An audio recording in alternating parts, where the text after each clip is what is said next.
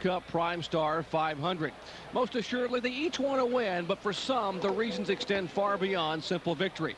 For Dale Earnhardt, it is a chance to regain lost glory. You see, Earnhardt's last stand in victory lane came here in this race 1 year ago. After the way he dominated that day, no one would have guessed the 7-time Winston Cup champion would begin a 30-race winless streak. Week after week, historically friendly playing fields turned angry. Talladega left him battered and beaten, and the Brickyard forced him to give up his most prized possession, his race car. Through it all, this modern era icon managed to finish 4th in the points. 1997 harkened a new beginning. Maybe a sharpened focus with crew chief Larry McReynolds would propel Dale to win at Daytona, but it was not to be. This tumble would prove to be an omen. And despite the smile, he is painfully aware that for the first time in a career that spans 3 decades, he has failed to record a top 10 finish in 3 starts. Well, the events leading up to today's 4th race of the year haven't been overly encouraging either for Dale Earnhardt. On Friday, a disappointing first-round qualifying run left him 43rd. Now, he rebounded yesterday by posting the fastest lap in second-round qualifying. Thus, he will start 26th. How appropriate, given the luck of this team this year, that they will start outside row 13. But it's a brand-new race car, and Spinney, Clendenin, and the guys in the engine shop have been burning the midnight oil. Just maybe today is a brand-new beginning for Dale Earnhardt. If the Iron Man has seen misfortune, then this man, NASCAR's youngest champion, has seemed virtually bulletproof. Jeff Gordon backed up his '95 championship with a series-leading 10 wins in 1996. In Daytona this year, Gordon went on to the World Center of Racing and beat Dale Earnhardt and 42 others to score his first Daytona 500 victory. 1 week later, he came to Rockingham and scored back-to-back, taking the checkered flag at the Rock. Last week, Gordon found himself out of contention after clipping a tire barrier.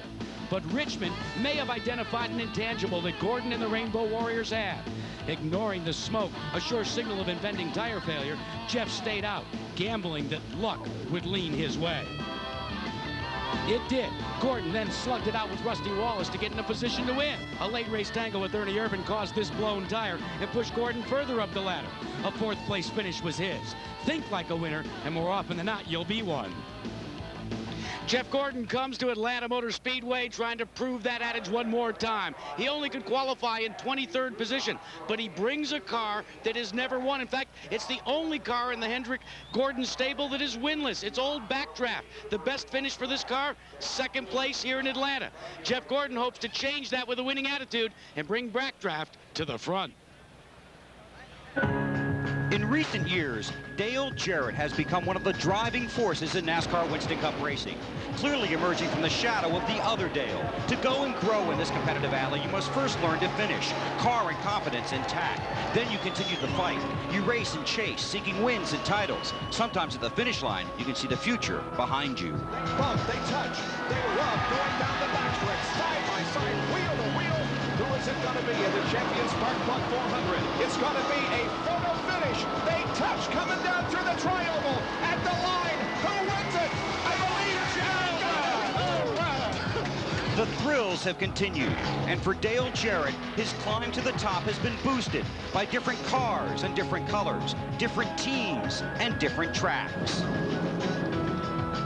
Maybe winning is in the blood. Certainly it's always in the heart. It's been said great drivers win the great races, but only the greatest drivers win the championships. The checklist to a championship must include consistency, but it also demands talent and timing.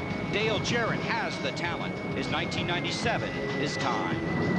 Well, if all that cloning stuff everybody's talking about really works, this might be a great guy to start with. Last year, Dale Jarrett won 4 of the biggest races on the NASCAR Winston Cup circuit, including the Daytona 500 and the Brickyard 400. This season, this series has run 993 laps, and Jarrett has led 49.8% of them. I did the math. He was 2nd 2 weeks ago and 3rd last week. And that's good for the big picture. But this team is looking at the championship and they want the points. But after winning 4 of the first 21 races last year, Dale Jarrett hasn't won in 13 races. He wants to get back to victory lane today because winning proves one thing to you.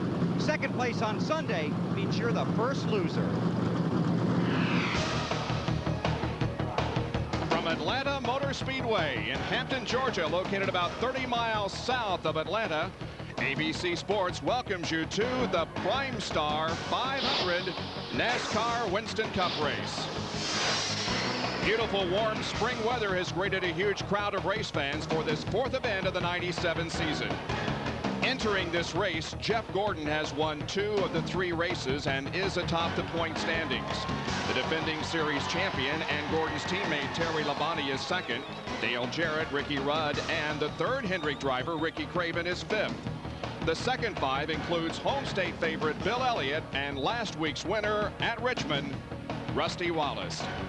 Hi everyone, I'm Bob Jenkins along with Benny Parsons, and if today's race is anything like qualifying on Friday, we're in for a few surprises here this afternoon. The drivers that you normally think of qualifying well are starting in the mid to back pack, and some of the drivers that don't normally qualify well are up front. Well, you know, folks in the cars get to the racetracks. There are 2 distinct races. The first is qualifying. That happens on Friday afternoon, the first round. And it was weird. Cars, just like Bob said, you expect to be in the front, they're in the back, and vice versa. But, you know, some of those cars in the front, they're going backwards. Some of those cars in the rear, they're coming forwards. And what happens when they get in the middle? You have thunderstorms. And we should have a big one here today. For more on the scrambled starting lineup, here's Jerry Punch. You know, Bob, it is almost expected here in the spring that qualifying will yield some surprises. Row 2 starters Dick Trickle and Darrell Waltrip proved that you can be just as fast after you turn 50 as before. But the big surprise is up front, where 28-year-old rookie Robbie Gordon claimed the pole in just his 12th Winston Cup start. Yes, the already talent-rich Winston Cup pool gets richer as rookies like Robbie Gordon surface as rising stars. Jack? Jerry, what a difference a day makes. What a difference a week makes. How about the winner of last week's race at Richmond? Well, the best that Rusty Wallace could do in qualifying here in Atlanta was the last qualified spot. He'll go to post in 39th position. Now, what about a month ago, the outside pole sitter for the Daytona 500, Steve Grissom? He could only make 39th spot with a provisional spot. What about 5 months ago, the man Bobby Labonte, who ran so well here? What about a year ago, Johnny Benson, who ran so well? They're mired in the back of the pack as well. But for Bobby Labonte, there was some good news at about 4 o'clock yesterday afternoon. In the final practice session, Bobby Labonte's car was one of the quickest, Bill Weber. Jack, this is the last race the Winston Cup Series will run on this oval. When we return here in November, the track will be a more passive and predictable tri-oval. Now, you veterans know how thrilling racing on this configuration can be. For you new fans, well, what would you see if you were here in Atlanta today? Well, a bunch of fast cars, a few crazy drivers, and plenty of traffic on a difficult track. And that's just out on the interstate. Where do you see these 42 guys stepping the gas? March Madness begins here and now. And here's the starting lineup for the Primestar 500 on the pole. The third rookie to win a pole in the last 4 Primestar 500s, Robbie Gordon. On the outside of the front row, Mark Martin. Row number 2 in his 50th Atlanta start is Darrell Waltrip and Dick Trickle, who has some of his best finishes at this track. Hut Strickland has his best Atlanta start, and Lake Speed has his best start since the 1996 Brickyard 400 at Indianapolis. Ted Musgrave is looking for his first top 10 of '97, and Jeff Bodine is looking for his 3rd straight top 10. Row number 5, Dale Jarrett. He has led the most laps in the last 2 races, and on the outside of row 5 is Kenny Wallace. Inside row 6, Billy Standridge, his best career start, and Jimmy Spencer on the outside. Row 7, we'll find Ricky Craven. Jeremy Mayfield finished 5th here last year.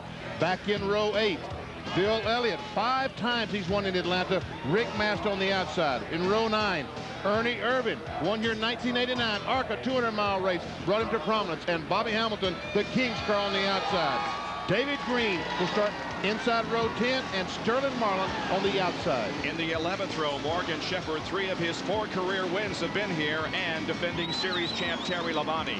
Jeff Gordon has his lowest start since April of '94, and Mike Skinner alongside in the 12th row. 13th row, Ricky Rudd and Dale Earnhardt. Row number 14, Jeff Burton and Greg Sachs, and in the 15th row, Bobby Labonte and Kyle Petty. 16th row, Michael Waltrip, driving with Wood Brothers, won 12 times here. Chad Little on the outside. John Andretti, Gary Bradbury back in row 17.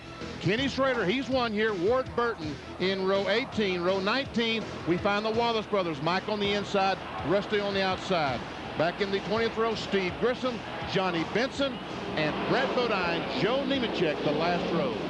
The last 4 drivers took provisional starts to get into this field. The drivers who unfortunately did not make the field: number 7, Robert Presley, Derek Cope, Bobby Hillen, Wally Dallenbach, Ed Barrier, Dave Marcus, and Mike Miller. Dale Earnhardt has started 20th or worst here at Atlanta several times. He started 31st in March of 1980, but look, he won the race. In March of 91, he started 21st and finished 3rd. In November of 94, he was 30th, so it really doesn't make any difference where Dale Earnhardt starts on this track. He usually is very competitive. We're just about set for the green flag and 328 laps of competition in the Primestar 500. The green flag is out.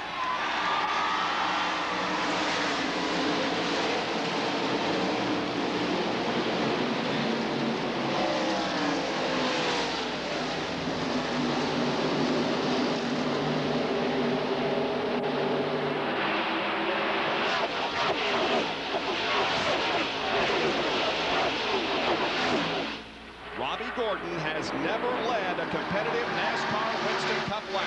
He brings his car off corner number 4, and he will make that right now. He leads the first lap.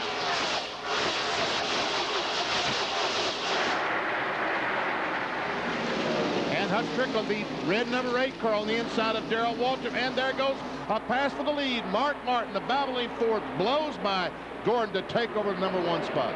Gordon got a good jump at the start of the race and led lap number 1, but now Mark Martin takes command as the field begins to sort out behind.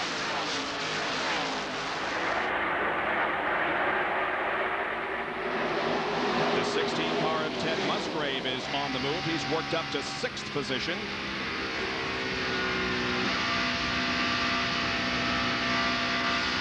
This is the Primestar onboard camera. We're looking ahead to Darrell Waltrip, who has dropped back a position. See Musgrave, we hear the accelerator back off as he goes in the corner. Cannot run these cars wide open around the Atlanta Motor Speedway. And we see Kenny Wallace, the square D car on the inside of Bodine. There is Lake Speed, Jimmy Spencer, Dale Jarrett also in this group of cars. Jeff Bodine and Kenny Wallace race side by side now. Bodine pulls ahead briefly, but Kenny Wallace fights back on the inside. That's Ernie Irvin in the 28 car in front of the 37 of Jeremy Mayfield, and Irvin going to the outside of Spencer. That red number 9 car there, driven by Lake Speed, had an incident in the pit area before happy hour yesterday with Billy Standridge and damaged the car a little bit. Not enough to go to a backup car. So Lake Speed has an original starting position. And you see Dale Jarrett going into the 6th spot. Meanwhile, it looks like that Mark Martin has pulled several car lengths ahead. The battle is for 3rd position. That's Hutch Strickland in the Circuit City car, number 8, to the inside of Dick Trickle, and takes over 3rd spot.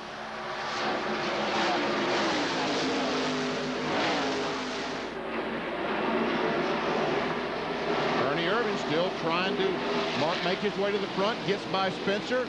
Now tries to get on the inside of Lake Speed, can't do it. Tries it once again, and he'll be more successful this time coming off the 2nd corner. Got a good run there. Very long corners here at Atlanta. The straightaways total a half a mile, whereas the long sweeping 1st and 2nd and 3rd and 4th corners total a mile. So you're mostly in a corner here. Napa Field summary will show you where everyone is running at the moment, and the numbers in parenthesis indicate where they started. Dale Jarrett is on the move. He moves into 4th position, putting Dick Trickle back to 5th.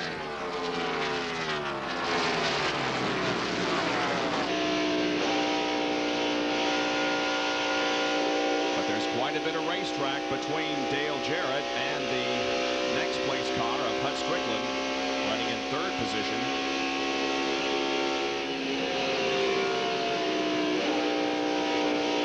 Right now, folks, the man on the move is Dale Earnhardt. There we saw the 37 just a moment ago. Jeremy Mayfield, Earnhardt already by him. Earnhardt in 14th spot. to go into 13th as he gets by Jimmy Spencer. He started in 26th position. Now, you heard documented he had the 43rd fastest speed during first round of qualifying, but he came back yesterday to set the fastest second round qualifying mark. He started 26th, but he has already found 13 positions since the drop of the green flag. There's the defending NASCAR Winston Cup champion of the number 5 car, Terry Labonte, and here is Ernie Irvan making a move. And there is Earnhardt back in 13th position. As Earnhardt continues his march to the front here, he gets to the inside of Lake Speed. Boy, Earnhardt's car is looking so good. Comes off the corner. Seems like he's able to take the car to the bottom of the racetrack with ease. There's the interval from that car back to the leader. Robbie Gordon is staying right with the leader of the race, Mark Martin. Just a couple of car lengths separate the first two. 9 laps out of 328 completed here at Atlanta.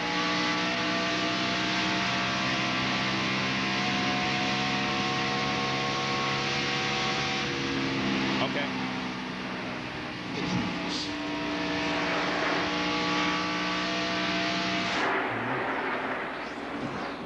I would guess Mark's getting loose.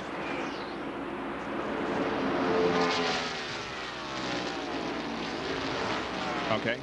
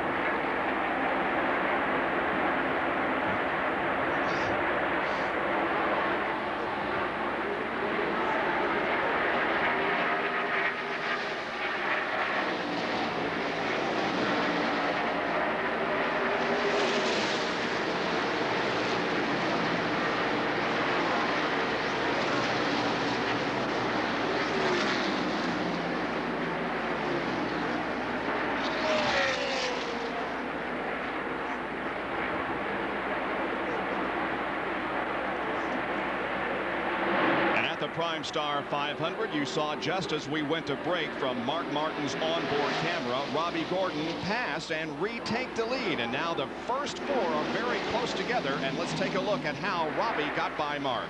Mark Martin goes in the corner, drifts up just a little bit. Robbie Gordon turned the Chevrolet under, comes off the corner, takes the lead. And Jerry Punch has more. When that happened, Mark Martin cued the radio and said 3 words: "I almost wrecked." The crew came back and said, "What's wrong? What's wrong?" He said, "The car is very, very loose entering the corner." Well, he hangs on to second position, but Hut Strickland and Dale Jarrett are right there on his back bumper.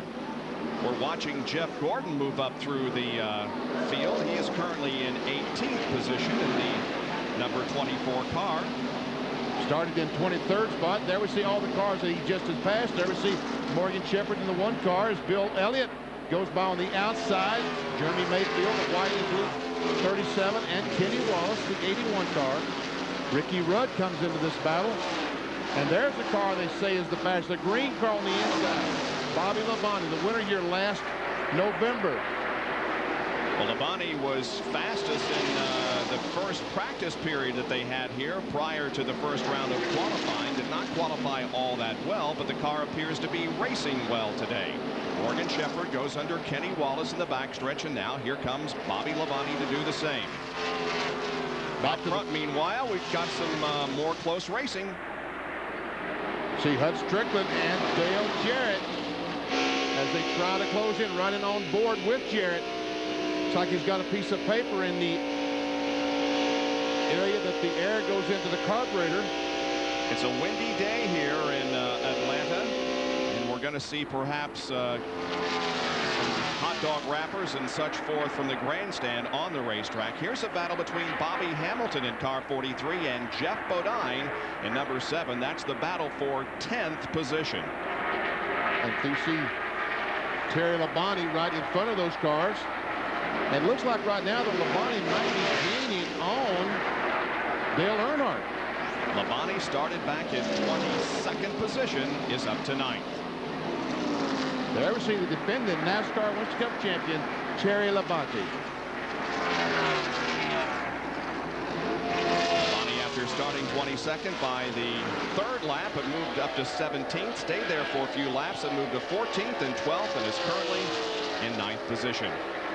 So, Benny, we are seeing already those thunderstorms rumbling as some of the drivers who didn't qualify all that well are moving up toward the front. Yes, they are going towards the front. There we see Jeff Gordon taking another spot away as he goes by Jimmy Spencer.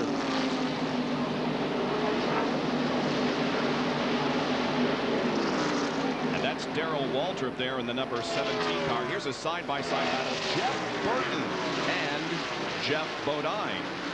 And Jeff Burton trying to take that spot away. Looks like he will take it as they come off the corner.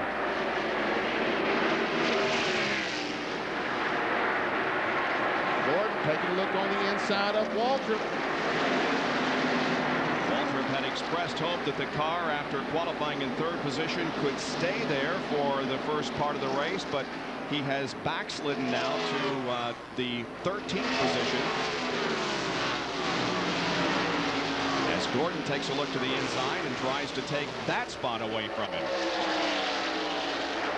On the pole on the screen, you'll see the speeds that each car ran the last time by. Our leader, 171.708 average speed. Mark Martin a little bit faster than that.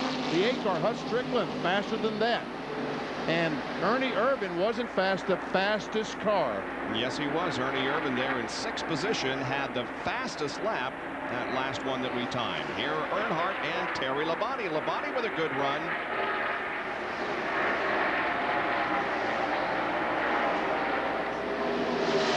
Earnhardt currently occupying 8th.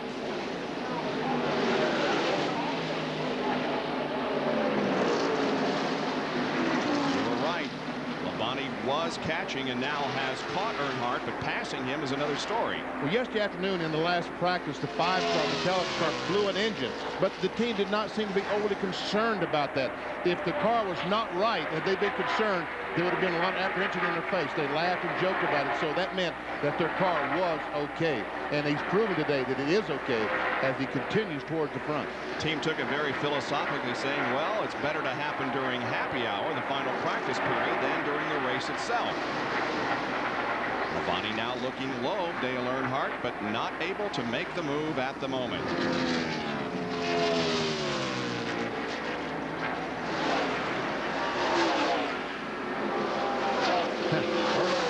Racetrack, Terry Labonte up on the top of the racetrack.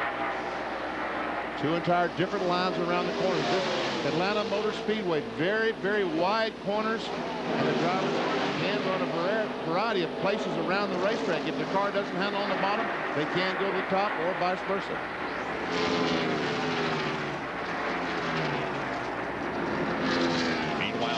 Gordon continues to lead now with about a 2 or 3 car length advantage on Mark Martin. Hut Strickland still running in 3rd spot, and Dale Jarrett is in 4th. And Jarrett has lost a couple of car lengths from the picture we saw just a couple of laps ago. Ever see Darrell Waltrip come by? Darrell Waltrip has fallen back to 12th position, Jerry. Mark Martin say his car was loose entering the corner. Darrell has the opposite problem. His car is tight from the middle of the corner coming out, which means he turns the steering wheel and the car doesn't want to turn. But a moment ago, Darrell radioed in and said, hey, this upper line, the high line is coming in. I've moved up high and I've picked up quite a bit of speed running up near the wall. Let's check in with Jackaroo. And Jerry, that choice by Waltrip of an upper line did not go unmissed by Jeff Gordon. He radioed to Ray Evernham and said, does the high line work yet? And all Evernham said is the only guy that's doing it is Waltrip.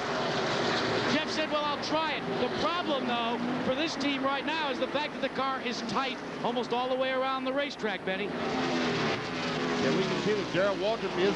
A moment ago, we saw Jeff Gordon trying to pass Darrell Waltrip just a few laps ago. And now Waltrip has pulled off to a 15, 20 car length advantage on Jeff Gordon. So, yes, the high group is working well for Darrell Waltrip. But Jeff Gordon can't take his car and get him to react the same way that Waltrip's car reacted. Great side-by-side battle ahead of Darrell Waltrip between Jeff Bodine and Bobby Hamilton. Darrell Waltrip tested here and was so happy with the car after the test that he didn't want to take it from here, thinking there would be something go wrong with the car in the transport back to the shop. There are first and second. It continues to be Robbie Gordon, the pole sitter here at Atlanta, leading this race and eligible for $30,400 in Unical bonus money if he can go on and win today's 500 mile.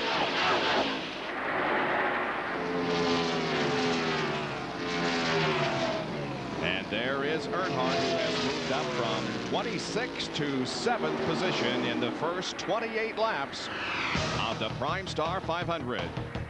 From Atlanta Motor Speedway, we'll be right back.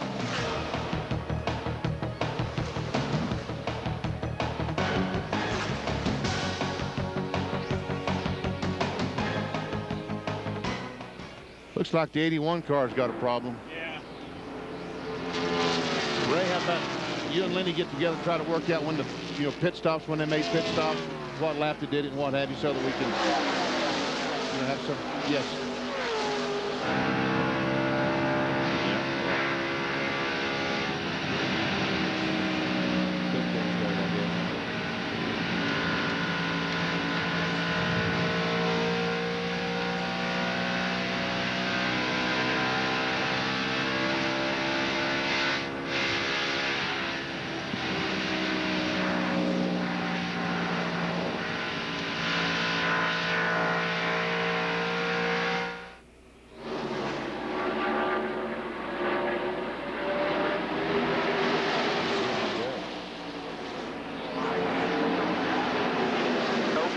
Where you want it.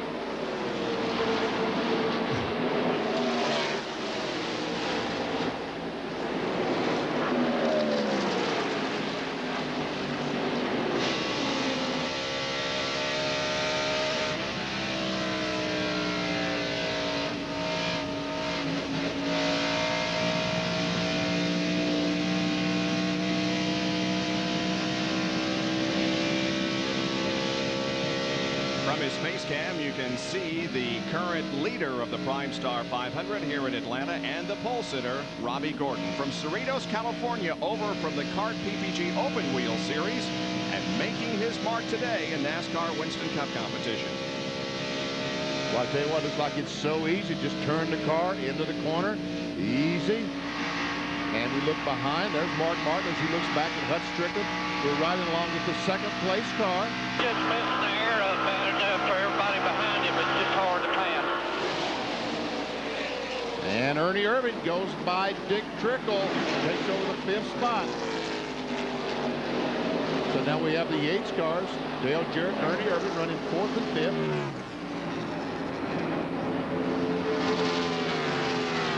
Another national field summary for you. Ernie Irvin started 17th. He's now moved up to 5th position. Here in the second 5, you can see some real good movements. Earnhardt from 26th to 2nd. Terry Labonte from 22nd up into the top 10. And Jeff Gordon has improved his positions also. And we see that Terry Labonte had caught Dale Earnhardt. Looks like he was going to go by him and go on, but now he's caught Earnhardt, and either Earnhardt changed his line or these cars both have slowed down. There is Ted Musgrave He's our 9th place car.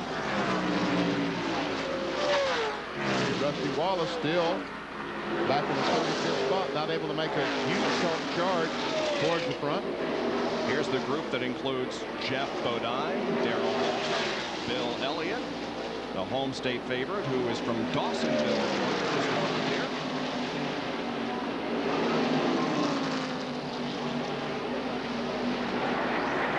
Behind Bill Elliott is Jeff Burton, who started 27th.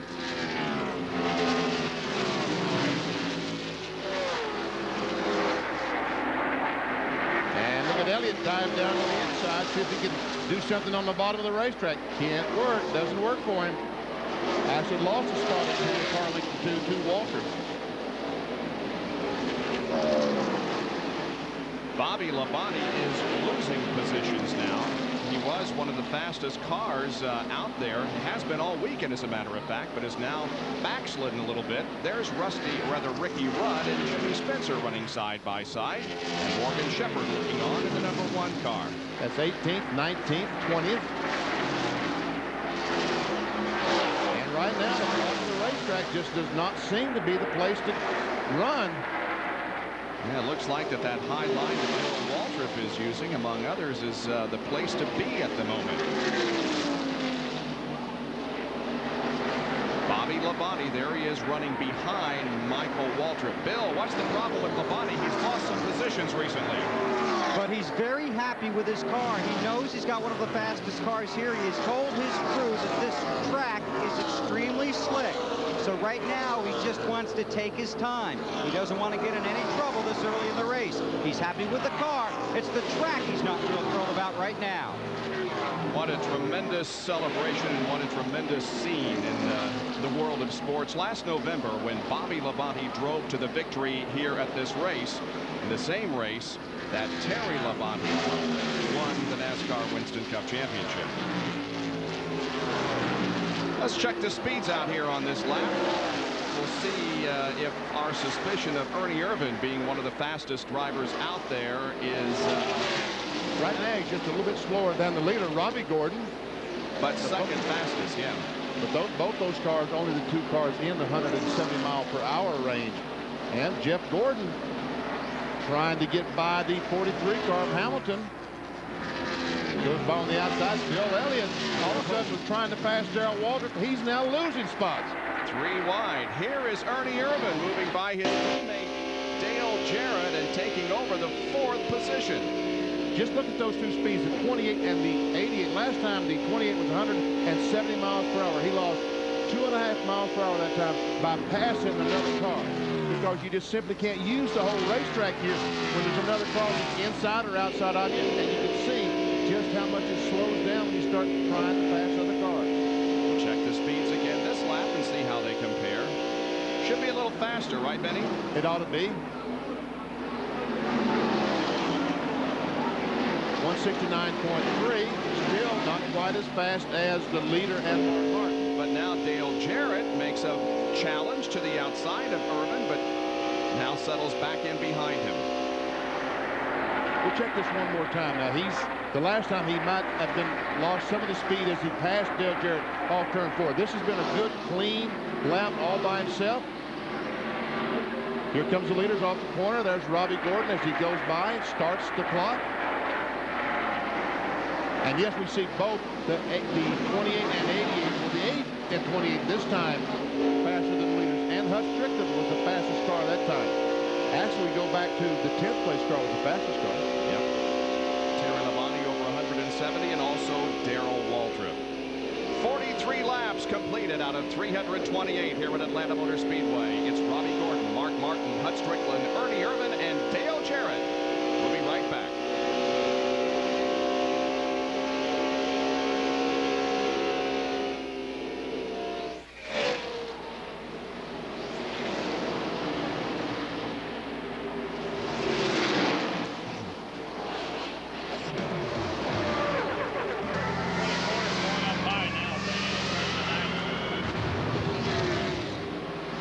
Okay.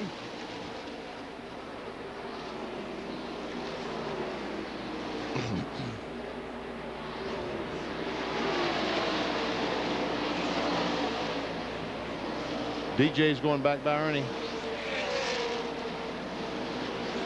Dale Jarrett just passed Ernie back.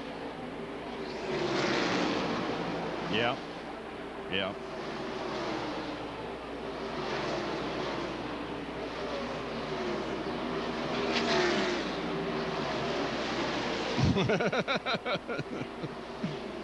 Okay.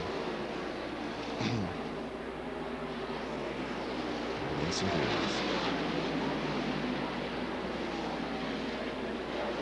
What's the speed limit? 55. Thank you.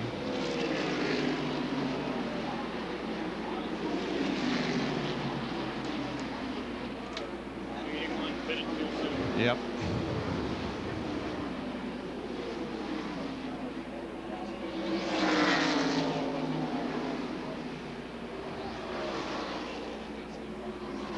Here, got this down.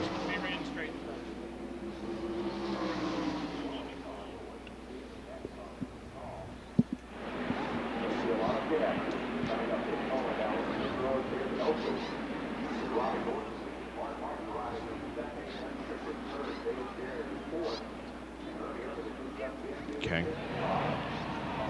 2 or 4 tires on it. Okay. Good, thanks. Debris, I assume, huh?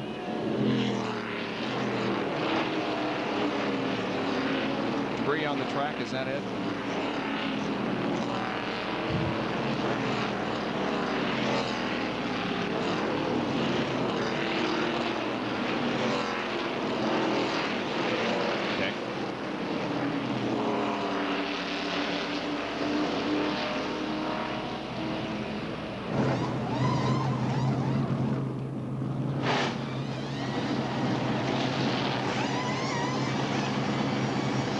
Back at Atlanta Motor Speedway, debris on the racetrack brings out the first caution flag today. 46 and 8, top 3 cars to pit the 40. Robbie Gordon, top of your screen, left side tires going on. Likewise, the Valvoline Ford and Mark Martin, who had a problem. Gordon is out, Martin is out, now Strickland is down and away. The pit stop, the best one of the 3, Robbie Gordon, 19.9 seconds. Then Strickland, 20.4, and Martin, 22.5. A tire rolls out down toward the wall, and Jeff Bodine's car is coming along. There's a tire rolling around the concrete wall, guys, and a miscue here on the first pit stop of the day. Looks like the left rear tire is off Jeff Bodine's car. Yes, indeed. He backs up into his assigned stall, but the left rear is gone from Jeff Bodine's QVC Ford. Back to Jerry. Well, he backs the car up. He's actually dragging on the axle, and the exhaust pipes are dragging. You're exactly right, Bob and Benny. The left rear tire came off. They dropped the jack, and now they put a pry bar underneath the left side of the car to try to pry the QVC Ford up. Oh, my, what a disappointment for Jeff Bodine with that great qualifying run, trying to follow up on that second-place finish last week at Richmond, Virginia. They still have not gotten the car off. They get help from the Primestar crew, and he will go a lap down here as the field comes by the start-finish line under the first caution of the day, the first round of pit stops, and Jeff Bodine will go 1 lap down as they get that left rear tire on, and the field passes by. Tough break. Now we see there's some damage to the left rear fender, the left rear quarter panel. They're trying to bend that out because that will act as a parachute as he goes around the racetrack. He will catch air and slow the car considerably.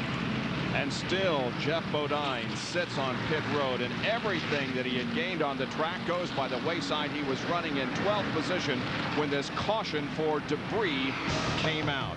So Bodine still waits as the track is under caution at Atlanta Motor Speedway. We'll take a break and be back in a moment.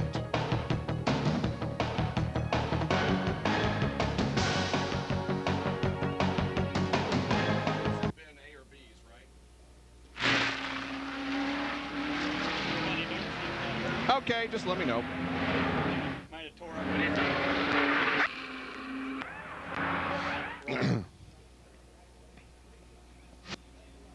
Yep.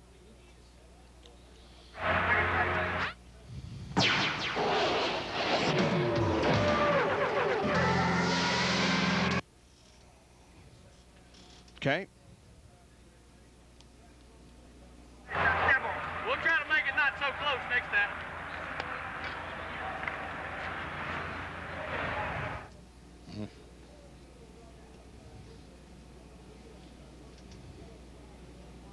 One to go.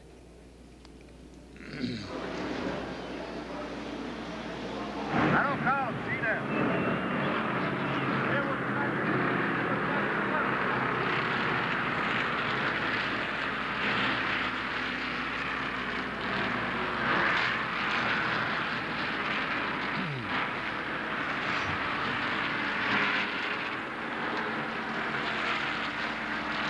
Okay.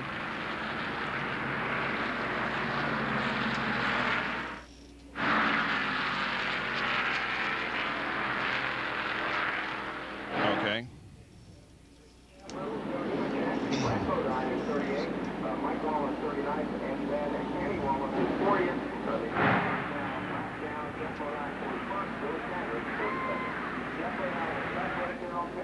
Okay. Yep.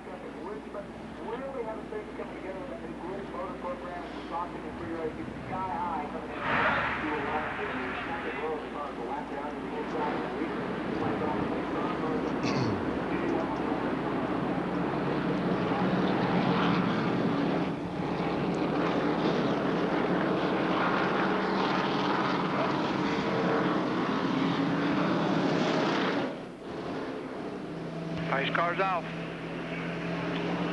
Get ready. Just as you rejoin us, you see the pace car pulling off the racetrack and the command from the spotter to go, go, go. The green waves again at Atlanta Motor Speedway, and we're back to competition on the 51st lap. On the inside, Billy Standridge.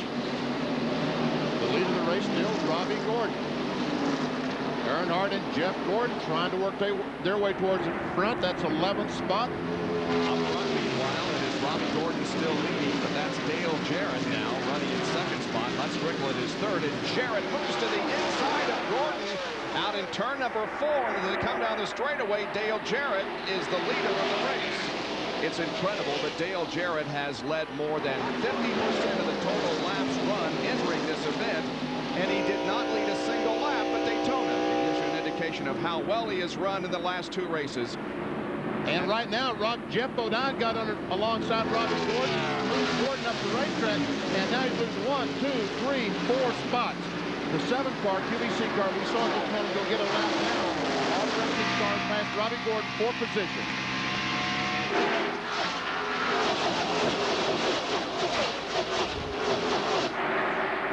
An update on what happened during that disastrous pit stop of Jeff Bodine from Dr. Punch. We're with Jeff's crew chief, Pat Tryson. And Pat, what happened during the pit stop? We just had a little miscommunication. The rear tire changer wasn't on. The jack man lifted the jack down, and the tire came off when it came off pit road. How bad's the car hurt? Anything bent in the back? Seems like everything's all right. He hasn't said too much right now, but we're just waiting to hear. Seems like everything. All right, the driver talking to Pat Tryson. Apparently it is only cosmetic damage as the Yates cars now show out first and second. And we have side-by-side racing, almost 3 wide there at one time, as Earnhardt looked like he was going to go 3 wide, but did not. That's Jeff Gordon and Dale Earnhardt. Here comes Michael Waltrip in the 21 car. Bill Elliott in there also. And we ride now with Michael Waltrip in the Citgo onboard camera. And you see Kenny Schrader dive to the inside, got a great run off the corner. Kenny Schrader currently in 16th spot. And he started 35th. And Jeff Bodine's car is not operating. You see him there at the top of the racetrack, and nearly everyone is going by him. Dale Jarrett now is the leader. Back to Robert Yates. Cars are running first and second. Here's the battle for third spot. Strickland, Jeff Burton, and Mark Martin along with Robbie Gordon. Here's the statistics on Dale Jarrett. Only driver to complete every lap run this season. Had led only 14 laps and 18 starts here at Atlanta. But he has the car out front here. And now we see this battle once again. Originally this was for first and second early in the race, and now it becomes a battle for the 5th position as Mark Martin has 5th and Robbie Gordon wants it.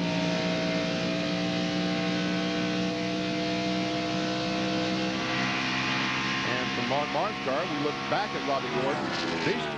And there's a battle for the third spot. Jeff Burton takes it ahead off Hutch Strickland. And the 99 car here last year in this race did not qualify for the Primestar 500. He started 27th in this race. South Boston, Virginia drivers doing very well. Jeff Bodine is still having problems, Doc. Well, indeed, Bobby said the car now really vibrating on him. He thinks he may have a tire going down. He radioed and told the crew, I'll be in next time by. But he flashed by him on the racetrack. He is way off the pace with a vibration in the back of the car and possibly a tire going down. Well, that car has help in the engine department this year from Bob Glidden, the legendary drag racer. He is helping not only the 7 car of Jeff Bodine, but also the 8 car of Hutch Strickland. They're simply trying to provide more horsepower for the car. And not only Bob Glidden, but his 2 sons, Billy and Rusty, are here this week helping out. And they're running an R&D program for Bodine. There we see Sterling Marlin in front of this pack, the 4 car. Looks like Greg Sachs right behind them. Yes, it is. There's Brad Berry. There's Mike Wallace in the 91 car. And this is the first race of the 97 season for Mike Wallace there in the 91 car sponsored by Spam. He failed to qualify for the first 3 events of this year. That's Brett Bodine in the number 11 car running behind him. And once again, we have a Hutch Strickland and Mark Martin battle. This is for 4th. And the 24 car, Jeff Gordon, is off the pace. Gordon slows in turn 3 down on the apron of the racetrack. The 1995 NASCAR Winston Cup champion and the current points leader. He won 2 of the first 3 races of the 97 season. But something has gone wrong with the DuPont Chevy. Bill? And they've radioed for Jeff Gordon to come down pit road, waiting for Gordon to get to his pits. Haven't got a word on what the problem is, but as soon as we do, we'll relay it to you. He's going behind the wall. He's not even stopping in his assigned pit area. He's taking the car behind the wall. Look to the crowd as they make the noise. And yesterday afternoon, the 5 car lost an engine. Could it be the same problem? Bill Weber? Right on, Benny. Said the motor just let go. He's got it behind the wall here. Hood is up. Told the crew the motor just simply let go. Jeff sits in the car. Window net's still up. They look under the hood. Now they lower the hood. Jeff Gordon, the points leader, on pit road behind the wall. Off come the gloves. Jeff removing the helmet. Very disappointed, obviously. Still sitting in the car. This car has been virtually bulletproof, the entire team for that matter. But here at Atlanta, this track may have gotten them today. And we've talked about how you have to be consistent to win the championship. Well, you know you're going to have trouble somewhere along the way. Today, Jeff Gordon has had some. And there's so many statistics you could go over at this point. 3 consecutive top 5 finishes, including 2 wins. And led at least 1 lap in the last 4 races. And a 4.33 average finish in the last 6 races. But it looks like that Jeff Gordon's day may be over. The DuPont Chevy behind the wall, and it's being pushed behind the wall into, apparently, the garage area. So we'll take another break here at Atlanta Motor Speedway and be back after this message and a word from our ABC stations.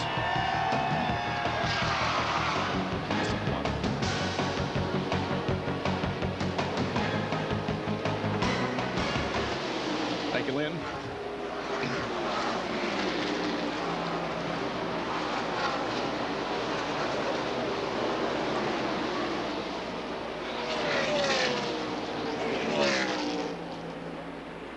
Tire wear? Yeah, that is a good story. Yep. Wow, how about that?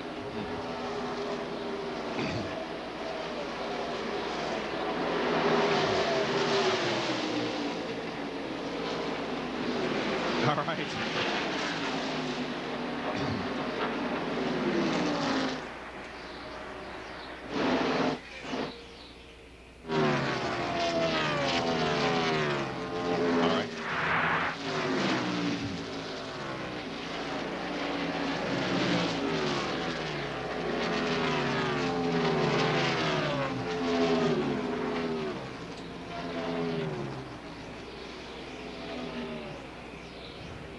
Yep. Okay. Okay. All righty.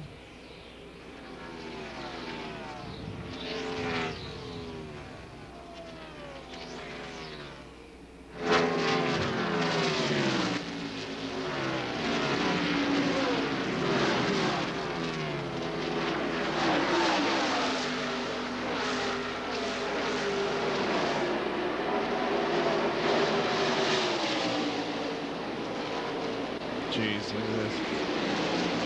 Jeff had slipped to 4th if points were awarded right now.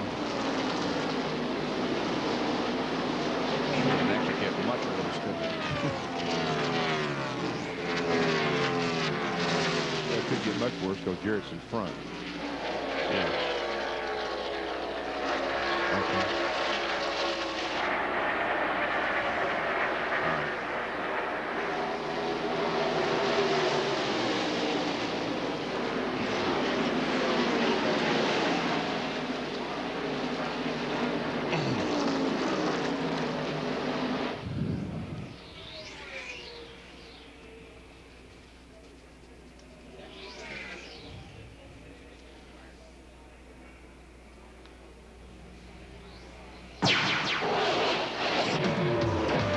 It's event number 4 of the 1997 NASCAR Winston Cup Series. The Primestar 500 from Atlanta Motor Speedway. And the overhead shots today are being presented by Pennzoil. The Pennzoil Copter Cam bringing us these beautiful shots of Atlanta Motor Speedway, located about 30 miles south of downtown Atlanta.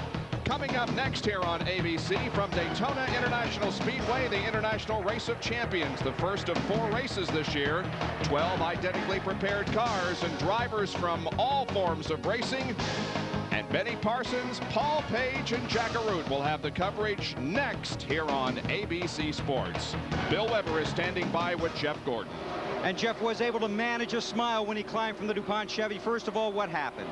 Well, all you can do is smile about it. You know, there's always another day, and you know, it only takes a thing like this for us to really gonna have to fight back hard. But DuPont Chevrolet was running awesome today, and I really felt like we had a shot at it. We needed a pit stop. We got that, worked on it a little bit, and we were marching our way to the front.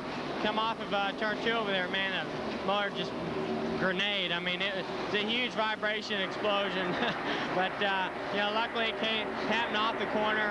We're going to look at it to see if it's the same that happened to Terry yesterday. Obviously that's something you'd want to check, because he did lose a motor in final practice. And it felt like it was a rod, because I could tell it was coming out the bottom. So you know, it's unfortunate, but hey, you just can't ever quit. That just shows you those 2 wins, and that 4th doesn't mean anything when something like this happens. So you know, we're gonna be strong, and we're gonna fight all year long.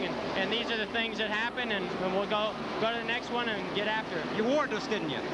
Oh yeah, I mean, I felt like everybody's making too big of a deal out of that, but it was sure nice. I'm glad we had those wins though, because it doesn't hurt us as bad. But you know, we'll be all right. Hendrick Motorsports builds the best engines, and I'm very confident in them. They're making great horsepower out there, and we've been fortunate. And every once in a while, you got to blow one up. All right, Jeff Gordon out of the race. Jack Arute. Well, Bill Weber, during that last pit stop, the Yates team, both Dale Jarrett and Ernie Irvan, did not make any major chassis modifications to the car. No adjustments at all. But what's interesting is both drivers are getting somewhat different tire wear. For Ernie Irvan, the caution couldn't come at a better time, because 2 laps before that he radioed to his crew and said, my tires have given out. But for Dale Jarrett, after the tires came off the car, they inspected him and said, we're getting very, very good tire wear. As we watched the run, we noticed that Irvan closed to well within Dale Jarrett's lead position. But now it's settled down. We're getting deeper into this window on tires, and Irvan's have begun to go away. They indeed have, as Jeff Burton has come up to challenge Ernie Irvan for 2nd position. Just a couple of final notes on Jeff Gordon. First of all, if points were awarded right now, and of course we're a long way from the end of this race, he would slip to 4th in the point standings. And 1 make of each car will go to the wind tunnel after this race, as NASCAR does a little testing, and his will be the Chevy that goes to the wind tunnel. Check those speeds that we see that Dale Jarrett is the fastest car, 171.9. The 5 car, 172 miles per hour. So here comes Terry Labonte as he marches toward the front. Michael Waltrip, 171.5, and Michael is running about 200 yards around the racetrack, higher than anywhere else. Watch as he goes in the corner, right up high off the corner, and tries to go by Earnhardt on the outside. What a difference in lines. He's got a good run on Dale Earnhardt here on that high line. Let's see if he can take over that position in turn number 1.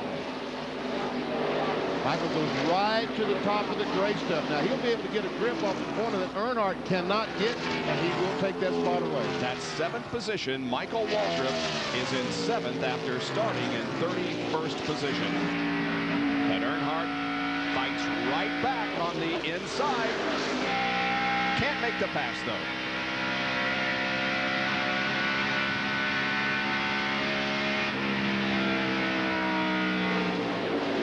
Second place changes as Jeff Burton takes the number 99 car to the inside of Ernie Irvan and goes to the runner-up spot, now behind Dale Jarrett.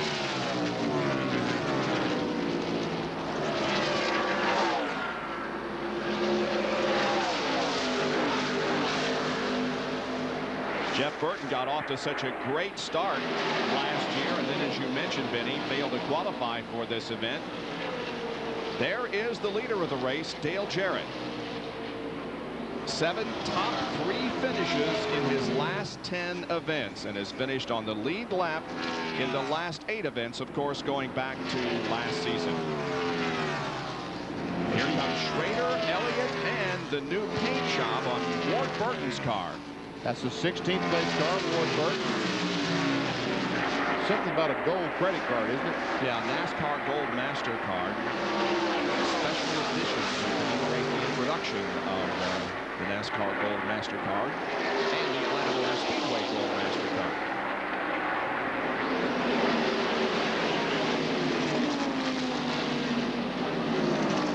Dick Trickle, the 90 card, still running well.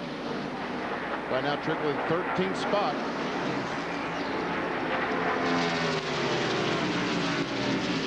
This time when the cars come by, we'll put the interval between the leader and the rest of the cars all the way back to the 10th spot. We see that he has over a 2.5-second lead on Jeff Burton, and he has over a 9-second lead on Robbie Gordon, the 40 car.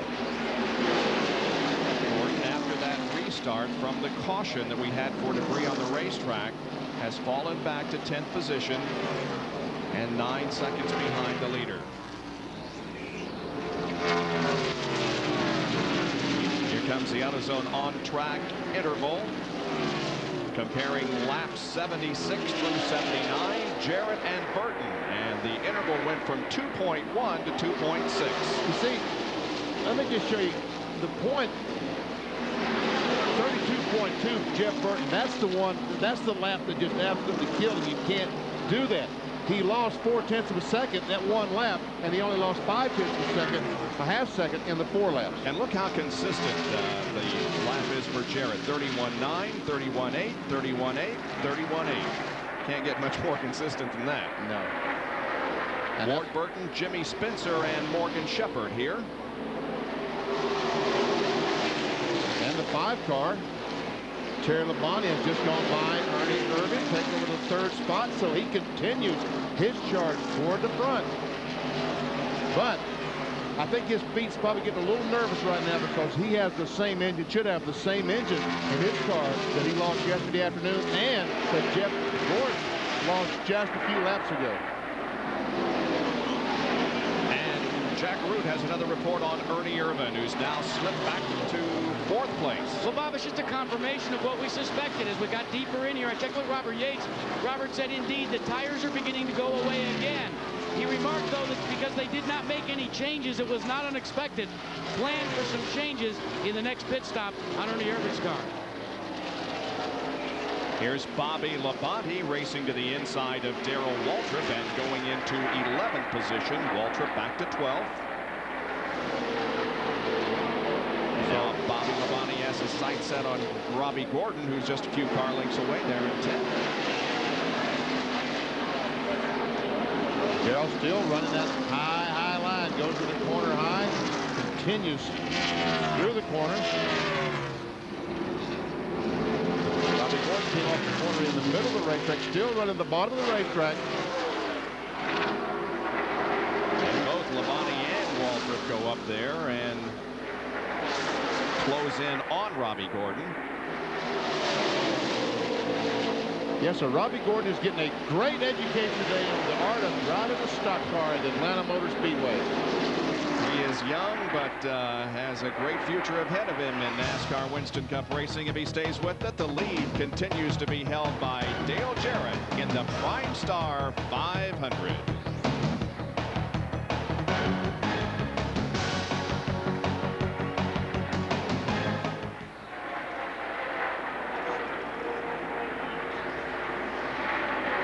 Okay.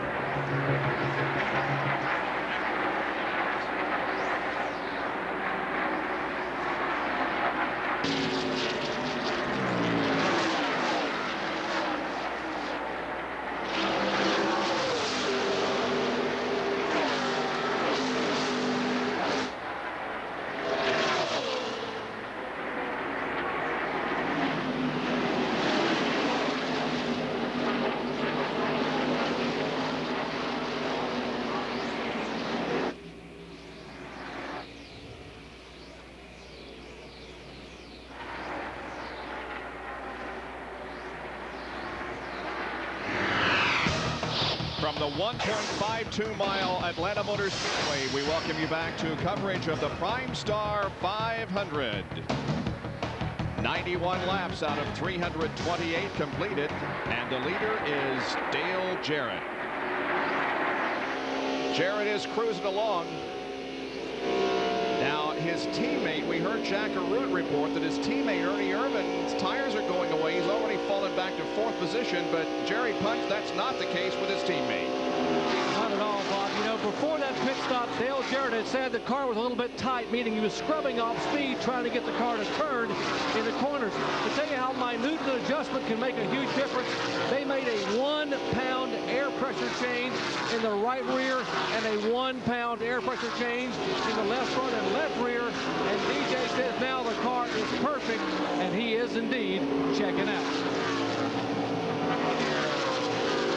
Rusty Wallace started this race back in 38th position. He was the slowest qualifier to get into the field. Right now, he is running in 26th position.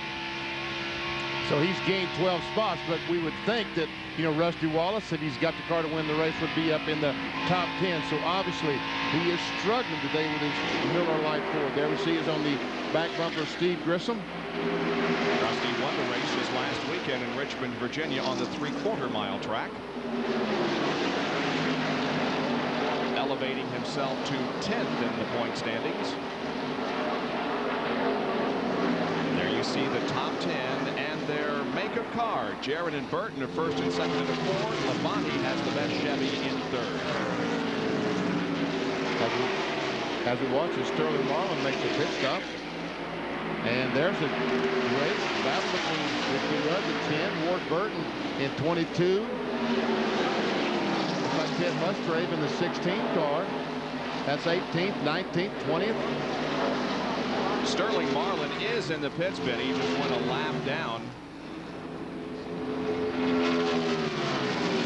And they've changed 4 tires on the Kodak Film Chevrolet. As soon as these cars will go a lap down to the leaders, they will go in, and look, they're having trouble. They're looking out of the rear of the car doing something. Long pit stop for Sterling. Finally gets away, and this is going to drop him another lap down at least. Ted Musgrave, meanwhile, is running in 20th position. He was up in the top 10 before that first caution, but has dropped back here recently. Yes, he has, and he tries to close in on the back bumper of the Pontiac, driven by Ward Burton. Goes to the inside, and Closes up and might take the spot away. Coming down the front stretch right in front of us. And there we go. They're side by side, and finally Musgrave gets around Warburton and takes over the 18th spot.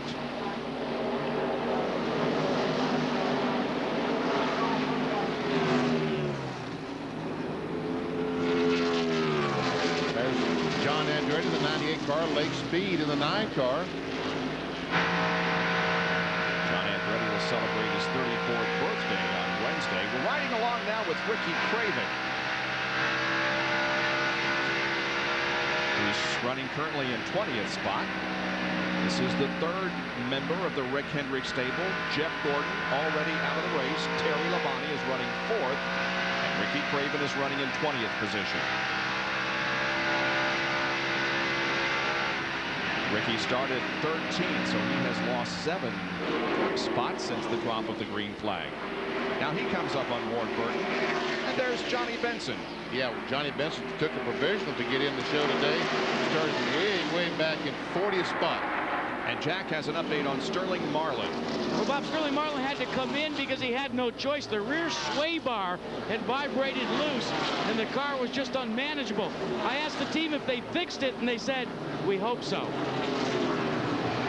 He had only run 42 laps since his last stop before that problem occurred. He now finds himself 2 laps down in the 39th position. But the car seems to be running well now. Well, with those fresh tires, he's going to be the fastest car on the racetrack by far for a few laps as he's blown by Kyle Petty's Pontiac. But in about 5 or 10 laps, he's going to start losing that advantage he has with the new tires. Brand new tires, cold tires are so much faster here at this racetrack than the hot usual.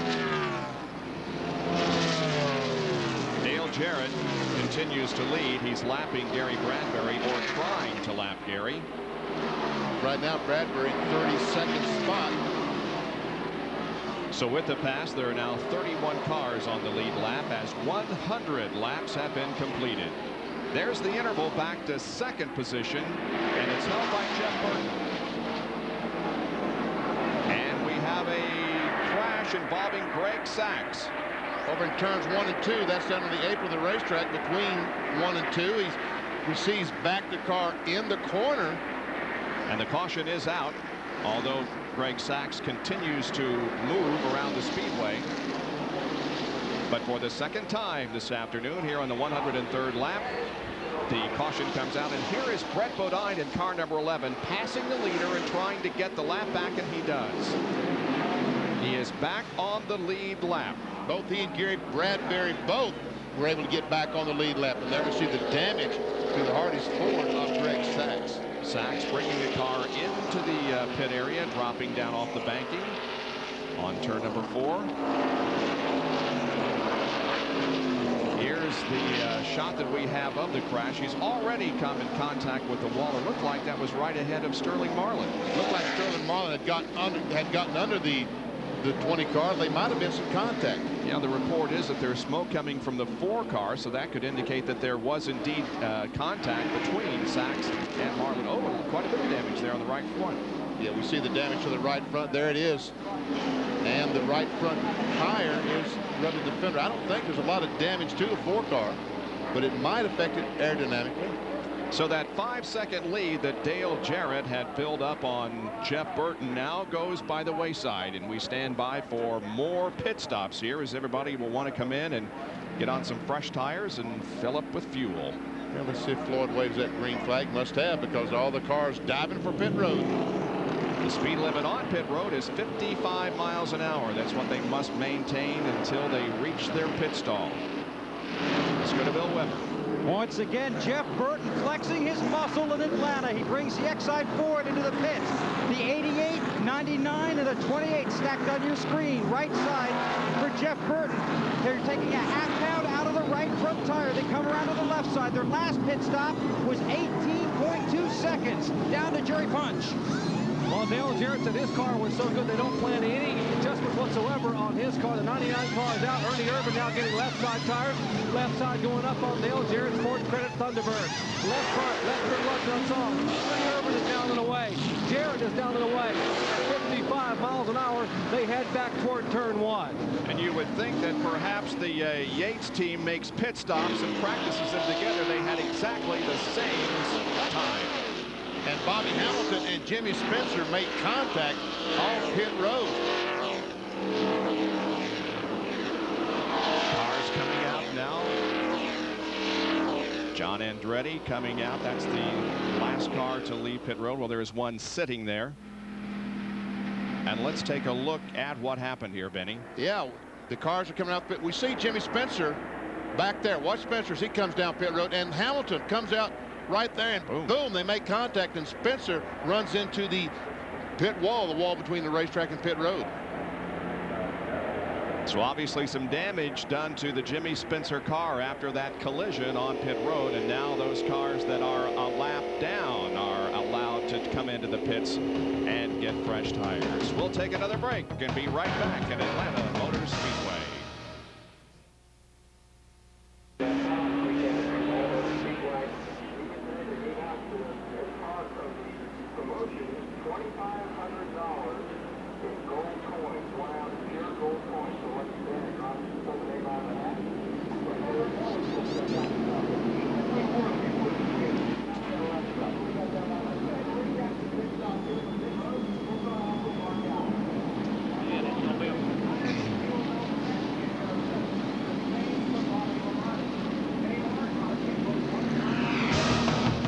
Primestar 500 is under caution here at Atlanta Motor Speedway for the second time this afternoon. The Pennzoil copter cam has our overhead shot of a beautiful Atlanta Motor Speedway. They're the new condos that have been built over in what is now turn number 2. Well, Saturday at 4:30, 3:30 Central on ABC's Wide World of Sports, the World Cup Alpine Skiing Finals from Vail, Colorado, featuring the men's giant slalom. Then the Florida Derby presented by Visa. The early Kentucky Derby favorite Pulpit never raced as a 2-year-old. He's undefeated now at 3-0. Plus, highlights of the Special Olympics World Winter Games. And as a bonus, Wide World Classic has wrist wrestling. That's at 4:30 next Saturday, 3:30 Central on ABC's Wide World of Sports. The top 10 at the moment: Dale Jarrett, Ernie Irvin, Jeff Burton, Terry Labonte, and Mark Martin. 6 through 10, Michael Waltrip, Dale Earnhardt, Darrell Waltrip, Bobby Hamilton, and Bill Elliott. One more lap and we'll be back to racing. This caution was caused by a crash involving Greg Sachs, who hit the wall over in turn number 2. And then the collision on pit road involving Jimmy Spencer and Bobby Hamilton. And Spencer has been back into the pits with his 23 car, and they checked it over. Jack Arute has more. Bob, let's update you first on Dale Earnhardt. They made some major changes. They took some bite out of the car, and they also took some pressure out of the rear tires. And when you take bite out of the car, you guys know you're literally trying to loosen the car up. But for Terry Labonte's team, what they decided to do was take 1 pound of air pressure out of the rear of the tires. I asked Gary Dehart as to why, and he said, well, the car, we want to try and experiment with it right now, see what taking 1 pound out will do. We may need that later in the race. Let's check in with Jerry Punch real quick. A number of drivers are trying to lobby through their car owners or crew chiefs, and one of those is Ernie Irvin. And Ernie has talked to you, Robert Yates. What is he saying about the racetrack? Well, he says, you know, it's starting to get where they might think about sweeping it later on today if we get a caution. When you're moving from the high groove to low groove, it gets pretty exciting, maybe too exciting.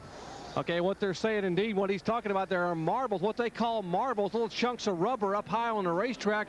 And so later on, they've asked maybe that NASCAR, in one of the subsequent caution flags, if there are some, would bring the blower out and actually blow the racetrack off so you could run up near the wall if you wanted to. And running on those little marbles or little pebbles is like running on ice to you and me. Exactly right.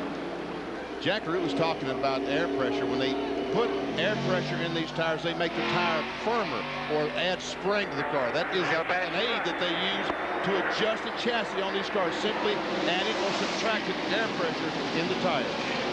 On the 108th lap, we are back to racing here at Atlanta.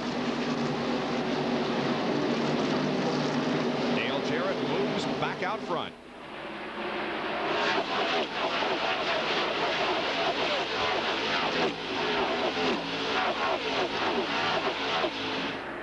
And here comes Jeff Bodine. Remember, he lost that lap 40-50 laps ago.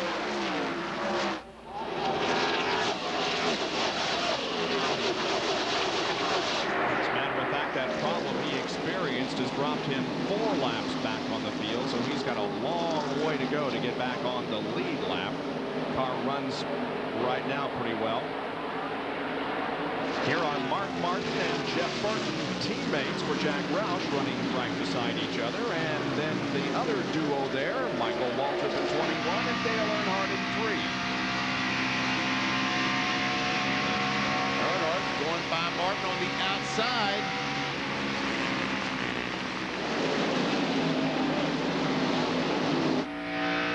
And Michael Waltrip does the same thing. And now Earnhardt takes a look on the inside. Can't get by. Meanwhile, Michael Waltrip does make the pass on Mark Martin. And that Citgo Ford up ahead of Mark Martin is owned by the Wood brothers, and they lead in terms of number of wins by car owners. They have 12 victories at this racetrack. We now ride with Michael. And Rusty Wallace, there's Rusty Wallace right at the start-finish line. He was 26th on when the caution flag waved on the pit stops. He moved up to 17th position. Right now he's in 16th position. Bill, what adjustments did they make to his car? Well, I just talked to the crew. They said Rusty's been a little tight, so they made an air pressure adjustment in the tires. They also made a wedge adjustment, and they also pointed out there are more than 200 laps to go in this race, saying that they're fine, confident Rusty's going to take that Miller Lite Ford to the front. That's a very good point. There's a long way to go, and so they have a lot of time to make adjustments and get that car just right. Never seen Ricky Craven drive to the inside of Rusty Wallace. That's Craven. Red, white, 25. And here comes Earnhardt on the inside, trying to get on the inside of Jeff Burton. That's for 4th place.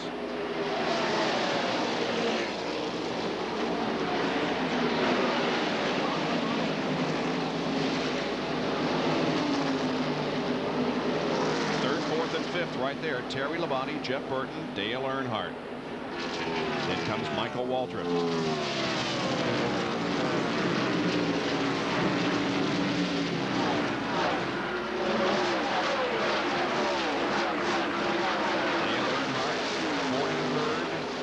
First round qualifying, started 26th, now 5th. And there's Hut Strickland, the 8th car. Remember how well he run early on, qualified 5th, ran to the top 5 early on. Now he's back in 12th spot.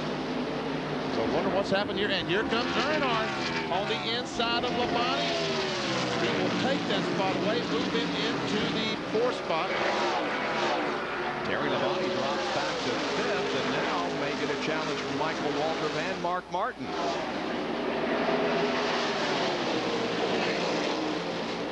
Here comes another Napa field summary for you, showing you where everyone is running at the moment and where they started.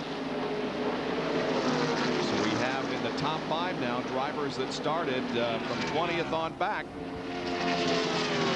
Bobby Gordon, the pole sitter, is currently 8th. She's Strickland started 5th back at 12th. Spreader started 35th, 15th.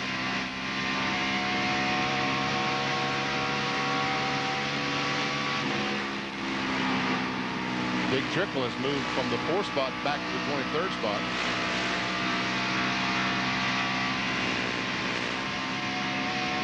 Jimmy Spencer running there in 30th position after that incident on pit road. Jack has more on Terry Labonte. He's lost a couple of positions here in the last few laps, Jack. Well, Bob, he's concerned. He thinks he may have a tire going down a slow leak, so he had to back out of it for a minute. So now, Benny, and you guys know up there what you have to do is try to hold your breath and see if you can be sure whether that tire's going down or maybe he's just got a bad set. Right now, they're not sure whether he's going to come in or not. They left that decision up to Terry. As long as the car will run around the racetrack as competitive as it is right now, I think Labonte will stay out there and just wait and see what happens. Remember, Jeff Gordon took that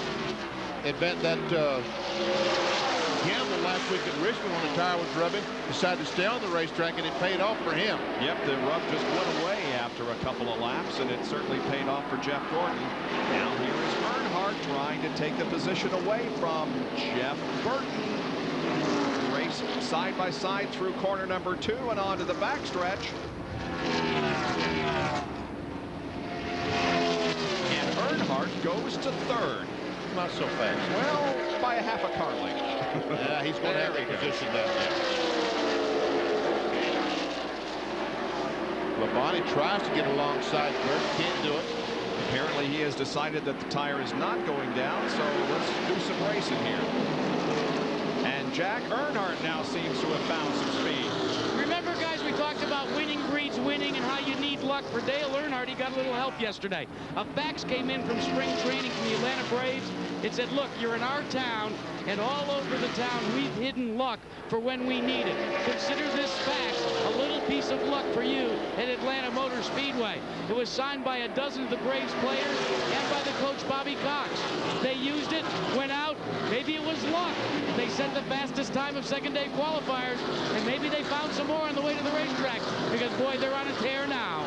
And Atlanta Motor Speedway is one of Dale Earnhardt's favorite racetracks. He has 8 wins at this facility, making him the all-time leader. Has 24 top 5 finishes in his 38 starts and has won 2 of the last 3 races.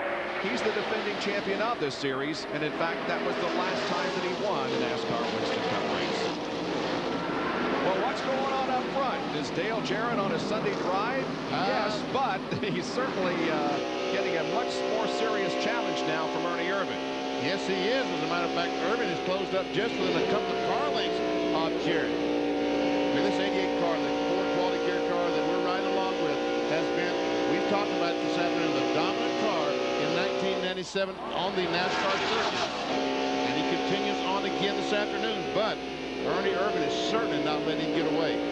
And although he has run well in each race in 1997, and in fact dominated a couple, he has no wins. Jerry Punch. Well, you guys mentioned the car number 8 qualified 5th and has dropped back to 13th position. He really doesn't have a problem. His lap times haven't dropped off that much of the problem he's had. What he lost 1st and 2nd gear in the pits, only has 3rd and 4th, and lost a lot of very valuable time on that last pit stop, which put him back in the 2nd group. Now, he's trying to hang on and be smooth, but the concern is subsequent pit stops are going to be a problem, as now Jeff Burton makes a move inside of Terry Labonte for position off turn 2. We're seeing some good competition here in the top 5 as these guys are running with each other now since the green came out from the most recent caution. Here comes Michael Waltrip now making a challenge on the outside of Burton, but Jeff, on the other hand, gets a good bite there on the low side. And is trying to go by the Kellogg's car of Terry Labonte. Michael goes in, drifts high. You can see how much lower on the racetrack the 99 car of Jeff Burton is than Michael Waltrip's. Michael Waltrip has finished 32nd, 26th, and 27th in the first 3 races of 1997. And look how low those 2 Jack Roush cars are running on the racetrack, both Jeff Burton and Mark Martin. And it's not working for them. We see that Michael Waltrip closes up right on the back bumper of Jeff Burton. Michael Waltrip finished 9th here at this race last year, and he finished in the 11th position at last fall's race here at Atlanta Motor Speedway.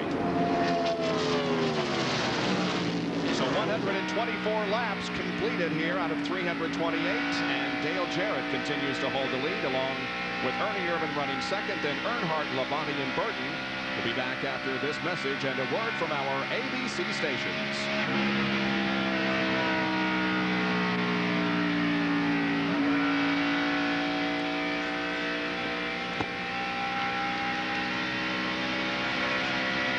Where's he going? Take a pee. Wait a minute, the race is only 125 laps old. We talked about the Ford's qualifying. Ford Chevy, and the only Pawnee in the top 10. Okay, and we can also talk about the air dam. Okay. I don't think the Fords are qualifying. Yeah.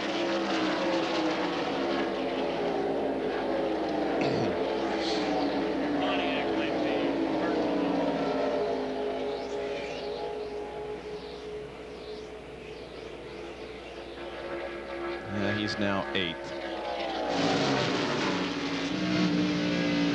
Yeah. Point is, yeah.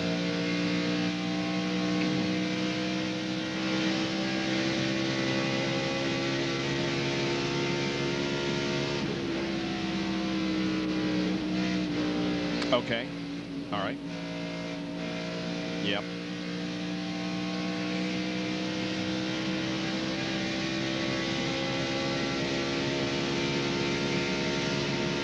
All right. Where is, okay, 24. All right. Yep. We got 2 Pontiacs now in the top 10.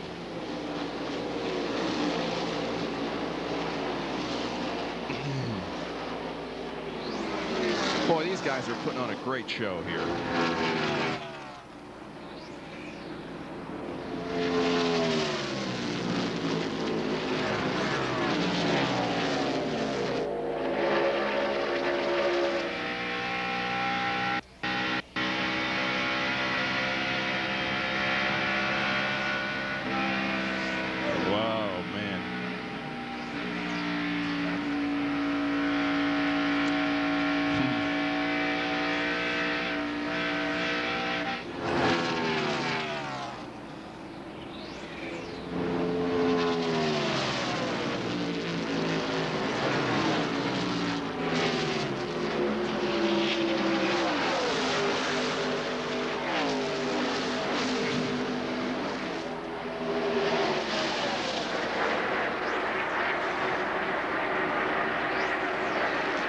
There's the interval between first and second here in the Primestar 500. Jarrett leads Ernie Irvin. Third place, Terry Labonte. And these guys are putting on a great show back for fourth position. That's Dale Earnhardt and Jeff Burton. And also in the mix is Michael Waltrip and Mark Martin. Jeff Burton passed Dale Earnhardt a couple laps ago, and Earnhardt passed him right back. Cars awful equal here this afternoon.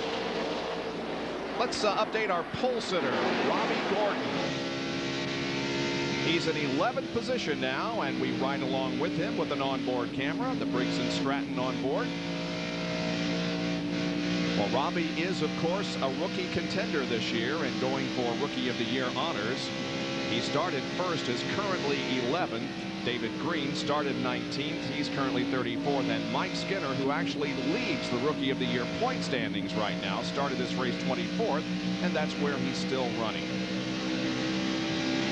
And we see Morgan Shepherd go by the 40 car, the Coors Light car of Robbie Gordon. So Morgan moves to 11th and drops Robbie back to 12th.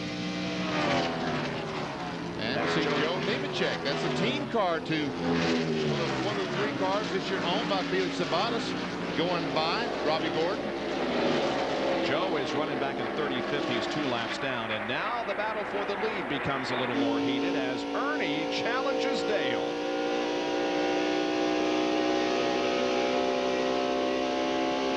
This is at almost 200 miles per hour right there as the cars go down in the corner. Now they'll slow to probably 160 miles per hour and accelerate off the corner. And Ernie Irvin is the new leader. Ernie did lead a lap at Rockingham earlier this year, so this is the second race that he's led in 1997. Jerry? I told you in the previous pit stop that Dale Jarrett said his car was perfect and made no adjustments whatsoever, but teammate Ernie Irvin did. He made air pressure adjustments like Dale Jarrett had made on the previous stop, and those adjustments did for him what it did for Dale Jarrett. The 21 car makes a move underneath Earnhardt, and of course Michael Waltrip. That's the good thing about having a teammate. If one makes a change and it works, you know it's going to work for the other. It looks like Dale Earnhardt now may be in a bit of a mess because he's lost 2 spots here in the last lap and may lose 3. Yes, Jeff Burton goes under the 3, the Goodwrench Chevrolet, and will try to take that spot away. Looks like Earnhardt's car is pretty good for 15 or 20 laps and then starts slowing down. And now look on the pylon, we see the 18 car, Bobby Labonte, has moved into the top 10. They talked all weekend that that car is fast. We've got 2 Pontiacs running in the top 10. And Bill Weber has more on Burton. Well, Bob, look for Jeff Burton to get better the longer the runs go, because as he burns off his fuel, the car seems to come to him. Now, he has just radioed his crew saying that he's looser than he was a little earlier. He's just going to take his time. He's actually tight in the middle of the turns and loose off. But the thing is, Buddy Parrott is warning him. It's all about tires. Conserve them, and you'll have a shot to win. Use them up, and we will not win today. Look how close these cars are at 200 miles an hour. This is one of the fastest tracks, really, the NASCAR races on, and they do not use the restrictor plates here at Atlanta. They're just all over the place, BP. They are all over the place. Looks like Earnhardt now is going to go by the Mark Martin car. And will take the spot away from Mark Martin. So Earnhardt loses a couple of positions, and now he gains one back. There's the 18 car of Bobby Labonte. And up front, we have another battle for the lead as Dale Jarrett goes high side of Ernie Irvan and retakes the position. So Dale Jarrett puts himself back out front. You reckon Robert Yates is getting just a little bit nervous as he watches both his cars passing each other? And he said, guys, have you never heard of running in line? Jerry Punch is down there in the Yates pit. What are they saying, Doc? I'm not sure it was nerves on Robert's part, but what happened was when Ernie took the lead, he said, hey, my car suddenly went away. I'm not nearly as good out front as I was following Dale. So he told his guys, when I come in next time, let's go ahead and make some more changes in the same direction with the air pressure. Then if I pass the 88 car, maybe I can stay out here. Let's check the interval between the leader and everybody else as they cross the line. About a half-second advantage now for Dale Jarrett on See Terry Labonte is back 3 3/4 seconds behind, and Michael Walker just a little bit behind Terry Labonte, and Earnhardt 5.5 seconds behind. And only 7 3/4 seconds separate first from 10th as Bobby Labonte has that 10th position. Bill Elliott running in the top 10, and there is the battle between Elliott and Labonte. Labonte way up high. And he gets a great run off this corner. Tries to get on the inside of Elliott. But Elliott also has a great run. Now Labonte will take a look.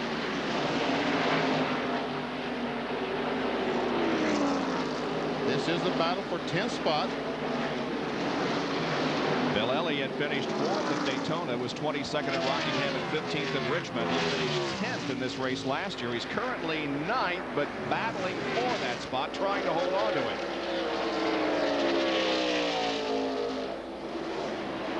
The car on the right, the green number 18, is owned by football legend Joe Gibbs.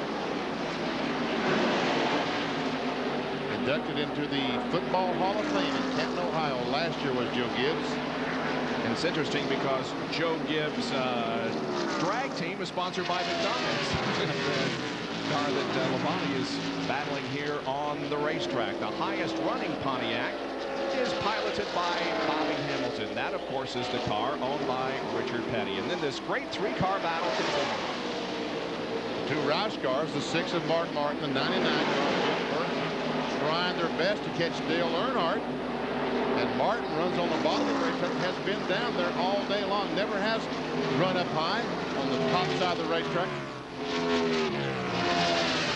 Look on the pylon, you see that Michael Walker has now moved into the 3rd spot, getting by Terry Labonte.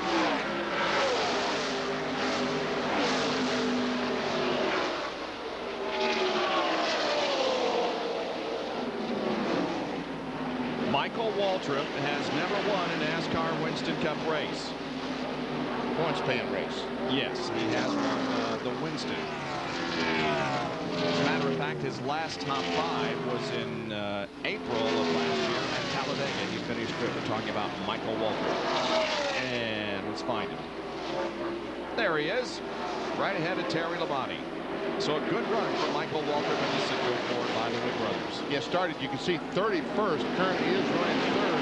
And Michael Waltrip yesterday in the NASCAR Busch race that ran yesterday afternoon had a terrific run and lost a tire or something, that car right near the end.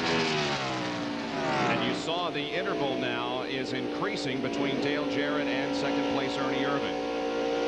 Well, the sun is starting to be a bit of a factor and will continue to be so to these drivers as the afternoon wears on.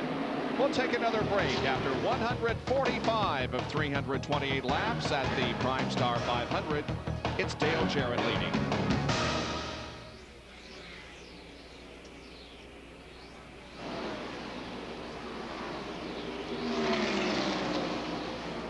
.164 is halfway.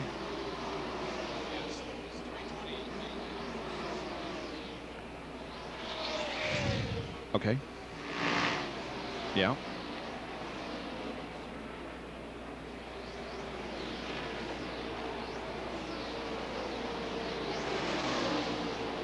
Wow. Oh, I see. That's not how they're necessarily running, but that's the way they're lined up on the racetrack. How about that? Yeah.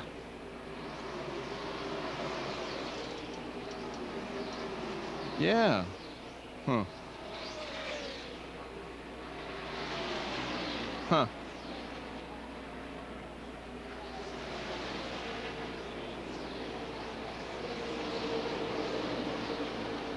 Okay, good.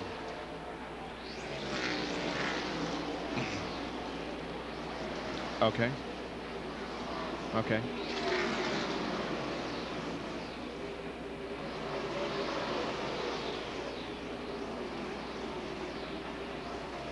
These guys were all in the Busch race yesterday and all running in the top 10. Okay.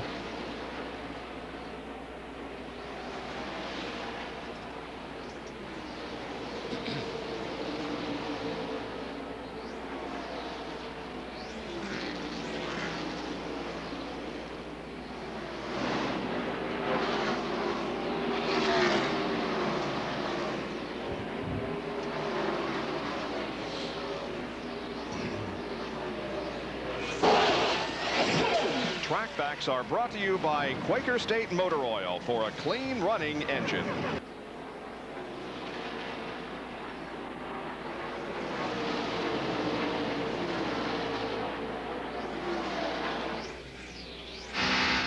Whoa.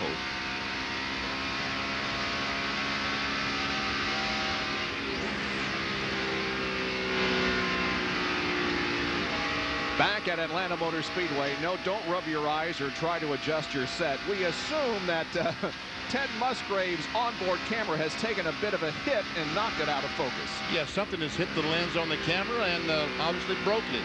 You can see that as he, I hope he can see better than I can as he tries to close in on Darrell Waltrip. Musgrave running in 15th. Waltrip is 14th. That's a much better view. That's the in-car camera. The Primestar in-car. As Ted tried to look to the inside of Darrell Waltrip for the 14th spot. ODW's hanging in there pretty tough. Qualified third today for the Primestar 500. Is hanging in 14th spot. Said he's going to race up front all day, and so far he has. Ted Musgrave started in 7th position.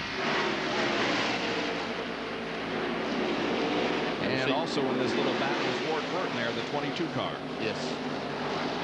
Right in front of these two cars. Burton running the bottom of the racetrack, and these two running the very top. That groove just seems to get higher and higher out there on the track.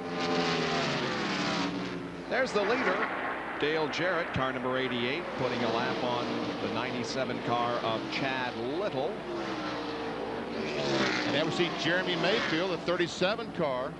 Next time by, we're going to show you a new innovative feature here on ABC Sports. We're always trying to look for ways to keep you better informed, and watch what happens here as Dale Jarrett crosses the line. It'll show you how they're running on the racetrack and where they are in the serial scoring. You notice there are 2 lap cars there between first and second. Yeah, Jeremy Mayfield, we saw him. He's now in 31st spot. Chad Little is 35th. Go on down the line. There we see David Green is in 32nd. And when Jarrett came back across the line, it quit calculating once again. We'll try this again. Oh, now we go back to Nemechek. That's all the cars we can put on the front. That's right. I see. And there he goes. Crosses the line once again, but that's the way the order that they're running it on the racetrack. 3 Fords running up front, Jarrett Urban and Michael Waltrip, followed by 2 Chevys. Now the Fords, there was a bit of a rule change this past week for the Fords. Yeah, they got a little bit of 1/8 of an inch on the front bumper. They were able to drop the front bumper 1/8 of an inch. There we see the pole shot of Robbie Gordon as he follows John Andretti, Spencer, also the 31 car, Mike Skinner. And Robbie has dropped back to 27th position. I'm not sure this car is running at full song. Well, let's just listen.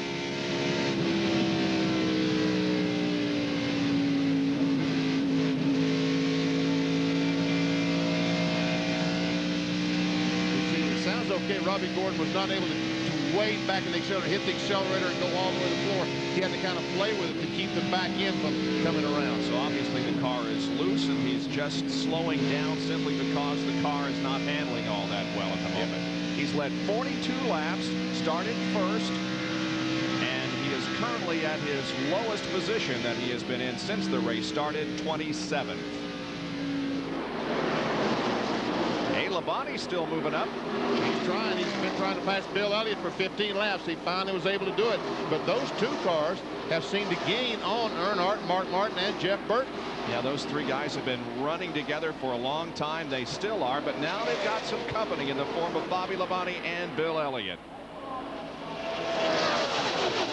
So we have 5th, 6th, 7th, 8th, and 9th right there. Bobby Labonte up high, Mark Martin down on the low groove. And Earnhardt high on the racetrack. You see that Terry Labonte, if you notice the pylon, has moved back into 3rd spot, taking it away from Michael Walker. Wow, that's quite a move.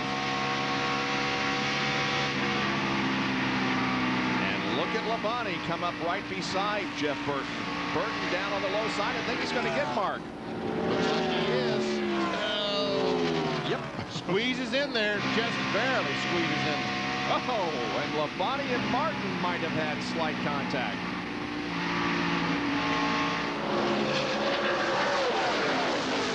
Well, these guys are putting on quite a show, and they have been for the last few laps.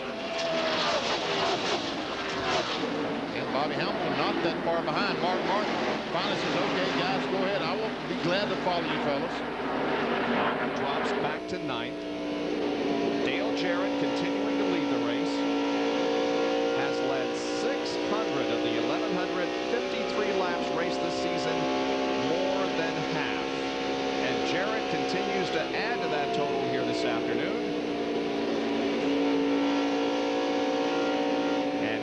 Putting a lap on the pole sitter, Robbie Gordon, in 29th position. So that means that now 28 cars are on the lead lap at the end of 161 circuits in the Primestar 500. It's a 90 car slow on the apron of the racetrack.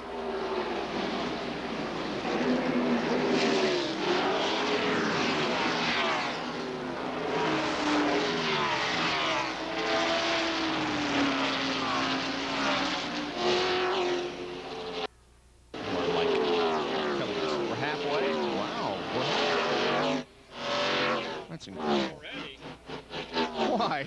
It seems like this thing is going quickly. Oh, he slid through his pit. Who did? 31. About that 40 car, Hut.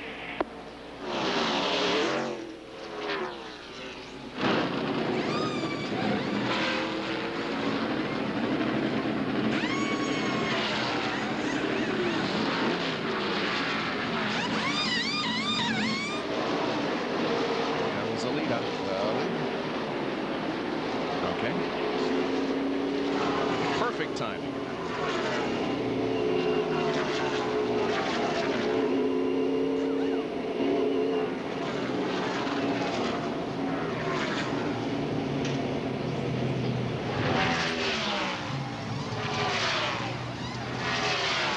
in Atlanta Motor Speedway, lap 165, and pit stops begin. Dale Jarrett led the halfway point last time by, and now makes his scheduled pit stop.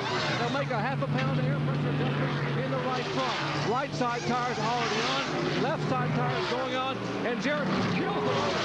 Three fires is down and away, 18.5 seconds, and now his teammate Ernie Irvin comes down pit road for his scheduled stop at 55 miles an hour. Ernie pitting right in front of the Rick Mass Remington Ford.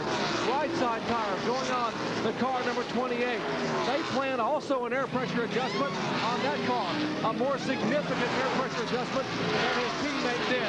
Let's check into the Michael Walker pits with Bill.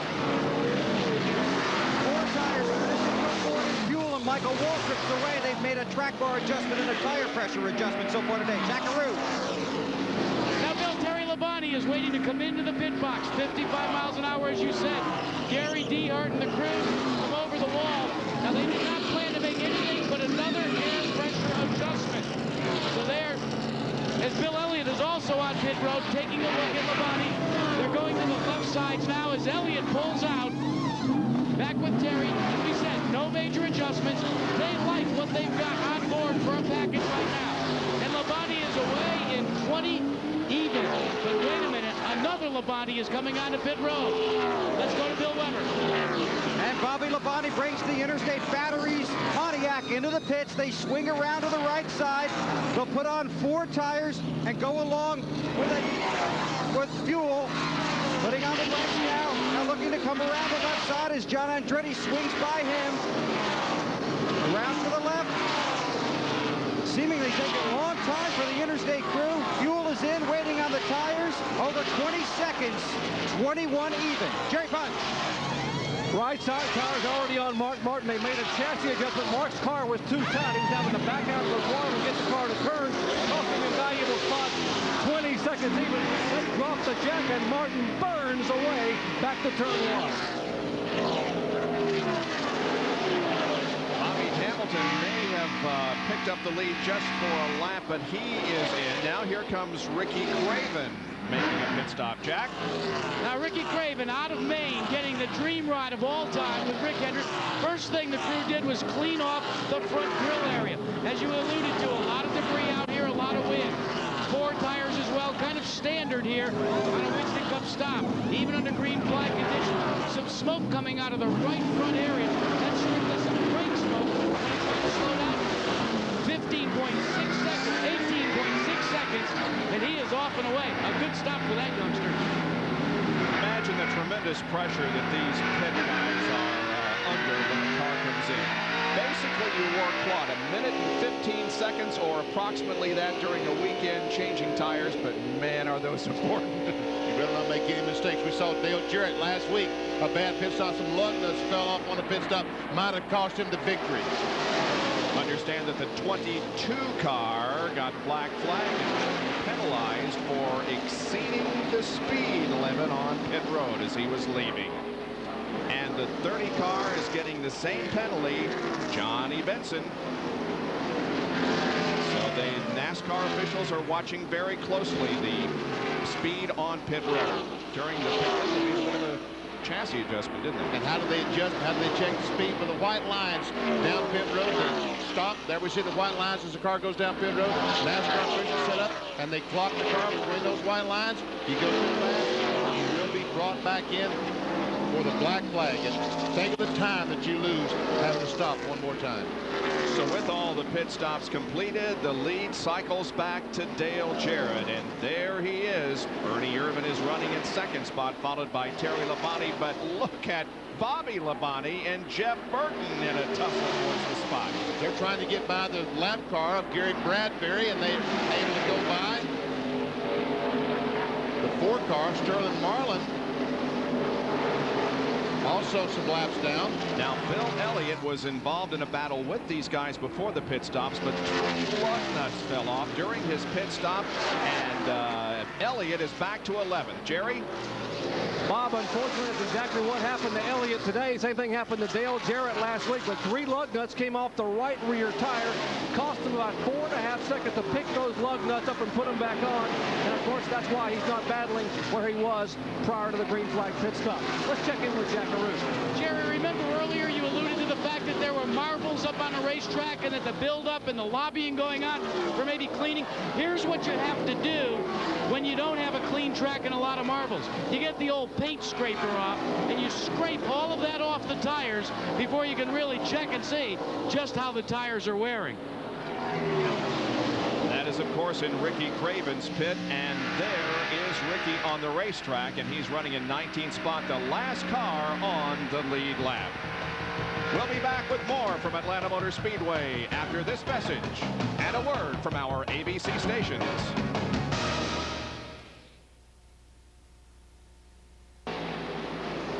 We might put that speed up there and see how he's doing it compared to the.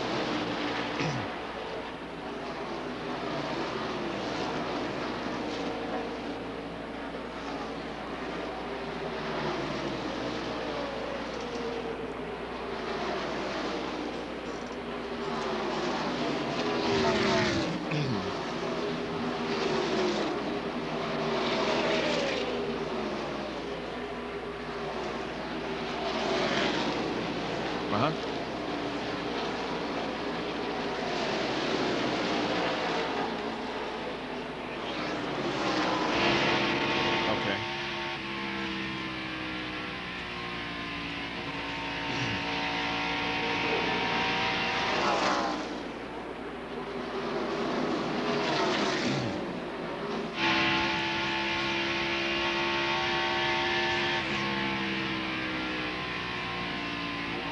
179 laps completed out of 328 in the Primestar 500 at Atlanta Motor Speedway. Tonight on ABC, an all-new Lois and Clark at 6 Central Time, followed by America's Funniest Home Videos. Then at a special earlier time, 8:30, 7:30 Central, Robert Redford, Sidney Poitier, Dan Aykroyd, and River Phoenix star in Sneakers, all tonight on ABC. We're riding along with Rusty Wallace, who won last week's race. He's in contention here again today. Also, he's in 12th at the moment. Now, last week, after he won the race, his engine was in scrutiny until Monday. Bill Weber explains the measurement in question in this Track Fact. Track Facts are brought to you by Quaker State Motor Oil for a clean running engine. Each week before Winston Cup teams hit the track, NASCAR performs an informal courtesy check of each car's compression ratio with a device called a Whistler gauge. The compression ratio is determined using a formula that measures the air-fuel volume in the cylinder, the larger number divided by the compressed measurement of volume, or smaller number. Compression ratio is the difference in volume when the piston's all the way down, plus the gasket, plus the chamber, and when the piston's all the way up, plus the gasket, plus the chamber. Divide those two measurements in each other, and that's your ratio. All we got right now is 5.2 to 1 compression ratio because the piston's not all the way up. With the valve sealed, I can bring the piston up, and we'll get the maximum reading for compression. The difference between the chamber with the cylinder with the piston at the bottom all the way compared to what it is at the top. Once the race has been completed, NASCAR can elect to remove the cylinder head, measure the chamber, measure the bore and stroke, come up with the volume, and determine the compression ratio mathematically. You take everything right to the line. That's what we're here for. There's the rule, don't cross it, but go right up to it and lean on it as hard as you can. The maximum is 14 to 1 compression ratio. In other words, folks, with the piston down, if that was 14 square inches, and with the piston up, if the combustion was 1 square inch, you divide the little number into the big number, 14 to 1. And Rusty's last week was right at 14 to 1, and they had to bring the engine back to Charlotte and let it rest overnight, let it cool overnight to check it to get the final numbers on the compression ratio. And then on Monday, NASCAR announced that yes, indeed, everything was legal and Rusty Wallace was the winner of the race at Richmond. We're on board with Dale Jarrett, who until this race had only led 14 laps in his total 18 races here at Atlanta, but he has led so far today 126 of the first 185 laps. And moving into 10th position is a name that, well, hasn't been in the top 10 very much recently. It's good to see that Ken Schrader has moved into 10th. Yes, Schrader, poor qualifying effort, but he has moved forward, and you'll see in the top 10. Then we see Dale Jarrett, Ernie Irvin in the 28 car, Terry Labonte in the 5, Michael Waltrip, Bobby Labonte. That's the top 5. Then Jeff Burton, Mark Martin, Bobby Hamilton in the 43, Earnhardt in the 3, and there we see Kenny Schrader in the 33 car as he goes in turn 1. And he has been in victory lane in NASCAR Winston Cup competition 4 times, and one of those times was here in Atlanta. He won this race back in 1991. Has had 3 top 5 finishes in his 25 previous appearances here in Atlanta. Schrader started 35th today for that 42 car. Joe Nemechek seems to be running pretty well in the Bell South car, but he is laps down, 2 laps down to the leader, Dale Jarrett. It's just about 3 o'clock Eastern time, and if you're just joining us, welcome to Atlanta Motor Speedway here on ABC Sports. We're bringing you live coverage of the Primestar 500. The leader is Dale Jarrett. Only 1 car is out of the race at the moment, and that is Jeff Gordon, who will finish in 42nd position after early engine failure. And the overhead shots from here at Atlanta being brought to you by Pennzoil. The copter cam is high above the speedway, circulating and giving us this overhead shot of Bill Elliott, who is currently running in 11th spot.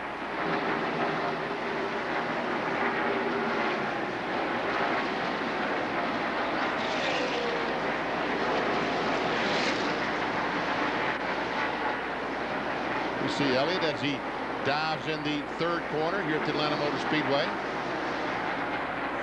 And not too far behind Bill is the leader of the race.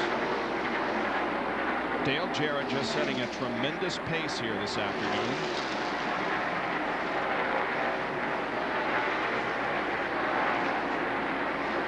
Hey, the leader, Jarrett, is slow. Something is wrong with Jarrett as the car slows on the main straightaway and drops to the bottom of the racetrack. We can see something coming out of the left side of the car. And Jerry, any idea? It was the ignition. The car just shut off. And I just ran over here and grabbed one of the guys. Brad Parrott, it was the ignition on the car. Yeah, it was just the ignition. He just flipped it. He's going now. So he flipped to the backup ignition, and boy, some anxious moments here in the 88 pits. Well, he did lose the lead, but he held on to 2nd. Ernie Irvin went around him and took over top spot, but Jarrett was able to get that ignition, that backup ignition turned on and saving 2nd position. Wow, that was a tense moment, Benny. Watch as he comes off the corner.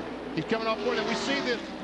We see the backfire in the exhaust right in front of the left rear tire. See it there? Yep. And that means that the car is misfiring. Wow. That is sure fools Dale Jarrett to death. Man.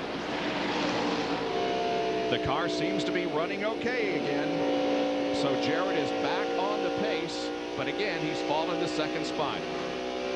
His best finish here at Atlanta, by the way, was 2nd. That came in the final race of the year last year. And he's not too far behind. No, he isn't. As a matter of fact, it looks like he is much faster than Ernie right now. And we see Terry Labonte isn't that far back either in 3rd spot. There we see the top 10. 135 laps to go here in the Primestar 500. Putting a lap on Mike Wallace in car number 91. He is 15 laps down in 40th position.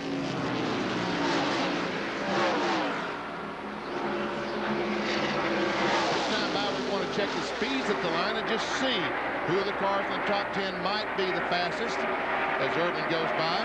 It could be Bobby Labonte in 18. Let's watch. Hey, Terry Labonte right now 173.9, almost 174. And here once again is the battle for the lead, and Dale Jarrett goes back in front. And 21 car Michael Waltrip also 173 miles per hour.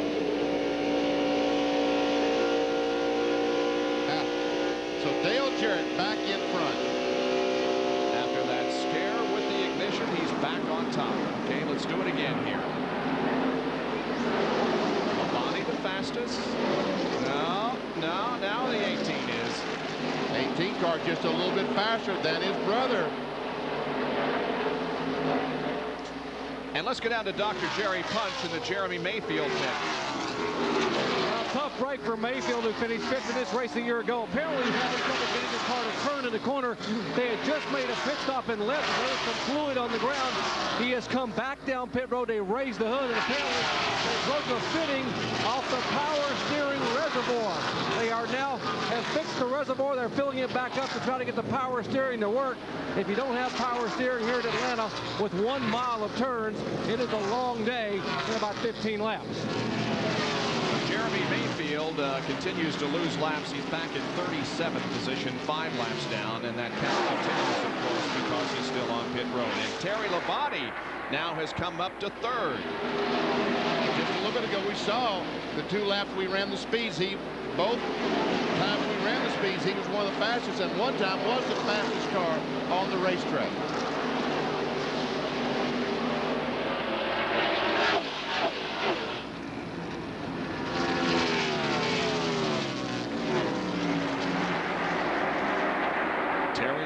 With 10 straight top 10 finishes. Still has not led a lap in NASCAR Winston Cup competition so far this year. Here comes Bobby Labonte. And since the restart from the most recent caution, MCI information will show you that he was 13th on lap 108, 10th on lap 131, then moved to 9th, and has been in 5th since lap 177. Nice steady move forward by Bobby Labonte. We'll check his speed when we come back from our next commercial break, which is coming up. 198 laps. Make that 199 laps now completed here in Atlanta. Dale Jarrett, after a scare, back on top.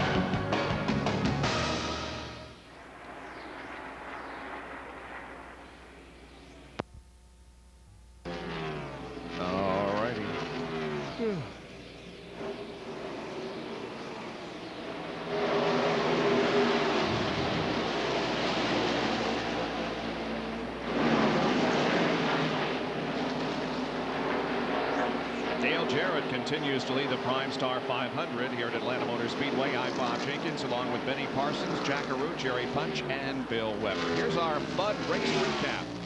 Jarrett has led 140 of the first 202 laps. There have been 12 lead changes, 2 caution periods totaling 9 laps, and the average speed is over 157.7 miles an hour. Those that have picked up 5 bonus points for leading laps include Jarrett, who has led the most, far and away.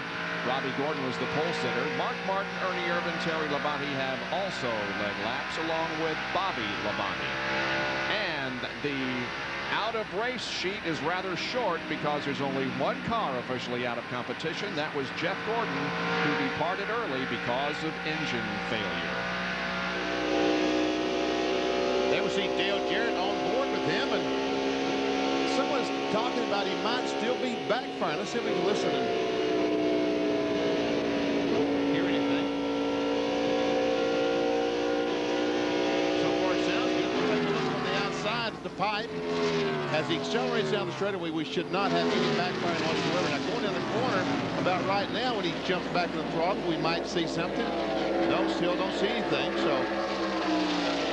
Well, he survived a scare with ignition failure. They, of course, have backup ignition systems, and he switched to that. Jerry, what are they saying down in his pit?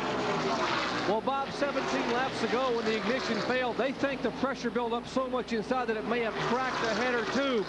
And that would allow the car to backfire going in the corner when he backed off or when he jumped back in it. Now, the crew says the good news for us is that we're running such a tall gear. We have told Dale Jarrett to let the car roll through the corners, and by letting it do that, it has stopped the backfiring. However, if someone puts pressure on him and he has to drive it in, it'll restart again. Well, I'm told that there we see it exactly. And I think that Jerry Punch and those guys were right. I think that when he did this before, and they were seeing Labonte going by Michael Waltrip, that's the 4th position. But I think that Jerry Punch and those guys are right. When the car misfired and cut off that other time, it created so much back pressure in the exhaust that it did crack or blow apart the exhaust system, and they're getting some air in the exhaust system. That's what causes the backfire now. We'll keep an eye on that as the race goes along. Meanwhile, Bobby Labonte has gone into 4th position, taking his spot from Michael Waltrip. We're on board with him with the Citgo in-car camera.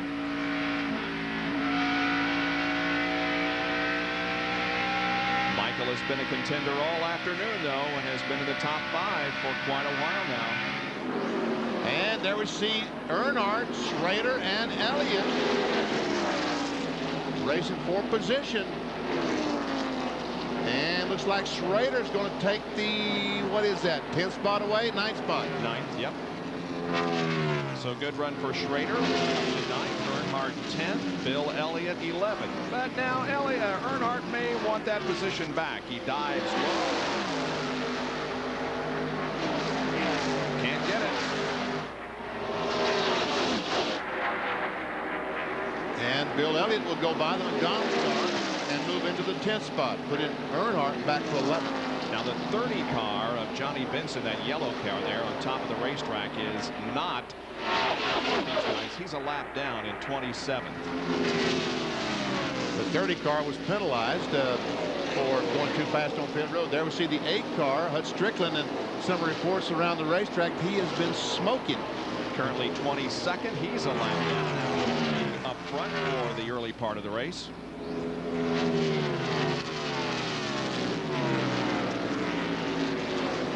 Certainly don't see any smoke now in the Circuit City car.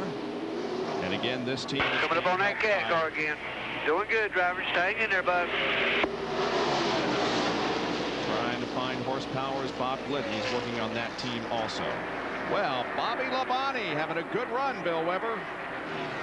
Certainly is, Bob, going down the backstretch. And what's been working for Bobby Labonte and a couple of other guys has been the high groove. Now, he's been higher than that at times during the day, and that's really helped his speed. But the guy that found him first was Michael Waltrip. Earlier in the day, his car had a push. They made a track bar adjustment and a tire pressure adjustment, but the biggest adjustment was made by the driver. He found a new groove. He took it up high on the track and has been running it up there most of this race. This is a 500-mile race, but Michael Waltrip may be running a 510-mile race if he stays in that groove. Dale Earnhardt's crew noticed this. They said, let's try the high groove. Larry McReynolds timed the high groove and the low groove. For Earnhardt, the lower groove is faster. But for Michael, it's been up against the wall and put to the floor here in Atlanta. It's a long way around up there on top. Here's an AutoZone on-track interval for Bobby Labonte. He's reduced the interval between himself and the leader Dale Jarrett by 0.6 of a second. And we see that Dale Jarrett is running exactly the same speeds we saw 100 laps ago. Yep. What's happening, Bobby Labonte is now running a little bit faster. Look at that, 31.6, 0.2 of a second faster than our leader, Dale Jarrett. Bobby Labonte looking for 2 wins in a row here at Atlanta Motor Speedway. He won the finale of the 1996 season here at this racetrack. Riding with the leader, looking back on the others.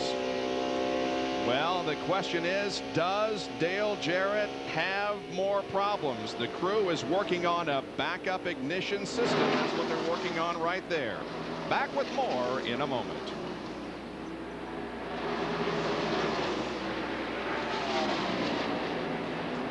Little bonus shot there of Jerry Punch.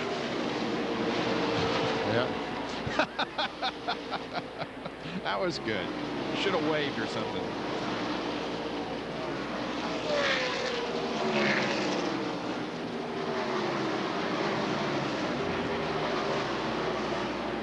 Yeah, it's getting worse, Benny. Think so? That's a great idea.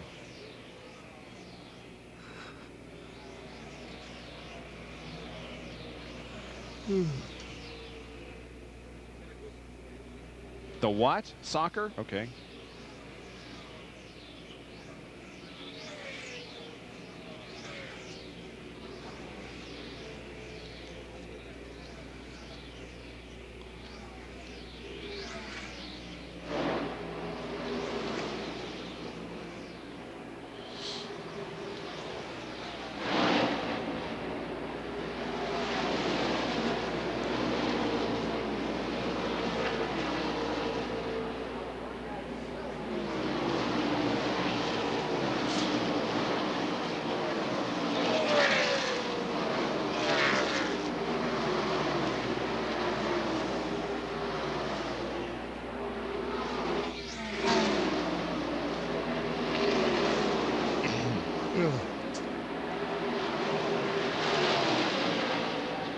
Okay.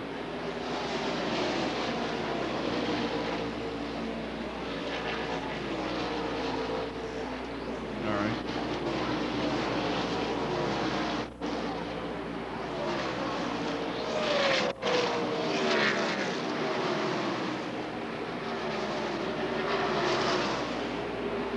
Putt coming in.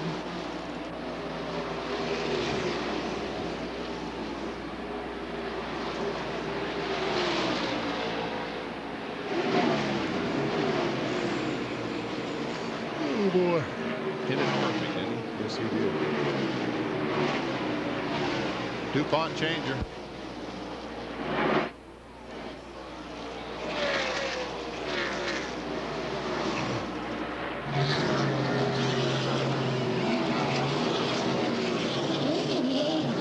Back at Atlanta Motor Speedway, a 20.6 pit stop for Dale Earnhardt.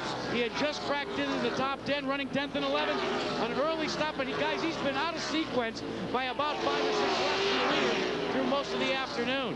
One other point to mention, we noticed down here during those pit stops that there's a crew member from Jeff Gordon's team changing the left rear. Is it maybe an on-the-job interview? Time will only tell, Jerry Punch. Going to break, we showed you the Dale Jarrett crew looking at this backup ignition system. We told you at lap 190 his primary ignition failed. He is now running on the only one he has left. They brought this one to pit road. Look, take a look.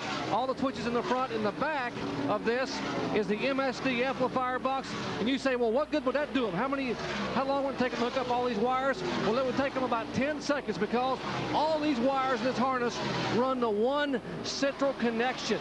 They pulled the old one out, popped that one in 10 seconds during a pit stop, and wow, he has another backup ignition ready. So we'll see if they make that change during his next pit stop, which should be coming up before too very long. See Dale Jarrett, the leader of the race, trying to go by Darrell Waltrip. And we see still got some flame coming out of the exhaust pipe. That will put Darrell Waltrip in the Western Auto Chevy a lap down. So Darrell Waltrip goes a lap down, and now 14 cars remain on the lead lap as you take a look at where everybody is running. Radio's Jack field summary. It doesn't show Waltrip a lap down there, but he just went down. And now we see all the cars that are now one lap down. Back to the 25th spot where Robbie Gordon, who just made a pit stop, is now 2 laps down. He was the pole sitter of the race. Earnhardt also just made a pit stop. He's 2 laps down in 26th. And Rusty Wallace, the winner last week, about to be lapped by Dale Jarrett. Jarrett just moving through the field at random here, making a shambles of this race. Now there are 13 cars on the lead lap, and the next car that may go a lap down would be the number 10 car, Ricky Rudd. Jarrett way up high.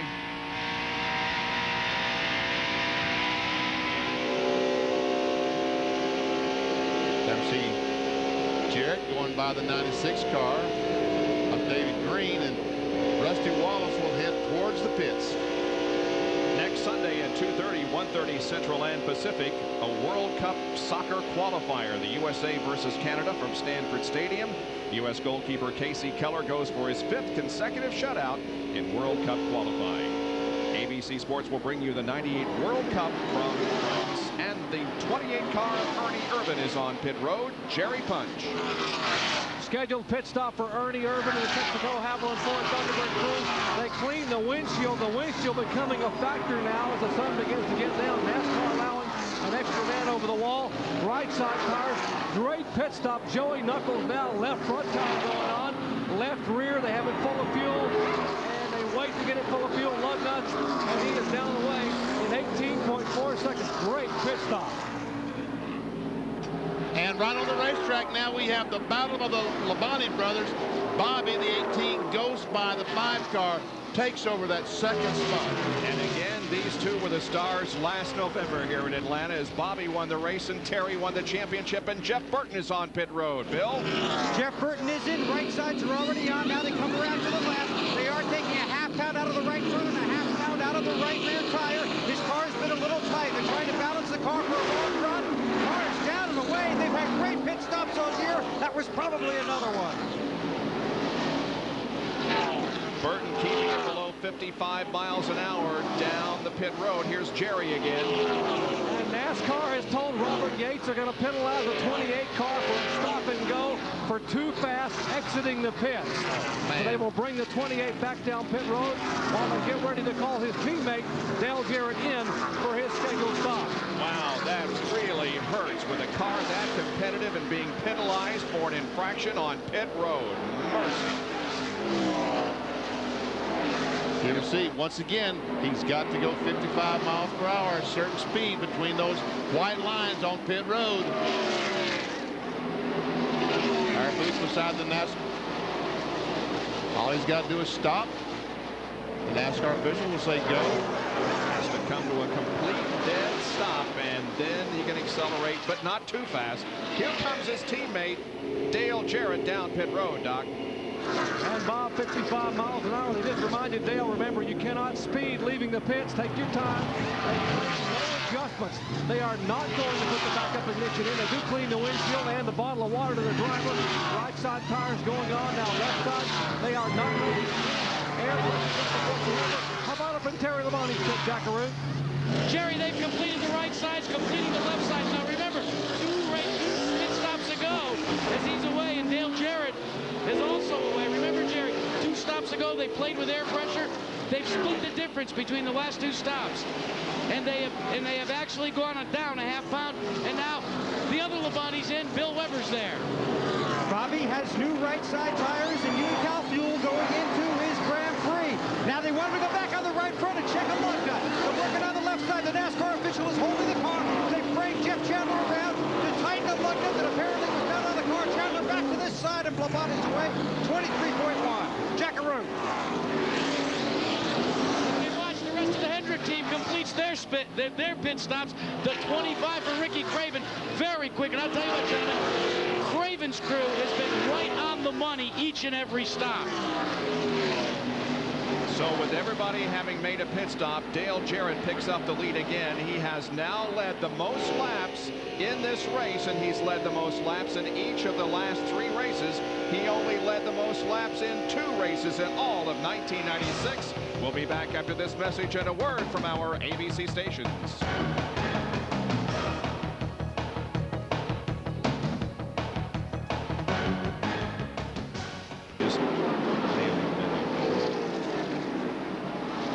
I was just getting ready to say how well Kenny was doing.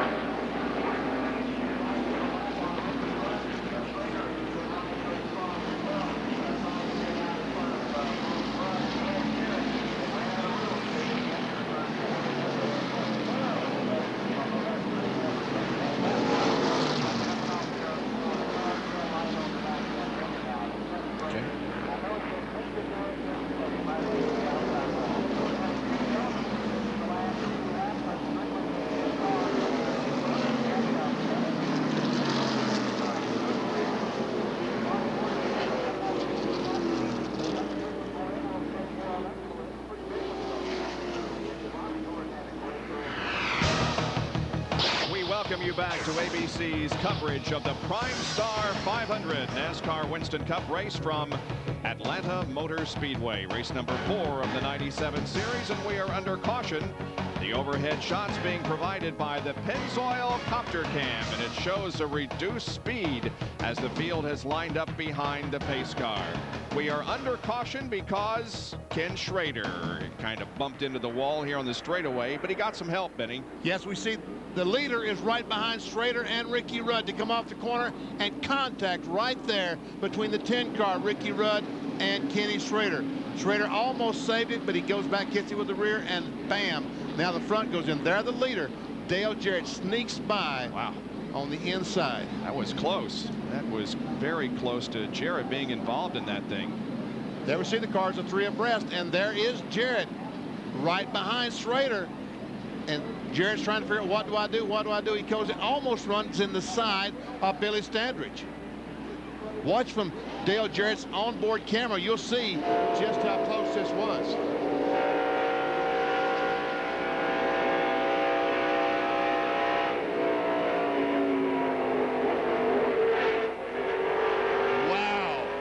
That's the second bullet that Jarrett has dodged today. He dodged one with ignition problems and now comes very close to being involved in this incident, but somehow gets through unscathed. Just about spun out as he tried to avoid Kenny Schrader.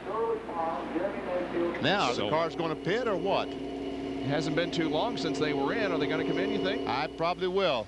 At least the cars on the tail end of the lead lap, Ricky Rudd, Rusty Wallace, Bobby Hamilton, those cars that are at the tail end of the lead lap, certainly they will pit.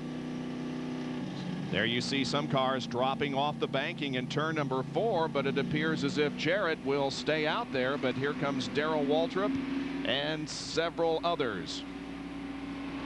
So we're going to take another break here as the race is under caution with 237 laps completed and Dale Jarrett still out front.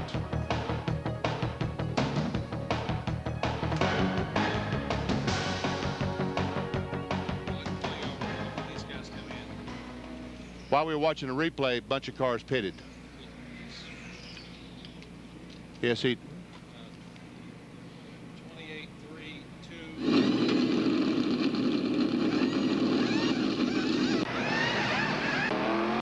Okay.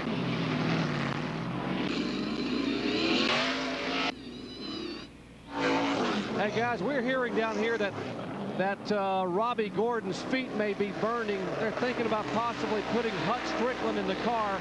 I'll update you when it happens. Okay, we haven't mentioned that Hut's out of the race, have we? No. Yeah, he blew the engine. Yeah. Okay.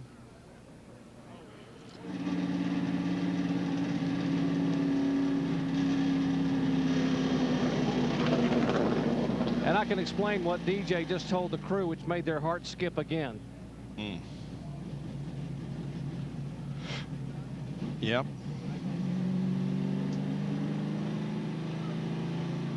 One to go. Okay. One to go.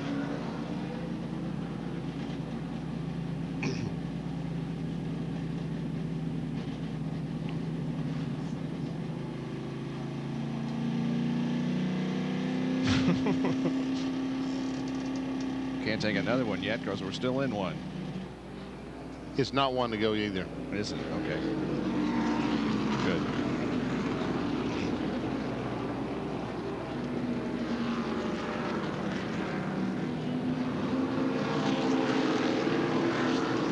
No. Did they? Yeah. They're lining up to abreast. They told the crews one to go. Huh. Okay. Watch DJ on the restart. He's complaining about the pop of that broken header too.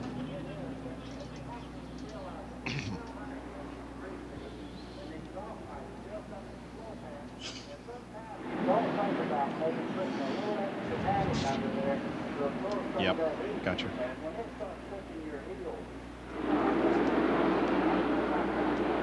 Less than half a lap away from the restart after a caution because Ken Schrader hit the wall here on the straightaway.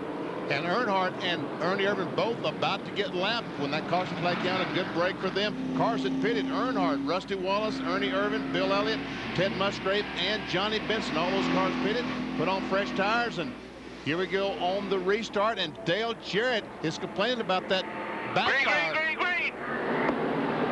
See if it has any effect on the car at the drop of the green flag.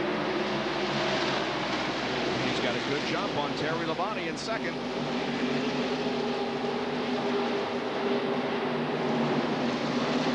Three abreast in turn 1.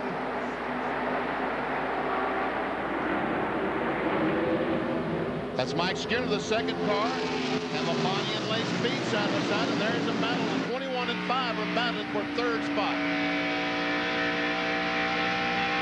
Boy, Michael Waltrip is just having a tremendous race, and what a great day it will be for Michael Waltrip and the Waltrip family if Michael can take that car to victory lane. There he is, Michael in the 21 car.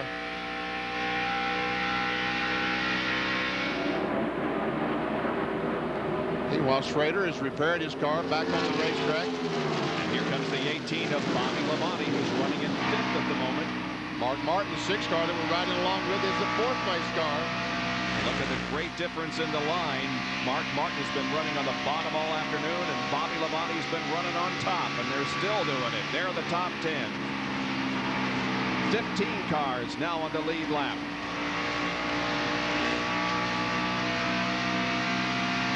And there's Morgan Shepherd, who's also having a great run. He is having a great run. 6th place for Morgan Shepherd as he goes on the inside of Labonte. 3 wins at this racetrack. Morgan Shepherd has won this race twice and has won the fall race once. His most recent victory was in 1993.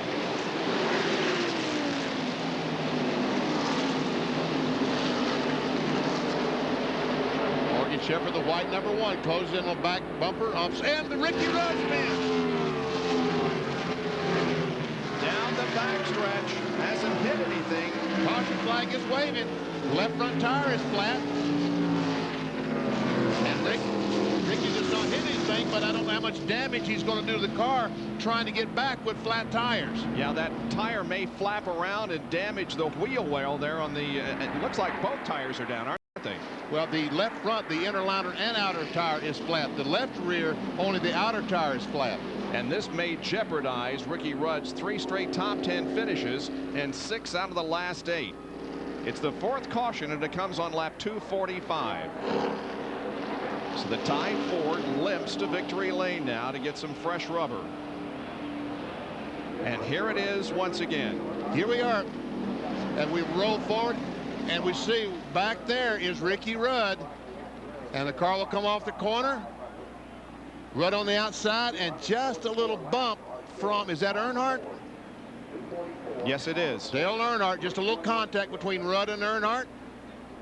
Well, there was contact between Ricky Rudd and Ken Schrader earlier, and now Rudd is the victim of contact with Dale Earnhardt.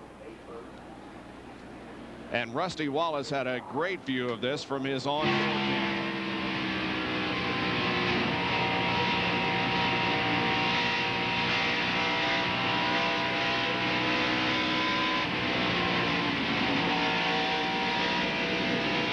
And we can see that Earnhardt almost spun as he tried to avoid it. And there we see him as he goes up right there, makes contact, and around goes Ricky Rudd. Pennzoil copter cam with a great shot of that little incident between Earnhardt and Rudd.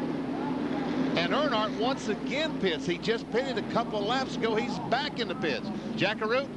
And you'd have to think it's preventive maintenance. You know, he was close. He had the tapping incident. They're going to change all 4 tires, take advantage of this caution, and make sure everything's okay.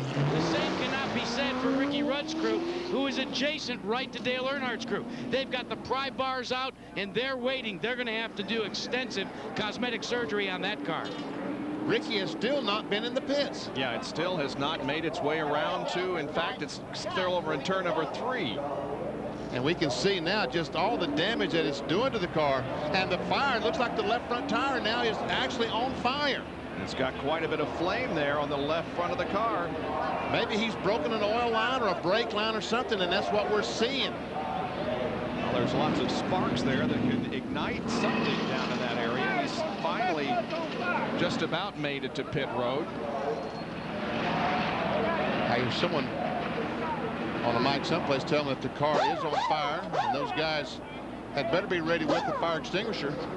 Well, they are ready as he comes down pit road to go to work on the machine. Jack, he's right there in front of you. And the tire does not exist on the left front. Quick call by NASCAR. They called the fire service out to the head of pit road to make sure that the fire was extinguished. Having a little bit of difficulty lifting the car up to get it under for the jack. They finally accomplished accomplish that with the pry bar of all things, but there is extensive damage in the front of the car. A lot of liquid. The oil cooler has been busted loose. Guys, it's going to be a long time, if any time today, when Ricky Rudd is going to be able to come back out. They're trying to stow the oil cooler now, try to cap it off, but this is going to be a long stop for Rudd and Company in the Tide Machine. Well, a tough break for Ricky Rudd, who was running in the top 10 when this incident happened with Dale Earnhardt on the backstretch. We'll be right back.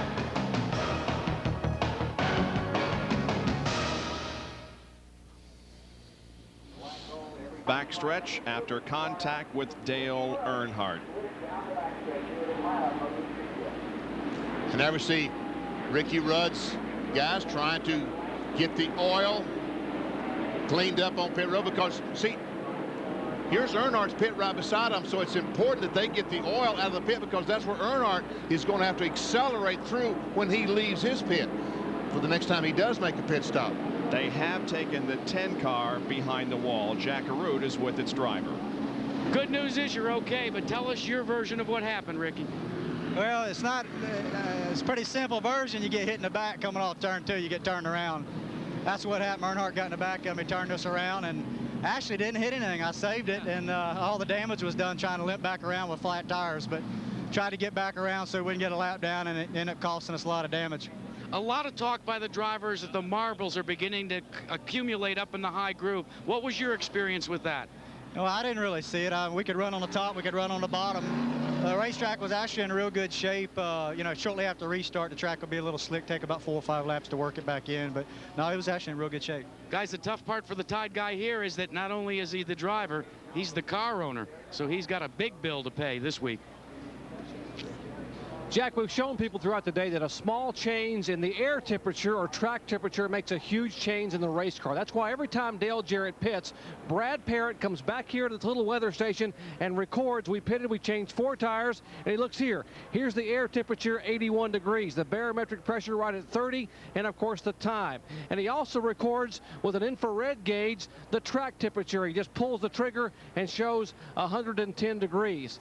Every time they make a pit stop, he comes and checks these 4 parameters and writes them down. Any slight change in any of these 4 could totally change the race car on the racetrack. Wow, there's so much involved to getting a guy in victory lane anymore, isn't there? It's not simple anymore. All right, here's some Radio Shack Field summary showing you how everybody's running in groups of 15. Note Johnny Benson is on the lead lap after a penalty and other problems. He's worked himself up to 11th position. And also note that Rusty Wallace is on the lead lap in 8th position. 14 cars on the lead lap. And here are the ones that are 1, 2, and in Ricky Rudd's case now 3 laps down. And of course, that will continue to mount as Rudd's car is behind the wall. And there's the 42 cars. Let's see, Jeff Gordon, 1995 NASCAR Winston Cup champion, the first car out today. Also Hut Strickland, I don't think we've told you that he is in the garage area out with an engine problem, and the car ran so well early on. Well, next Sunday at 5 o'clock for Central and Pacific, A Passion to Play, the making of a champion. Explore the lives of 3 young women determined to be the best. 14-year-old U.S. figure skating champion Tara Lipinski, reigning Grand National go-kart champion Danica Patrick, and rising tennis star Anna Kournikova. Next Sunday, 5 o'clock for Central and Pacific here on ABC. We see Lake Speed on the inside, the unsponsored number 9 car, trying his best to get a lap back. He is 1 lap down in 15th spot. We'll see the pace car dive on pit road when he does, those guys will accelerate by. No, no, no. Go, go, green, green.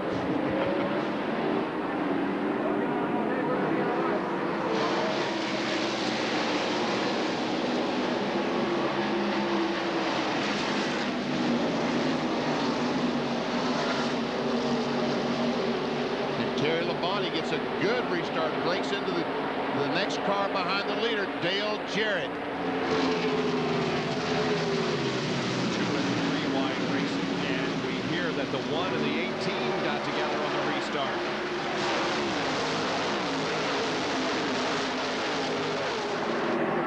The 1 is Morgan Shepherd. The 18 is Terry Labonte. A couple of Pontiacs. Running 5th and 6th. Bobby Labonte in 18. Brother Terry in 5, running 2nd. Did I say Terry? I think so. And there's Rusty Wallace, the winner last week. The 2 car, the blue 2, is currently in 7th spot. Riding with him. And Steve Grissom, the 41 car, passes Bobby Labonte. Steve is 2 laps down.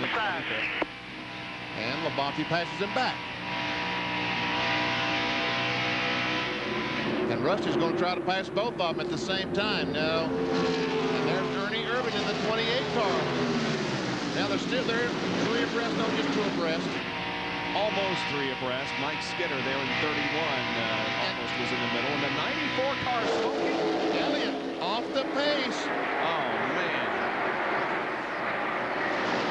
He was running in 11th position, and the McDonald's Ford is slow on the front straightaway. Jerry Punch is with Mike Beam. Mike, what happened? I don't know. It just smoked out the pipes there. You know, I don't know if he lost his cylinder, blew up. He never said nothing. Did he shut it off? Yeah, we're done. Well, you can hear the dejection in Mike Beam's voice. The 94 is done. 5-time winner here in Atlanta. Bill Elliott apparently through for the day, but the battle is up front, and Terry Labonte mounts a challenge on Dale Jarrett, and a crash on the front stretch. And these guys will be racing back to the line, but hopefully they will back up as Joe Nemechek goes to the inside. Gary Bradbury is up against the outside retaining wall. And here they come, and the 9 car, Lake Speed, is trying to get a lap back. Well, let's see if he does. He's trying to get by 2nd place. Labonte, will he be able to get by Jarrett? No, he will not before they cross the line. And so Lake Speed remains a lap down, and 2 cars are against the wall in the first turn, 1 to the inside and 1 to the outside, bringing out another caution period. There we see Joe Nemechek. They put the net down. Nemechek put his net down, and that's an indication to everybody that he is okay. And there's Gary Bradbury in the 19 car. We see him moving around in there, so apparently no injuries to either driver involved in this incident that started here on the main straightaway and is ended down in turn 1. If I'm not mistaken, the 81 car might have been involved as well. Looks like that Joe Nemechek is maybe shaken a little bit. Yeah.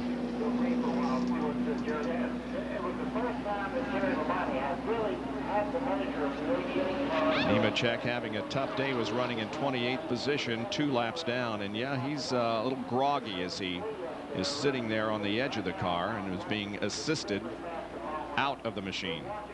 Bill Elliott had stopped over going into turn 3 on the inside of the racetrack, so he's asked one of the wreckers to have that pushed him back to the garage area so they can load this McDonald's Ford up and head back to Dawsonville, or Hickory, North Carolina. Actually, it's where the car is going. There's Gary Bradbury, who has climbed out of his car, walks over to the ambulance for the mandatory trip to the infield care center. And we see the right front damage to Kenny Wallace's car. He was also involved in this. I really don't know how, but we see some damage to the right front fender, and now the tire, the cap on the tire, the outside of the tire is flopping around trying to knock the fender off, and there the tire finally falls off. Yep, on the racetrack, so that will take some work to get it off. Let's take a look at the incident that occurred here on the front stretch and involved these 3 cars.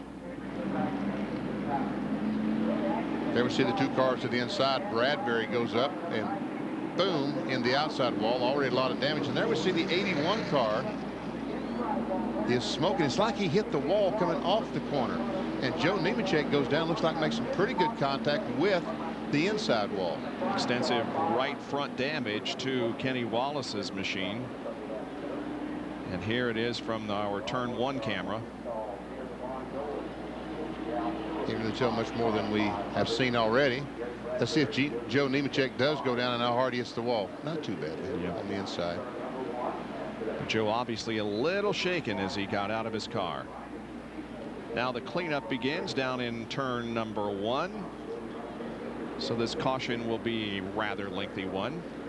256 laps out of 328 have been completed here at Atlanta.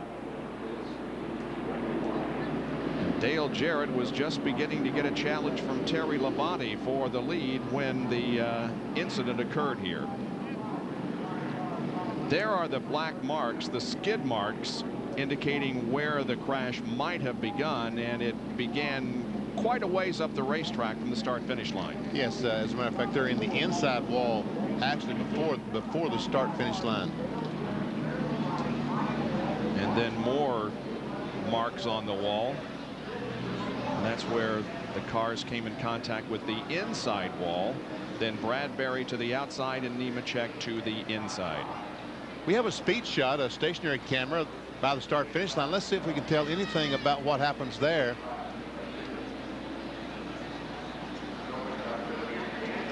No, really can't tell there what might have happened. We saw that they were already locked together when they went by our shot located near the start-finish line. There they are. Now they become separated. And again, Bradbury to the outside wall and Nemechek on down to the inside wall. So I don't know what caused it, but in any case, we have a lot of damaged machinery. No driver injury apparently, but the 19 car and the 42 are extensively damaged. Well, they're going to make pit stops, Benny? I don't know. Right now would not be a very good time since an ambulance is going down pit road, but I don't know. I don't even know that the pit road is open right now. Yeah, no, it isn't open yet, but when it is, do you think they'll come in? Well, let's see. Well, we'll have to figure that out. Don't ask me such a tough question right here, Mr. President. We'll figure that out while you watch this and we take a break from Atlanta Motor Speedway. Stay with us. We'll be right back.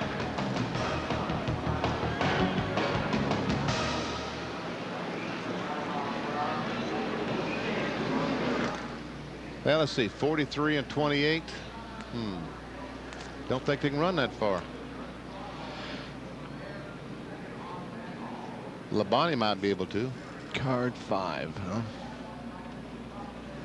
Okay.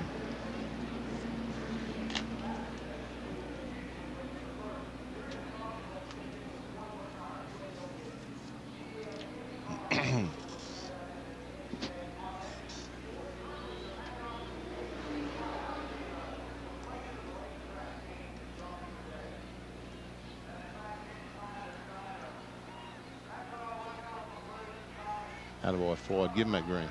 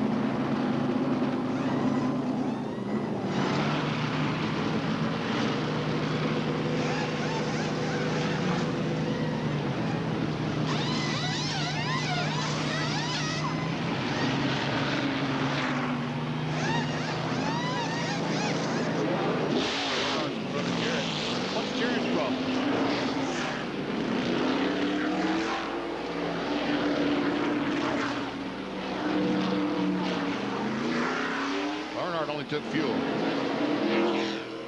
Yeah, they probably better not to, I guess.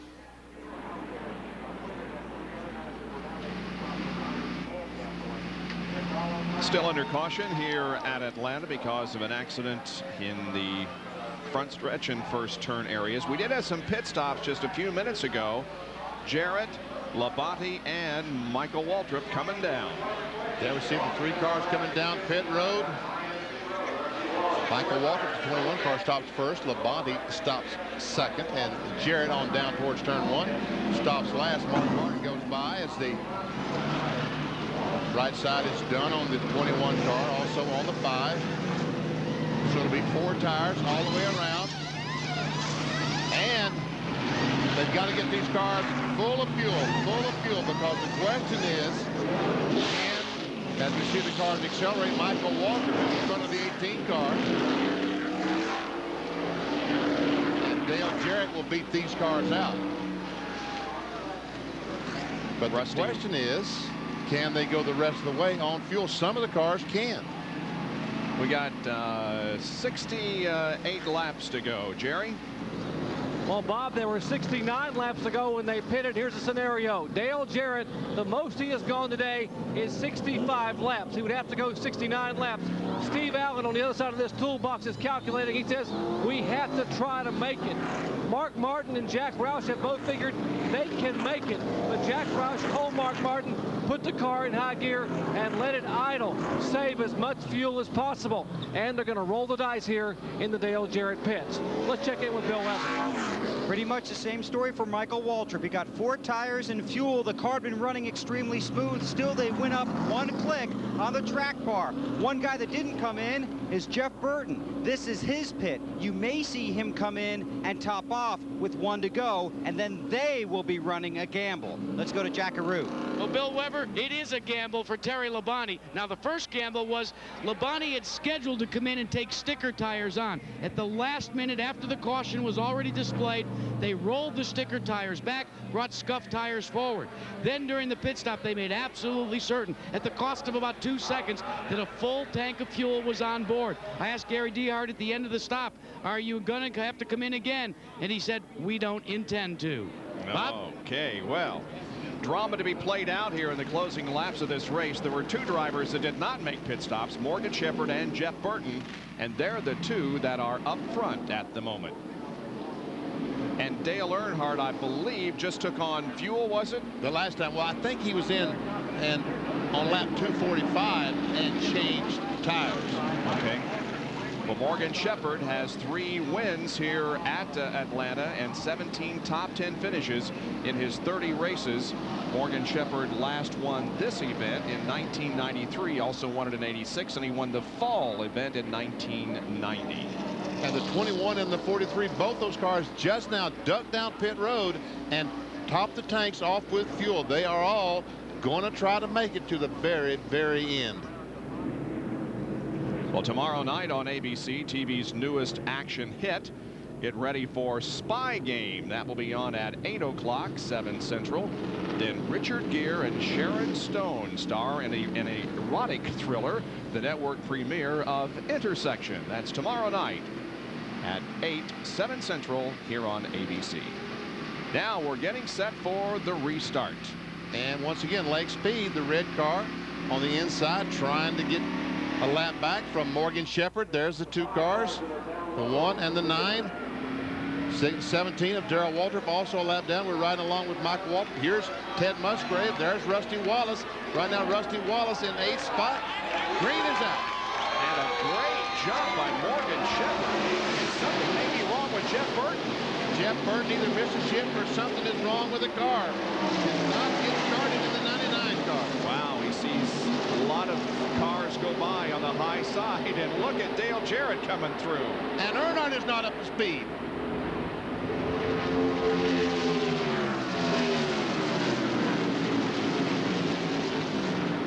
Now looks like Earnhardt is going.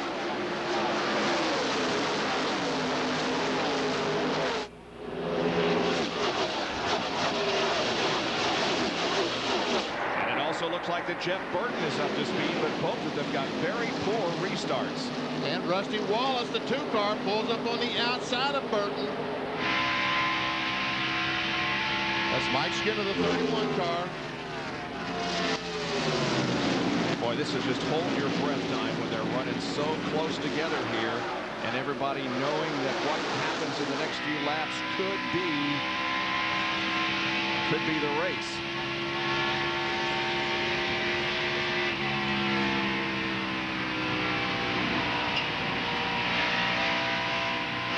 Shepherd still the lead of the race. This is the battle for 7th spot. And Bill Weber has caught up with Gary Bradbury. First of all, Gary, you told me you're okay. What happened out there? Right, I'm fine. Well, I tell you, I really don't know. We just all got together coming up off 4 there. It ended up, I think, about 3 wide coming off 4. Well, I tell you, the restarts were really, really wild. I don't know, it seemed like everybody running like it was the last lap on the restarts, but, you know, the Challenge Full Recovery Ford was really running decent today for our second outing. We got a couple laps down earlier, one in the pits, but wasn't having all that terrible a day. We were just trying to stay out there and finish, and I don't know, me and somebody got together, and I got turned, and I think got into maybe Joe, but I'll have to really look at the replay to say on that one. Okay, he took a hard lick, but that's another tribute to how safe these NASCAR Winston Cup cars are. We're watching Ernie Irvan, who's running in 8th position. Or make that 9th now. And the 18 car of Bobby Labonte is 10th. And that's Chad Little in the mix also. There's Jeremy Mayfield, and he's got more problems. And that could bring out the caution flag. Still nothing. He was running in 33rd position, some 6 laps down. There is Mark Martin to the inside of Darrell Waltrip. Darrell is not on the lead lap anymore. He's back in 15th. Looks like the racetrack is clean. Oh, Musgrave goes around. And Rusty Wallace is going in. Oh, Rusty hits it also. And there may be oil on the racetrack. And it's in the 25 car, Craven. Some heavy damage in the front of his car where he's hit the side of the 16. Wow.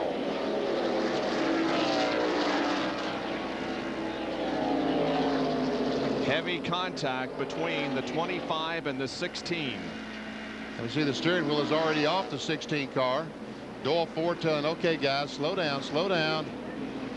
Racing back to the caution, but the drivers are kept aware of what's going on the racetrack by their spotters. And Rusty Wallace suffers a very serious setback here after a great afternoon. Here's Bill. Well, on this side of the car, it's the left rear quarter panel is bashed in. They're trying to top it off with fuel, but working on the right side, trying to pull the sheet metal away. Now they want a sledgehammer to help with that, to get that sheet metal away from the right front tire. So they're working on the right side. Rusty and his crew very unhappy. Robin Pemberton, the crew chief out there, Billy Wilburn, calling for instructions for help on the radio. Rusty cranks the wheel to the left. They continue to work on the front right side of the car. Now they drop the right side. Rusty will go, but I think he'll be back. And more pit stops being made as Morgan Shepherd and Dale Earnhardt come in along with Jeff Burton. So those running first, second, and third are making pit stops. So that puts Dale Jarrett back in the lead. Looks like Johnny Benson also is in. We watched Dale Earnhardt's crew go to work on the GM Goodwrench Chevy. And look at the right rear guy with a DuPont uniform. They've gone and found a tire changer from the 24 car. Jack LaRue. Benny, they're making the change right now. They're going all four all the way around. For Dale Earnhardt, remember, he's been on a sequence. They did a gas and go during the last caution, so they decided to come in under this caution in 24.3 seconds and take out the tires. As Morgan Shepherd has completed his job as well, but not soon enough. It's Earnhardt that leads them out into turn 1. And Johnny Benson also gets out in front of Morgan Shepherd. Now, folks, here's the car that we talked about, Jeremy Mayfield, right there. The car that the engine is going south. That's in turn 2. And we don't know if there's any fluid coming out of the car or not, but that is Jeremy Mayfield. Now, the next time that the cars come by, we'll see where Jeremy comes off the corner.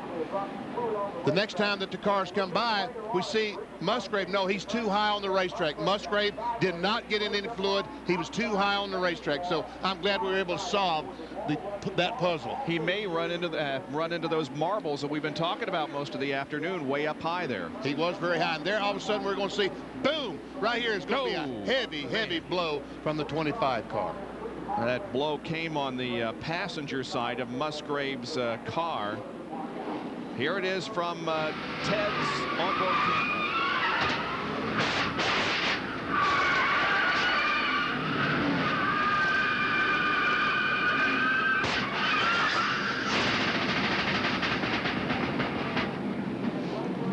A very noisy and a very violent wreck. And just listen.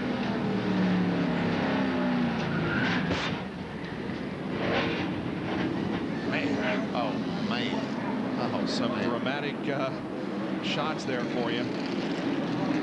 There is Musgrave looping it. Now watch Rusty Wallace come along. There he is on the bottom. He's out of control, slides up the racetrack, makes contact with the outside wall. And Rusty almost hit that wall head on. Yep. Now the cars are going to the inside, trying to avoid. Jimmy Spencer goes between the two cars. Now he goes. Bill Weber, what's going on in the pits? Jeff Burton is back for his second stop under this caution. He ran into Rusty Wallace with the right front side of his car. So they made a giant tape Band-Aid. They worked on the right side last time. Frank Stouter continues to work, heavily taping the right front quarter panel of the X-Side Ford. They've just changed left side tires. They've also put fuel in, 270 laps on the board. Rusty Wallace also in. They've got that car up on the right side on jacks. They tear out one of the crush panels on the right rear. Meanwhile, they continue to work on the 99, still pulling the sheet metal away from the right side. Burton wants to go, slowly creeps off and takes off. And they continue to work on Rusty Wallace's Miller Lite Ford here on pit road. So the crash was costly for several of those who were up in contention for this race. Rusty remains on pit road and now rolls away. And Rusty Wallace will be lapped. He's coming down pit road in the, let's see what the. I think he ran the stoplight, stop sign. Too. Yeah. He was showing green this sign, so it would have been showing red toward him.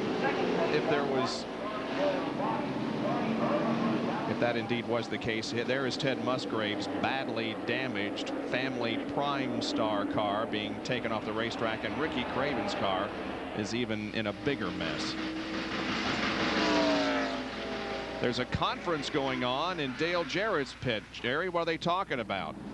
Well, it was sort of a team conference, Bob. The 88 pits and the 28 pits were together, and Robert Yates was involved. What they were trying to discuss here a moment ago was who had what tires left in case they do have to come down pit road one more time. They're not planning another pit stop for either car, but who had sticker tires, who had scuff tires, and most importantly, they came up to Robert, who runs the show. Robert Yates we're talking about, said, let's check and see, make sure we can both make it on fuel. They both said they're okay on fuel, but one guy who won't make it apparently going behind the wall is Rusty Wallace. Yeah, the Miller Lite Ford is behind the wall, and so Rusty Wallace's day may be over. At least his possibility of winning this race is over. Jeff Burton, they continue to work on his car. He goes back out there. We'll be back after this message and a word from our ABC stations.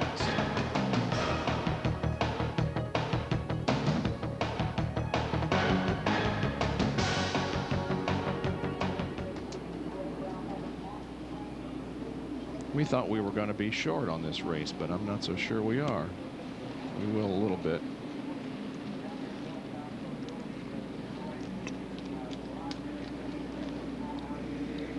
Okay. Is Craven okay? Okay. That's scary looking, wasn't it? Man, I'm telling you.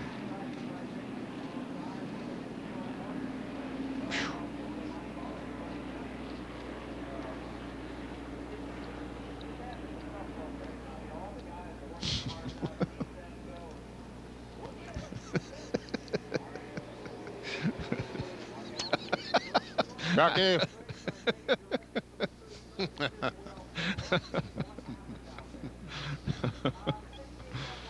The Cookie Monster has visited BP. Wait a minute, let me do that. Oh, never mind. Hey, the calculations down here, they think the 88 should be okay, but the 28 probably can't make it. They're hoping for at least 4 or 5 more caution laps. That way that Ernie could make it. Otherwise, his fuel consumption's pretty high, and he may not make it the distance. Wow, okay.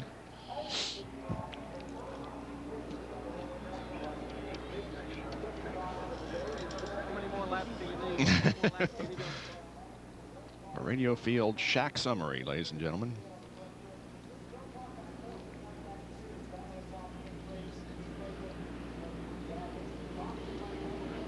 All right.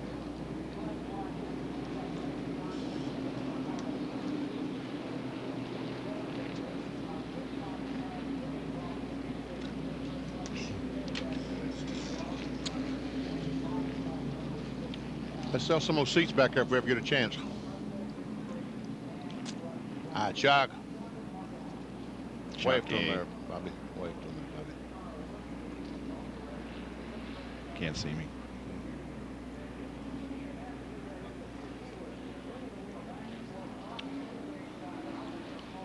They're way over there, aren't they? Hmm.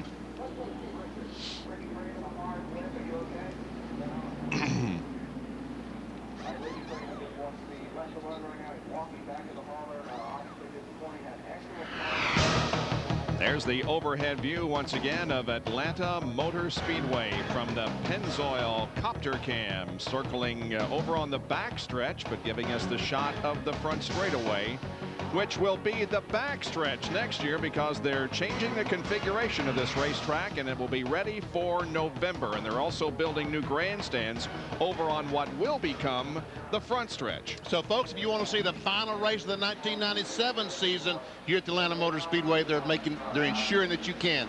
37,000 new seats going up.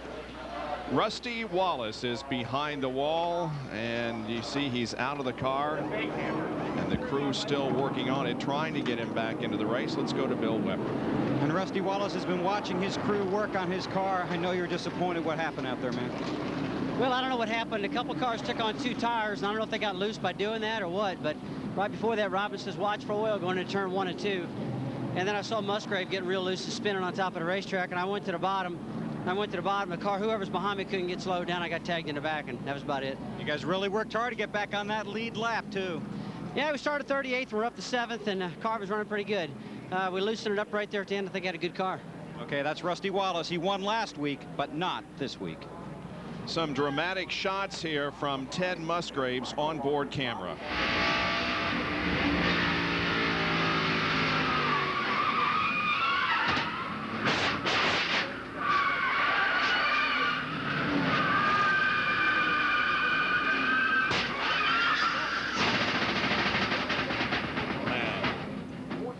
Fasten your seat belts in your easy chair as we ride with Ricky Craven.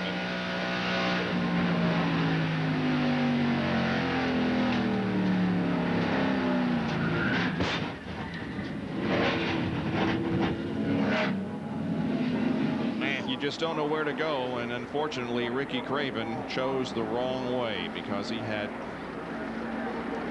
just total impact there with Ted Musgrave's car. And we see all those fellas cleaning with the oil dry, trying to clean up the racetrack. This is really playing in the hands of those fellas that we thought about might not can make it. These caution laps have reduced speed. They're not using nearly as much fuel, and they should be able to make it now.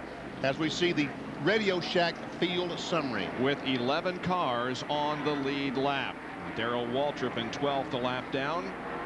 Robbie Gordon, the pole sitter, is 14th a lap down. Now we look back to 16 through 30, Lake Speed.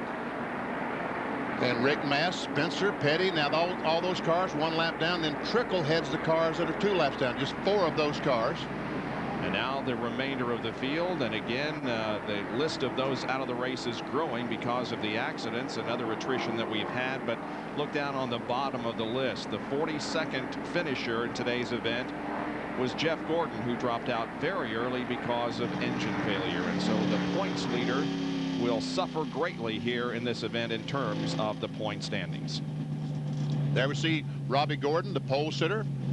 That's the Briggs and Stratton onboard camera, the face cam, as we just leisurely sit back and say, this is nice. What a way to make a living, huh?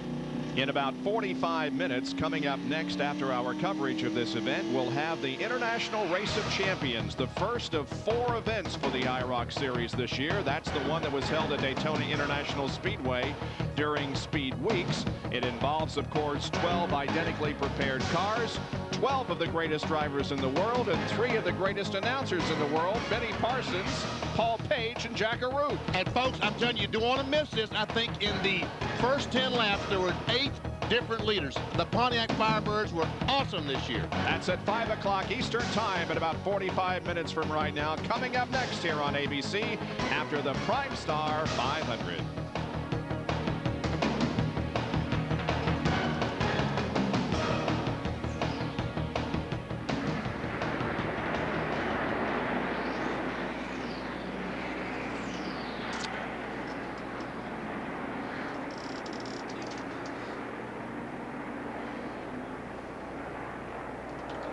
What's the matter?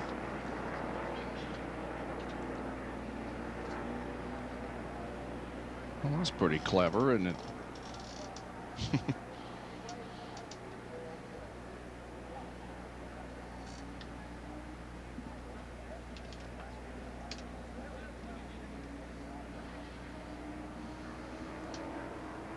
Wow. Well, when they do have a restart, it'll be a big cloud of dust back there. I'm telling you. Guys in the back won't be able to see a thing. Look like going through the Sahavi Desert. They're calling it off. Sahara Desert. Kevin was right. That Kevin, he's pretty good, isn't he? I now know the responsibilities and the tremendous pressure on a spotter, having been there on Friday. What are you laughing at?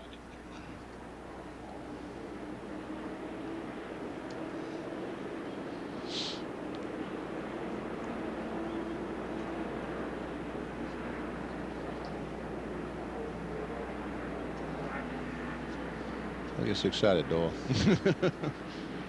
Now is it one to go? No. No. Okay.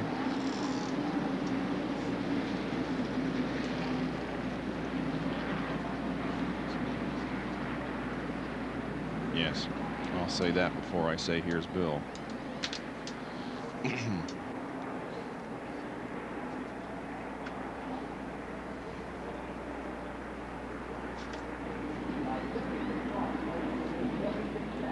Still under caution here at Atlanta because of the multi-car accident in the backstretch. Now, Ricky Craven is okay, and we'll talk with him hopefully in a few minutes. We will talk now with Ted Musgrave.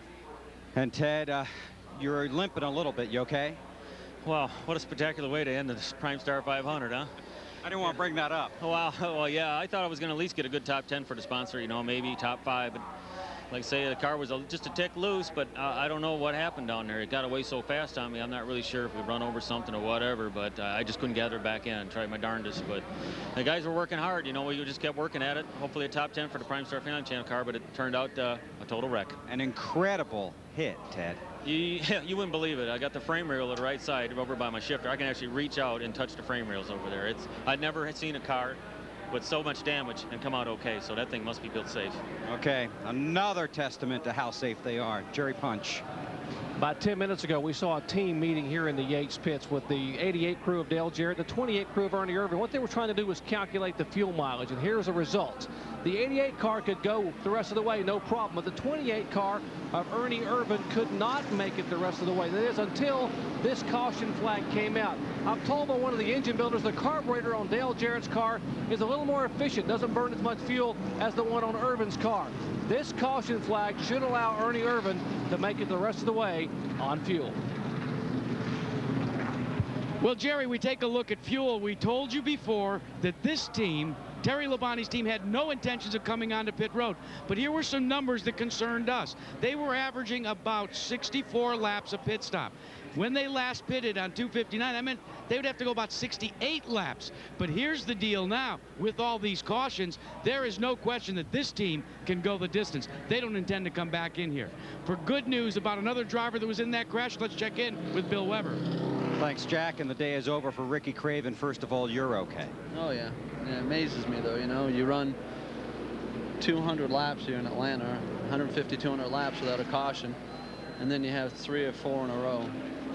What happened out there, Ricky? Well, you know, what got us was just out of everybody's control, and Ted was spinning, and I watched him all the way from 2, and I had the brakes on. If you're not going to stop, I had a car to the low side of me, so I'm pinned up against the wall, and I never expected him to come back up. I mean, the back stretch is banked, and he just was spinning so much it carried him back up right in front of us, and go to Darlington. Okay, that's Ricky Craven. He's obviously very disappointed. I too was a little surprised, Benny, that he did come back up on the track, but he came up right in the path of Ricky Craven. It just happened so quickly. And one thing we can be very, very thankful for, and that is the impact was on the passenger side. Exactly.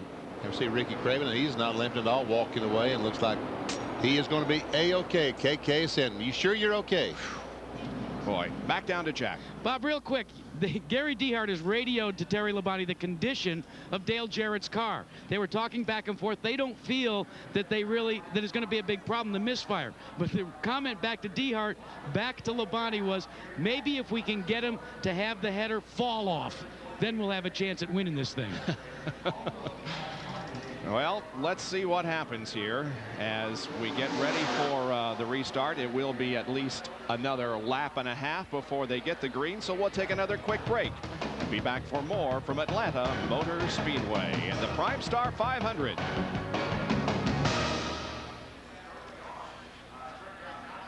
They got a jet dryer over there blowing it off. Yeah. Some kind of dryer. Some kind of blower. What's the matter with scoring? They're resetting it? Okay. Okay. It's improved by me. That's right. Have you got scoring, Neil? Yeah, I know you just told us the 30 car, though, was... You knew that, right? Just from, yeah. Okay. Let's see, 1, 2, 3, 4, 5, 6. I 7, see. 8, I see. 9, 10, 11. 11 cars in the lead lap. Mm-hmm. Yeah.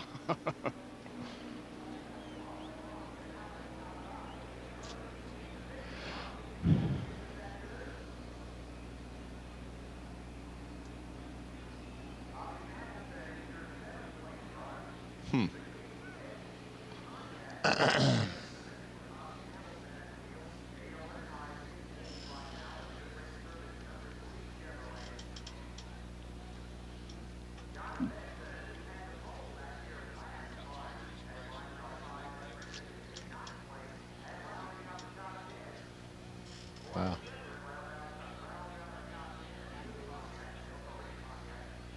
Okay. Jared. That's where they. Yeah. Oh yeah. That's where they started the race.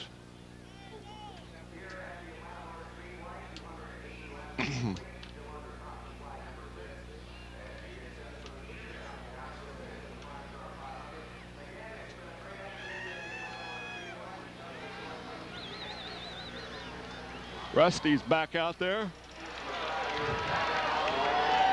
Yep. Big cheer from the. Yep.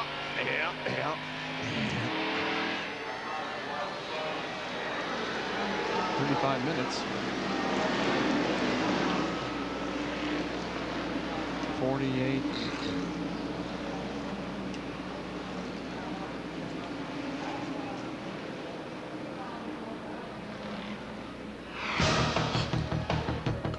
ABC's coverage of the Primestar 500 continues from Atlanta Motor Speedway, and the teams have just been given the 1 lap to go signal, and the overhead shots courtesy of the Pennzoil Copter Cam. You can see them lining up 2 abreast for the restart. Had a jet dryer around the backstretch to blow some of the oil dry away that was put down following that crash that involved Ted Musgrave and Ricky Craven and others. Well, here are the points leaders going into this event, where they started and where they are now. Jeff Gordon, of course, started 23rd, was the first out of the race. Terry Labonte from 2nd to 3rd. Jarrett from 9th to 1st. Rudd from 25th to 40th. And Craven, 13th. He's out of the race. Rudd has just gone back into the race, and so has Rusty Wallace. Now, if points were awarded at this very moment, Jeff Gordon would fall to 4th in the point standings. Jarrett, Terry Labonte, and Mark Martin would be ahead of him, and Bobby Labonte would be 5th in the point standings if those points were awarded right now. Okay, here we go. Car should be able to go the rest of the way. Pace cars off the racetrack. Green flag is out.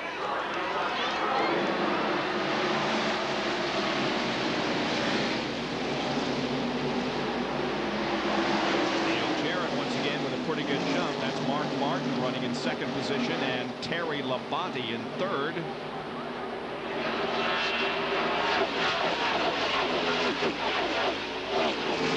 Walter running right up there at the front of of the field, but he is a lap down. We look back on Terry Labonte from Mark Martin's car. Here comes Robbie Gordon out of nowhere. Wow, where did he come from? He's a lap down in 14, but obviously wants to get the lap back.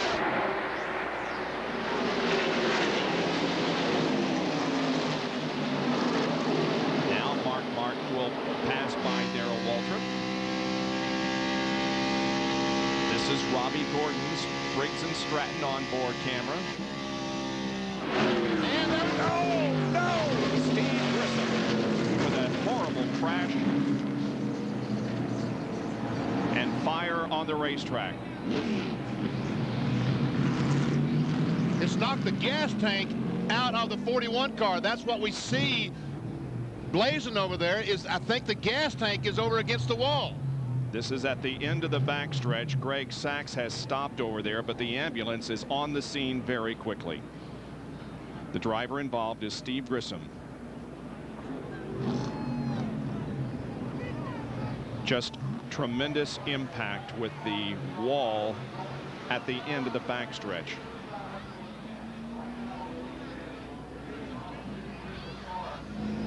That is not where he made contact with the wall, but I think that would be the gas tank. I think it. Have to wait and see. Yeah. There's not much you can say at this point except let's just hope and pray that Steve Grissom is okay. The fire crew also quickly on the scene. They have that fire extinguished already. You can see the angle of the wall there at the end of the backstretch. Here is a replay. And we see him back at the very end of the screen. Right there. Right there is the white car. And Spencer sideways, and Steve Grissom trying to dodge Spencer. Just all of a sudden, boom, and look at the car go up in the air. That's the Mike Skinner car. Yep. Mike Skinner and Steve Grissom trying to dodge Skinner. I mean, the 23 car of Spencer. And look, there's the gas tank. Yes. Hang on a second. I'll show you this gas tank, folks, as it goes across the racetrack. Right up there is the gas tank. And it makes contact. It impacts the wall and then splits open, and the fire begins. I think other cars will go through there, and the exhaust is going to ignite. There we see that car. That's Mike Wallace's Spam car. Goes through the gasoline and ignites it as it goes through. And there is Kenny Wallace as he goes through also. May have made contact there with Grissom's car as it still has not stopped rolling or pirouetting. And the wall just, and there is where Grissom made contact with that inside wall, and it split it right in two in several places.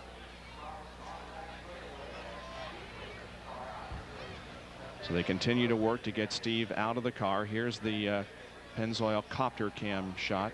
And there we see Grissom. There we see the gasoline. Look at all that gasoline when it ignites, when he hits the wall. And there we see Mike Wallace go through, ignite the gasoline.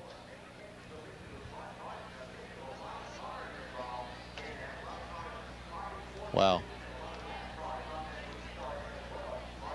Steve Grissom, originally from Alabama, has been making his home in Concord, North Carolina, driving the Kodiak Chevy owned by the Larry Hedrick team. Obviously, you can see that the race has been red flagged by the NASCAR officials to get all the safety equipment there that they need.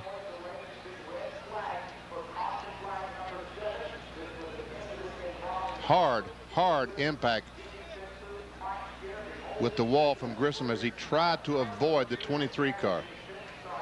We understand that they have gotten him out of the car. He is on the stretcher and being loaded into the ambulance. Steve is married, his wife Susan. They have one child, Kyle, who was born back in 1989.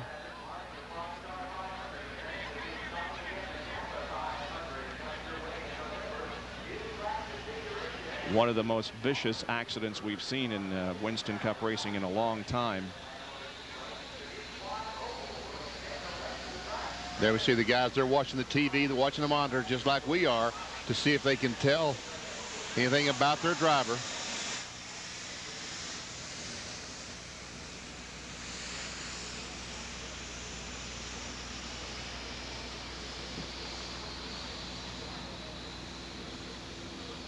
I'm told that he right now is holding his own oxygen mask as they place it over his nose. He appears to be conscious. His eyes are open and he is holding his own oxygen mask. Wow.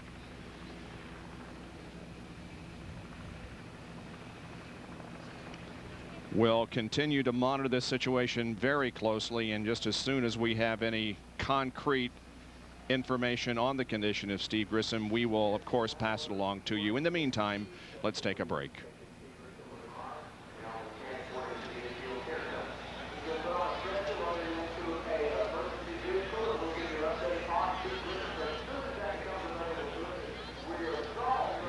He's moving. Anything. But he is moving. Look at him, he's waving. Yeah, he's waving to somebody there. The Primestar 500 has been red flagged here at Atlanta because of a horrifying crash involving Steve Grissom. Now, we did see him holding his own oxygen mask as he was loaded into the ambulance, and he even waved as he went into the ambulance. The ambulance has arrived at the Infield Medical Center, and of course he will be checked over there, and if necessary will be transferred somewhere else. This accident occurred very, very quickly, as most of them do. We're going to take another look at the replay since we now know that apparently there's no serious injury.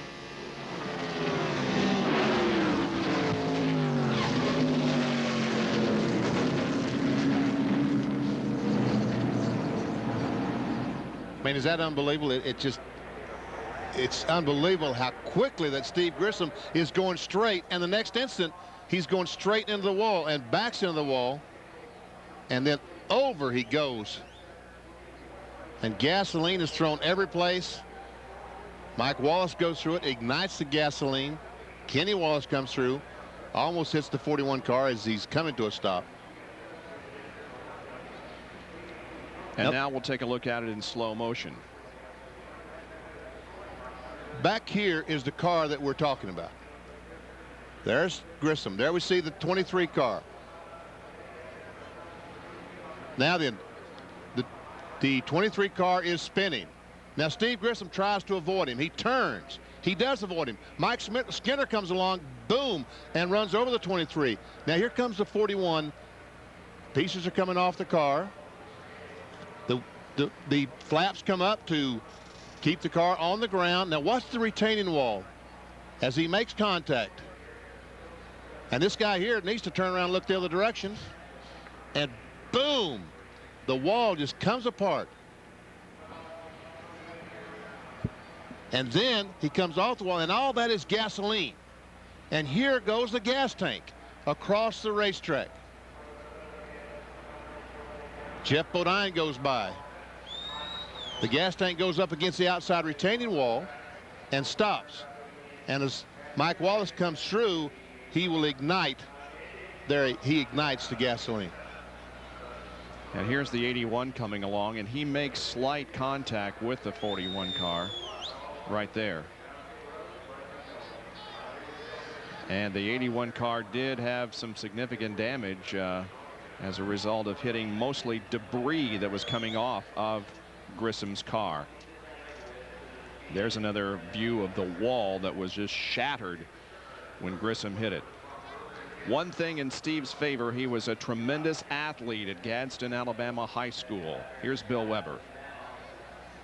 Okay, Bob, we're back here at the Infield Medical Center, and several team members and family members from other teams have been into the medical center, and I just spoke with Diane Bodine, who came out and told me that Steve is complaining of an ankle injury, and that's it. His wife Susan is in there. They have spoken, so Steve appears to be okay. He does have an ankle injury. That's what he's telling the medical people right now, so we'll have more information, but right now it certainly appears to be extremely good news for Steve Grissom after a horrifying crash on the backstretch here. Well, I'll take an ankle injury for what he could have come out of this with, huh? Yeah, I mean, there's no back of the car. It's completely gone. The Kodiak Chevrolet, it's just gone. They do now have the car righted, and we'll put it on the rollback and drag it back to the garage area. There's not much left to take home, but maybe the engine is still good. And again, Steve continues to be in tremendous shape, and I think that's one thing that is in his favor. He was the Gadsden, Alabama high school football team captain in 1981. In fact, turned down a football grant to Alabama because he wanted to drive race cars. He also played basketball and baseball at Gadsden High School. Jerry? And Bob, he turned down offers to play at Alabama and Auburn as a high school All-American. Now, the pace car a moment ago came up to the start-finish line and stopped. That's the second time the car has come there. That time it came to pick up Ed Clark from Atlanta Motor Speedway. A moment ago it came and picked up Mike Hilton, the vice president for competition for NASCAR, who came down out of the NASCAR booth and has since gone to the backstretch to look at that cracked concrete wall. They want to survey where the wall is broken, if it presents a problem for the teams to be able to complete the race, and what must be done, if anything, to fix the wall and how quickly they could fix it. There's the work continuing over in turn 3, the damage, and there are people there surveying that crack in the concrete. See that van to the right of your screen? That's the van that picked up Mike Hilton. And the guy in the blazer is Mike Hilton. He's looking at the wall. There's Mike there talking to some of the other officials here, the NASCAR officials that are there. And there Mike walking back toward the wall. Thank you, Benny Parsons, for circling Mike Hilton. And Ed Clark should be coming very shortly to that scene in the pace car to talk with the NASCAR officials. Now the pace car arrives on the scene. There we see Ed Clark just getting out of the pace car. He is the general manager of this facility here at the Atlanta Motor Speedway. And he now comes over to have conversation with Mike Hilton.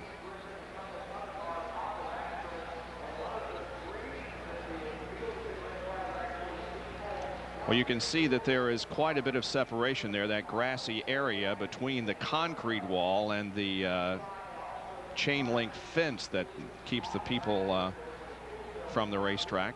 Yeah, you see there's dirt behind that wall. The top of the wall, I mean, the wall is cracked, obviously. It's obviously cracked all the way down, but there's a lot of dirt behind that wall. Now we see the crew still trying to put the 41 car. What's left of the 41 car doesn't even look like a race car because the back half is missing, and they're having difficulty getting it even on the rollback. Jerry, why the problems here? Well, ordinarily when they use a rollback like this, Bob, they simply hook to the front of the car and drag it up on the frame. And what we are being told by NASCAR on the radio is there is no frame left under the car to drag it up on, so the car keeps catching on the edge of the rollback. They finally decided just to get the front of the car on the rollback, pivot the rollback forward because the back of the car doesn't exist anymore, and that'll be enough to get the car pulled off the racetrack. But you know, look at this car. I mean, the back of it's gone, but here's where the driver sits, and that really and truly is in good shape. Yep, they build these cages that the driver sits in, very strong, and fortunately for Steve Grissom, it held up well. Wow. Look at that. The axle housing itself, they're hauling it back with a record. There's a trailing arm. The thing, this piece here is one that you've always heard about, the long trailing arm, the truck trailing arm. That's what that is. It's been broken loose, sheared loose from the cross member up of the transmission where it hooks.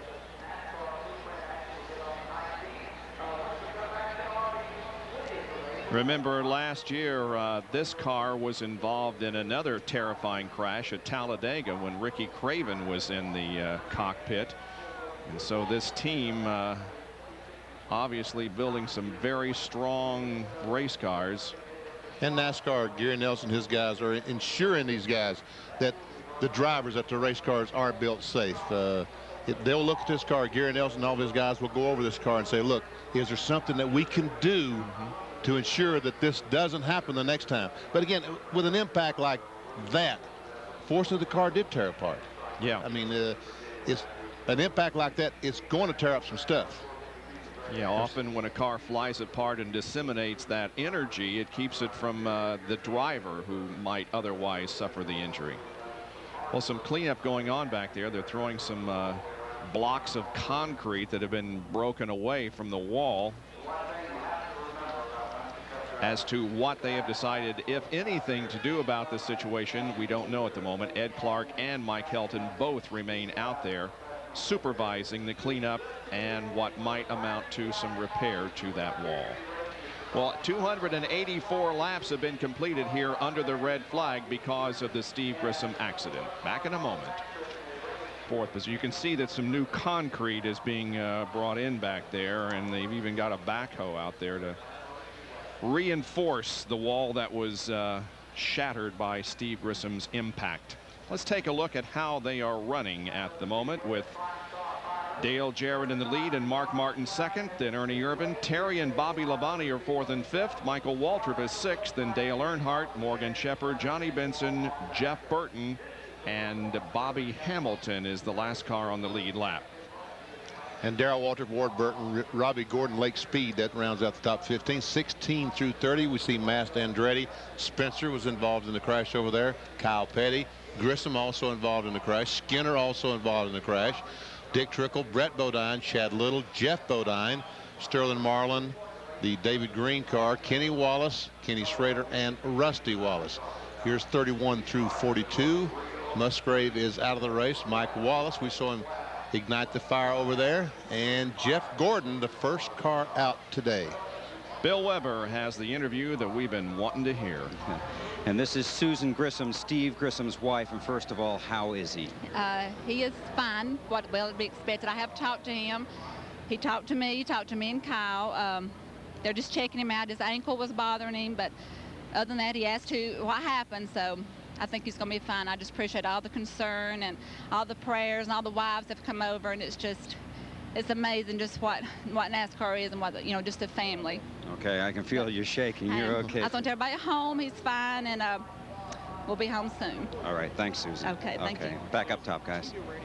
Yeah, this is a family affair. I mean, when something is threatened, like we had just a few minutes ago, it becomes everybody's concern. Oh yeah, Steve Grissom only lives about 2 blocks from me up in Concord, North Carolina.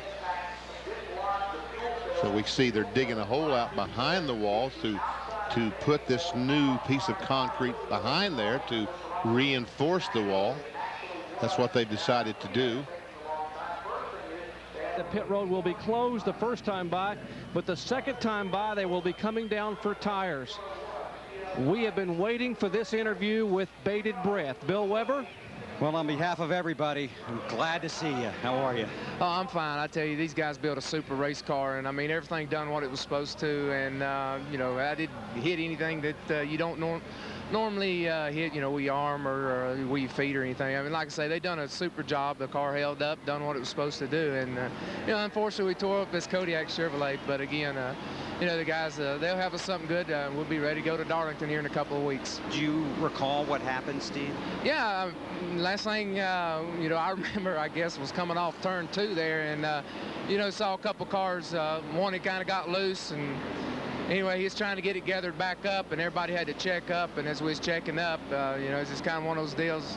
I guess the guys behind us didn't see it, and, you know, kind of somebody got in the back of me and got sideways, and once you're sideways, you know, you're not driving the thing anymore. You're just kind of a passenger. And, you know, with that, you know, from there, we come down, got into the inside wall. But still, I mean, again, these guys built a super race car and all, and, you know, just looking forward to get back out here, back at Darlington. Ankle injury? It's just a little bit stove up, but, you know, other than that, I mean, it'll be fine. Maybe just be a little sore tomorrow, but, you know, we'll be fine. Hopefully we'll be in Texas testing here in a couple of days. Well, you and I have a little running gag. At least you didn't break your nose, right? Yeah, and that's true. Okay, Steve. Thanks a lot. Jackaroo. David Smith finally gets a chance to see his race car for the first time. Mike Skinner brings it down into pit road. And David, what's your assessment? Well, the front end's been up pretty bad, Jack. We're going to reset the toe end. Just try to clear the sheet metal, let him get back out there and just finish this race. You know, a lot of cars are wrecked, so we can still, you know, maybe get a top 20 out of it. Now, you can rate this driver sitting on the pole of the Daytona 500, but now it's the College of Hard Knocks. Yeah, it is. You know, you get off to a pretty decent start, and then, you know, a couple of penalties here and there, just, you know, just get some situations with the rookie deal that, you know, he puts you behind. But Mike's going to be a good deal. He's a good driver, and we're going to have a good team. Remember, this guy knows talent. Remember where he used to be? That guy number 3, Dale Earnhardt. Jerry? Well, Jack, we can show you what's left of Kenny Wallace's Square D Ford Thunderbird that just barely was able to roll down pit road. And now Gil Martin and the Phil Martasi crew will go to work trying to disassemble the front. Most of the front sheet metal has been sheared away. They just pulled the hood off. And apparently the problem they're working on right now is the radiator brackets are loose. The radiator's been shoved back up. It has been ruptured. They have another radiator standing by here behind pit wall. They will pull the one that has been punctured out of the car. The problem is there's so much sheet metal pushed up in the front of the car, they're trying to get it disencumbered from the other parts of the front suspension. So the work continues on the car number 81 of Kenny Wallace as the car number 43 of Bobby Hamilton in and out. You heard Richard Petty tell me a moment ago they were the last car on the lead lap, so they had nothing to lose but to come in and put some 4 tires on the car and fuel. So that was the only car on the lead lap that made a stop. Work continuing here on the car number 81 of Kenny Wallace. It is hoped to get this car back on the racetrack to maybe get some laps and some valuable points. Bob? Brett Bodine came in, so did Mike Wallace, and as you indicated, the work continuing on Kenny Wallace's car. Tell you what, these guys are really getting a break, as we see from Dale Jarrett's car. The sun is very, very low in the sky. It looks like that there's going to be some shadows in turn 3 that they might be able to see the racetrack. I was really concerned when this race started back the guys would not be able to have any visibility at all going in turn 3. Right now we're going down the front stretch. We'll have to check this about a lap later and see what it looks like going in turn 3. The red flag lasted 52 minutes, so kudos to the crew here at Atlanta Motor Speedway for their fast work in getting that wall, which was broken apart by Steve Grissom's impact, reinforced and making the racetrack safe once again. David Green making a pit stop here along the front stretch as we ride along with the leader of the race, Dale Jarrett. There we see him weaving the car back and forth. We heard Jimmy Makar talking about just a little bit ago that Bobby Labonte did not get his tires clean one time, went down in the corner and would not stick because of buildup on the tires. We see Jarrett back and forth weaving, trying to get all the debris off the tires so that it will stick when he goes down in turn 1 that first time they throw the green. Now this is the problem that I was concerned about, Bob, is when the cars turn to go in turn 3 that they will drive into the sun and not be able to have visibility. And we see the lights on the pace car that we can still see them, and the sun is over there, so it looked like right now that we are going to have some visibility for these guys. Good news. Yep. When we come here in the fall race, the sun has become lower in the sky, and it creates even more of a problem than it's going to be today. So that's something we look for in November when the final race of the year. You know, when they reconfigure this track, though, and make this a quad oval, it could have an effect on the sun and where it is. It really could. Those signals been given from Doyle Ford. One more lap, and the green flag will be waving, and we will be off and running. And the green will come out on lap 290. Well, regretfully, we're going to have to tell you that the International Race of Champions event from Daytona is going to have to be postponed. We simply won't be able to get to it. It will be rescheduled, however, and we will bring you information on that when it becomes available. So stay tuned, and we will check your listings and make sure that you see all that. One thing we didn't want to do is join it in progress because there's too much action from beginning to end to interrupt that racing. Yeah, folks, you just keep checking that schedule because it is a great, great car race. Unfortunately, we have had this red flag that's delayed the end of this race, and so that's the reason that the IROC race will be postponed to a different date. The overhead shots coming to you from the Pennzoil Copter Cam, and it has been with us all day long and still have, what do we have, about 48 laps? No, we'll have 38 laps to go. And about 22 minutes of racing. The lights atop the pace car are out, and we are set to go back racing. Stay with us. This thing is far from over. It's still anybody's race. Dale Jarrett leads him down at a rather slow pace. Now he picks up the accelerator, and the green flag resumes at the Primestar 500. And And I'm told that the racetrack right now is 22 degrees cooler than it was 1 hour ago when they were racing. So some of these chassis will not be as good as they were an hour ago. Or some of them might be better. Oh, a car very happy to see it. Raising some dust was Robbie Gordon as his car was high on the racetrack. The drivers complained about the track changing so much during qualifying on Friday, and it's going to change here this afternoon, too.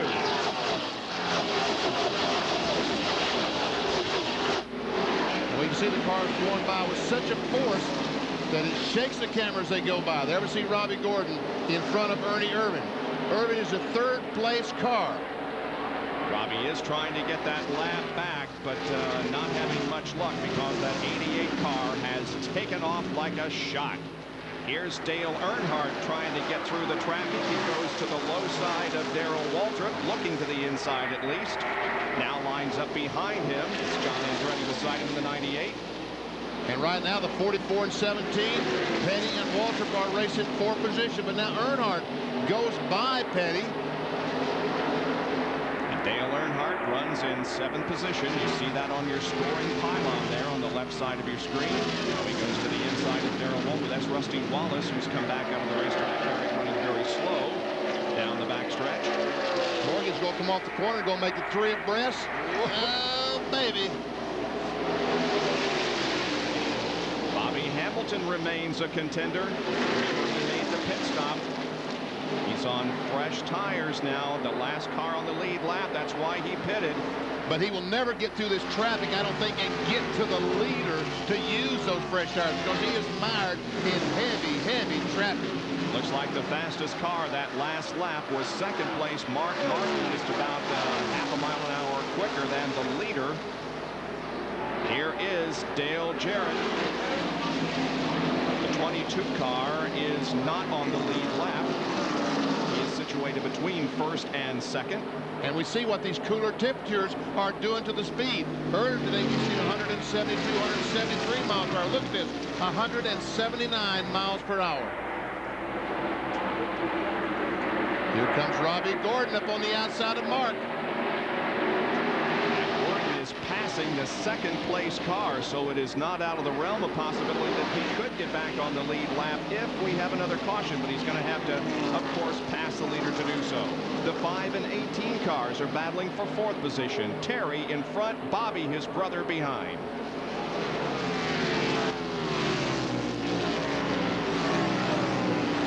Bobby going way up the racetrack while Terry stays down low. Well, you talk about 2 different lines around a racetrack. And there is a battle for the second spot. The 6 car, the blue and white car, Mark Martin has it. The red and black 28, Ernie Irvin wants it. And Robbie Gordon is slow in front of these cars. Mark going to the inside. You'll see Robbie on the left of your screen here in just a moment. There he is.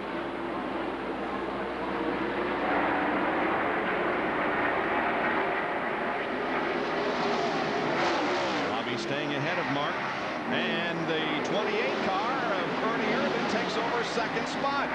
And 18 car takes a look. Bobby Labonte takes a look on the inside of Terry, his brother.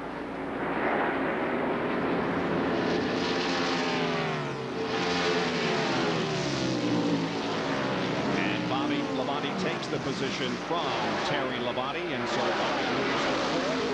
But up front now, it becomes a battle of the Robert Yates cars. Ernie Irvin has moved to second. His teammate Dale Jarrett is the leader of the race.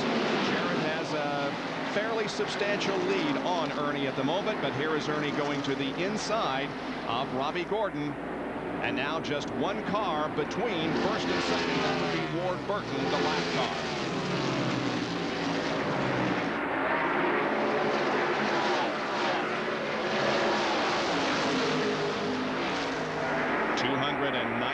Laps are complete. We have 30 to go here at Atlanta Motor Speedway. And we will be back after this from our ABC stations as our coverage of the Primestar 500 continues from Atlanta.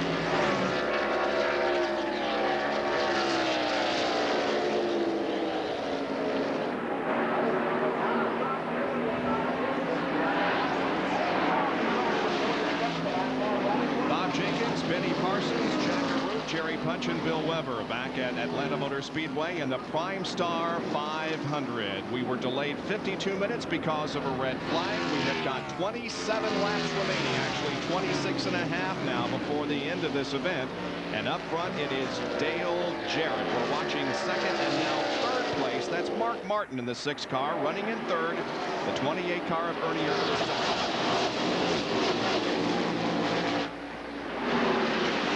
Coming up on the 22 car of Ward Burton, who is a lap down in 12th position.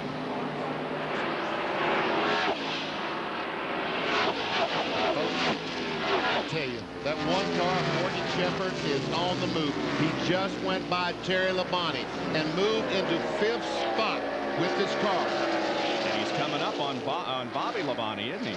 Yes, he is. Morgan Shepherd, a 3-time winner here in Atlanta. He's won this race twice and the fall race once. Richard Jackson's car and those guys today have put forth a great race car. They're 2nd, 3rd, 4th, and 5th. Here's an AutoZone on-track interval showing you that Morgan Shepherd is cutting in to the lead of Dale Jarrett. We timed him on 5 consecutive laps, and he reduced the interval from 3.4 to 2.9. Look at the consistently fast laps of Morgan Shepherd. However, he's got a lot of traffic ahead of him. Yeah, I don't know how in the world he's going to get by this traffic and get to the leader, Dale Jarrett. And there we see 18 by the 6. Boy, the positions are changing from lap to lap behind the leader, Dale Jarrett. He has things to himself, but now Morgan Shepherd comes up and takes the spot away from Mark Martin. And the 99 and 21, Jeff Burton and Michael Waltrip are battling for the 7th position, and Burton gets it.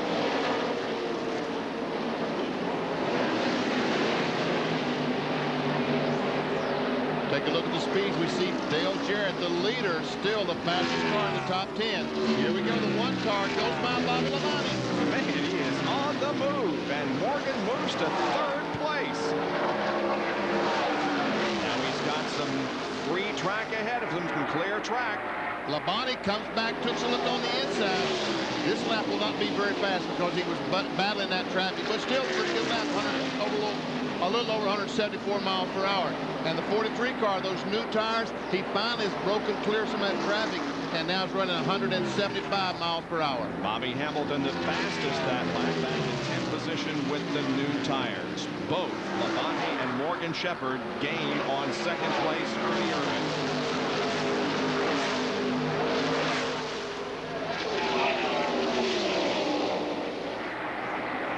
Let's see, Morgan Shepherd, 175.200 miles per hour. Jack Arute has a report from the pit area.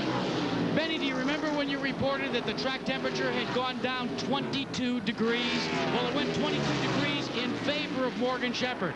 I talked with Richard Jackson and I said, what can you account this newfound speed to? And he said, strictly the cooler temperatures. Our car likes it. Our setup has come in. He says, I don't think it's even cooler. Look at that. He's the only one in the top 5 that was in excess of 175 miles an hour, and he almost ran 176.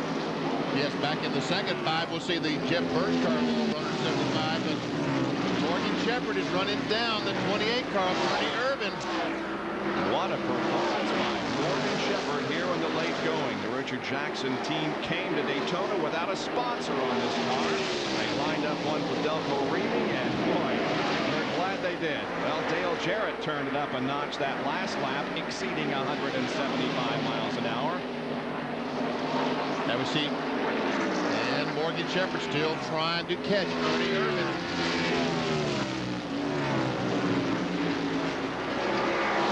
Closing in ever so slightly. Man, he got a great corner that time by. Came out awful high though, didn't he? And it was a great corner. He got to the exit. Oh man, 176 miles per hour. Well, you could just see the momentum he had coming off the corner. It almost carried him out to the wall, but that's the way you want to run to keep up your RPMs and your speed. And man, oh man, look at the interval he's coming into with Ernie Irvin. Now he looks to the bottom bottom of the racetrack. Up in turn 4. He's within just a car length of second place Ernie Irvan. That time, Jarrett a little bit faster than Morgan Shepherd. But Morgan's still about 0.3 miles an hour quicker than Ernie. And right behind this, the 5 to 99 car, Jeff Burton, goes by Terry Labonte. And Labonte evidently just can't get it going on this set of tires. Terry Labonte drops back to 7th. The 99 car of Jeff Burton moves up to 6th. 312 of 328 completed. And since we went to the restart after that long red flag period, Jeff Burton has had a good run. He was in 10th place on lap 290, then 9th, then 8th, then 7th, and now he's 6th. I was just reminded that Terry Labonte put scuffs on that last stop rather than stickers, brand new tires, and that could be hurting him right now. John Carruth reported that from the pit area a little bit earlier. Well, once again, Morgan Shepherd is the fastest of the top 10 on that last lap, running at above 175 miles an hour compared to Dale Jarrett's 174.6.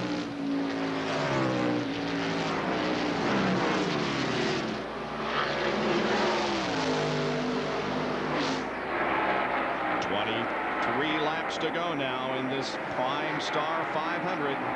You see the 18 car's been able to get by the 6.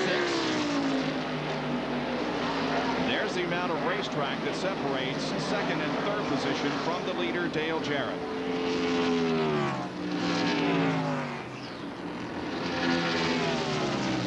Well, Jarrett has definitely dominated this race here this afternoon. He has led 239 of the 314 laps that we have completed so far.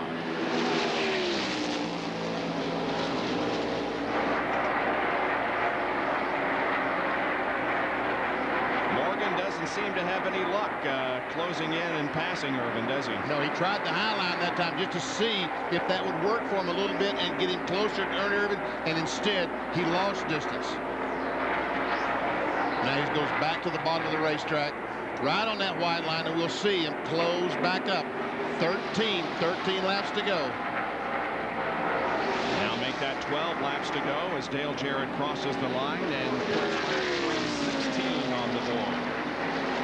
Jarrett leads. Ernie Irvan in 28 is second. Morgan Shepherd in number 1 is third.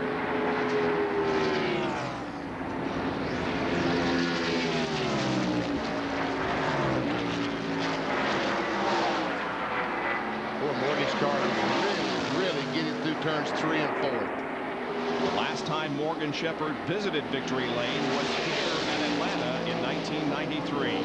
Now we go back and check up on this battle between Mark Martin and his teammate Jeff Burton as they contest the 5th spot.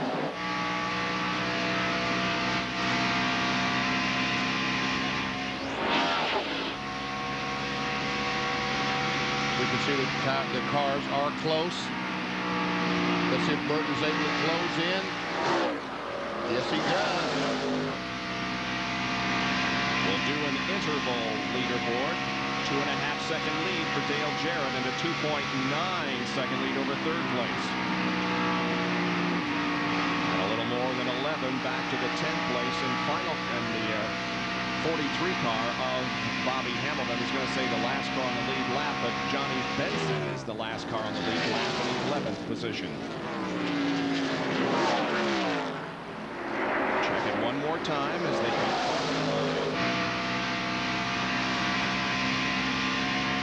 Closed it just a little bit. Well, right now they're just simply running out of time. Morgan Shepherd is running out of time. He's starting to lose some space on the 28 car of Ernie Irvan. There we see this is the battle for 5th spot. The 6 car, Mark Martin, the Valvoline Ford, is in 5th. The 99 Exide Ford is in 6th. And there's the leader of the race. 8 laps to go. Dale Jarrett crosses the line, completes lap 320. He's maintaining his lead over second and third place. mentioned it before, but in case you're just joining us, it has been an afternoon of excitement for Dale Jarrett. He has dodged a couple of bullets this afternoon. He had an ignition go bad on him, and he changed that, switched over to the backup ignition. He also was close to being involved in an accident, but Dale Jarrett leads at the moment as we near the end of this event. 7 laps to go, and here is Burton making a bid on Mark Martin. Nope, couldn't do it.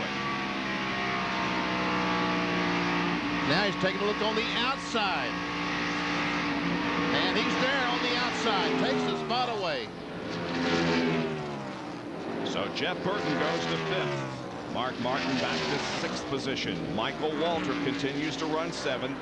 Terry Labonte is 8th. Dale Earnhardt is 9th. And the 43 of Hamilton is 10th.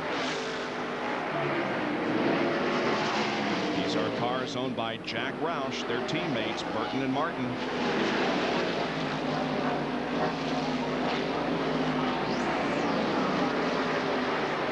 As we watch these guys, there we go back to the leader. And I'm not trying to pump this thing up or anything, but they're gaining on him. The second place car is gaining on Dale Jarrett. But he only has 5 more laps to go. Well, that's right. So maybe this thing will last long enough.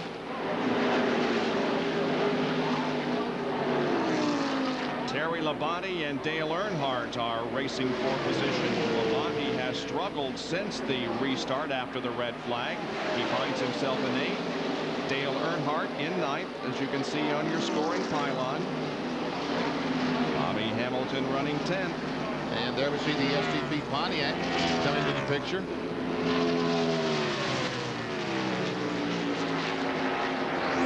Earnhardt's got a good run on the outside of Terry. Looks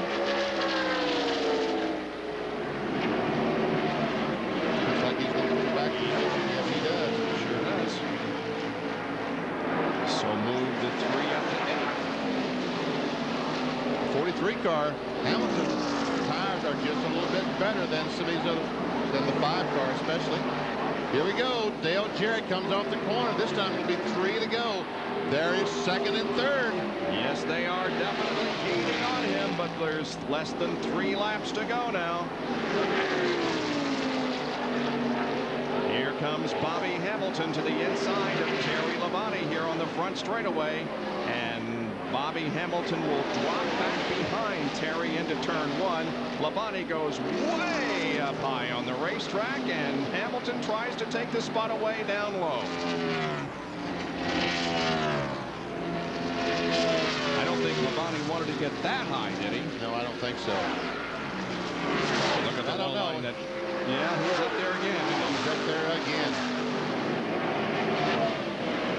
Less than 2 to go now, BP.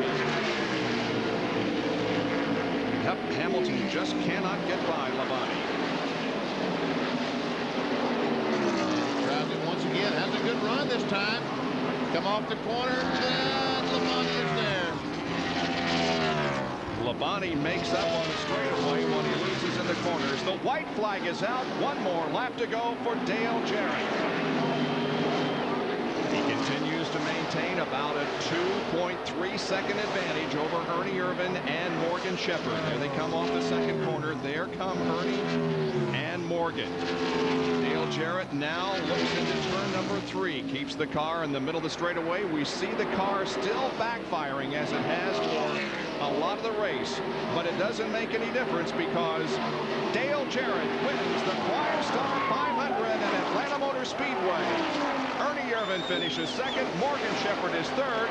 Here's the race for the 9th position at the line off of corner number 4. Labonte has 9th position. Bobby Hamilton finishes in 10th. Here's Bill Weber.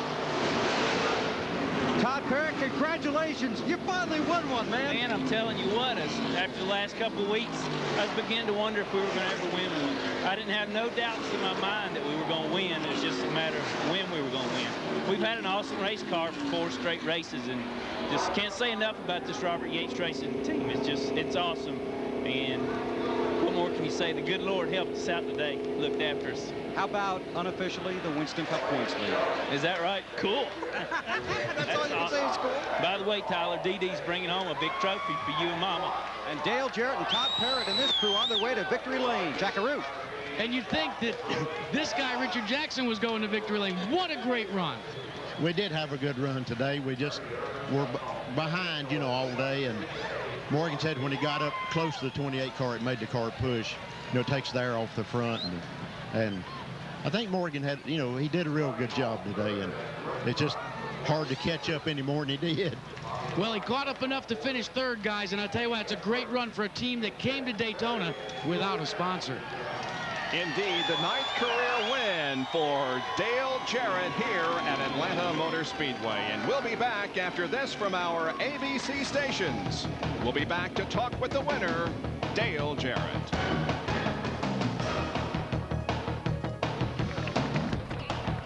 Hey, DJ, come on out. Dale Jarrett emerges from his car in victory lane. And let's go down with our winner's circle interview, the McDonald's winner's circle interview. Here's Dr. Jerry Punch. Well, 33 years ago, his dad, Ned, went to victory lane here in Atlanta. Today, it is son, Dale. And Dale, congratulations on a great effort. Thank you, Jerry. I've got to thank the Lord that everybody's okay, first off.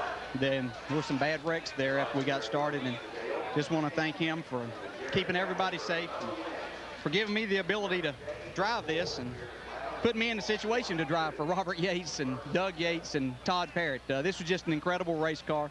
I want to thank Ford Quality Care and Ford Credit, people at Texaco, everybody that helps with this effort, Plasticoat. Just an incredible race car.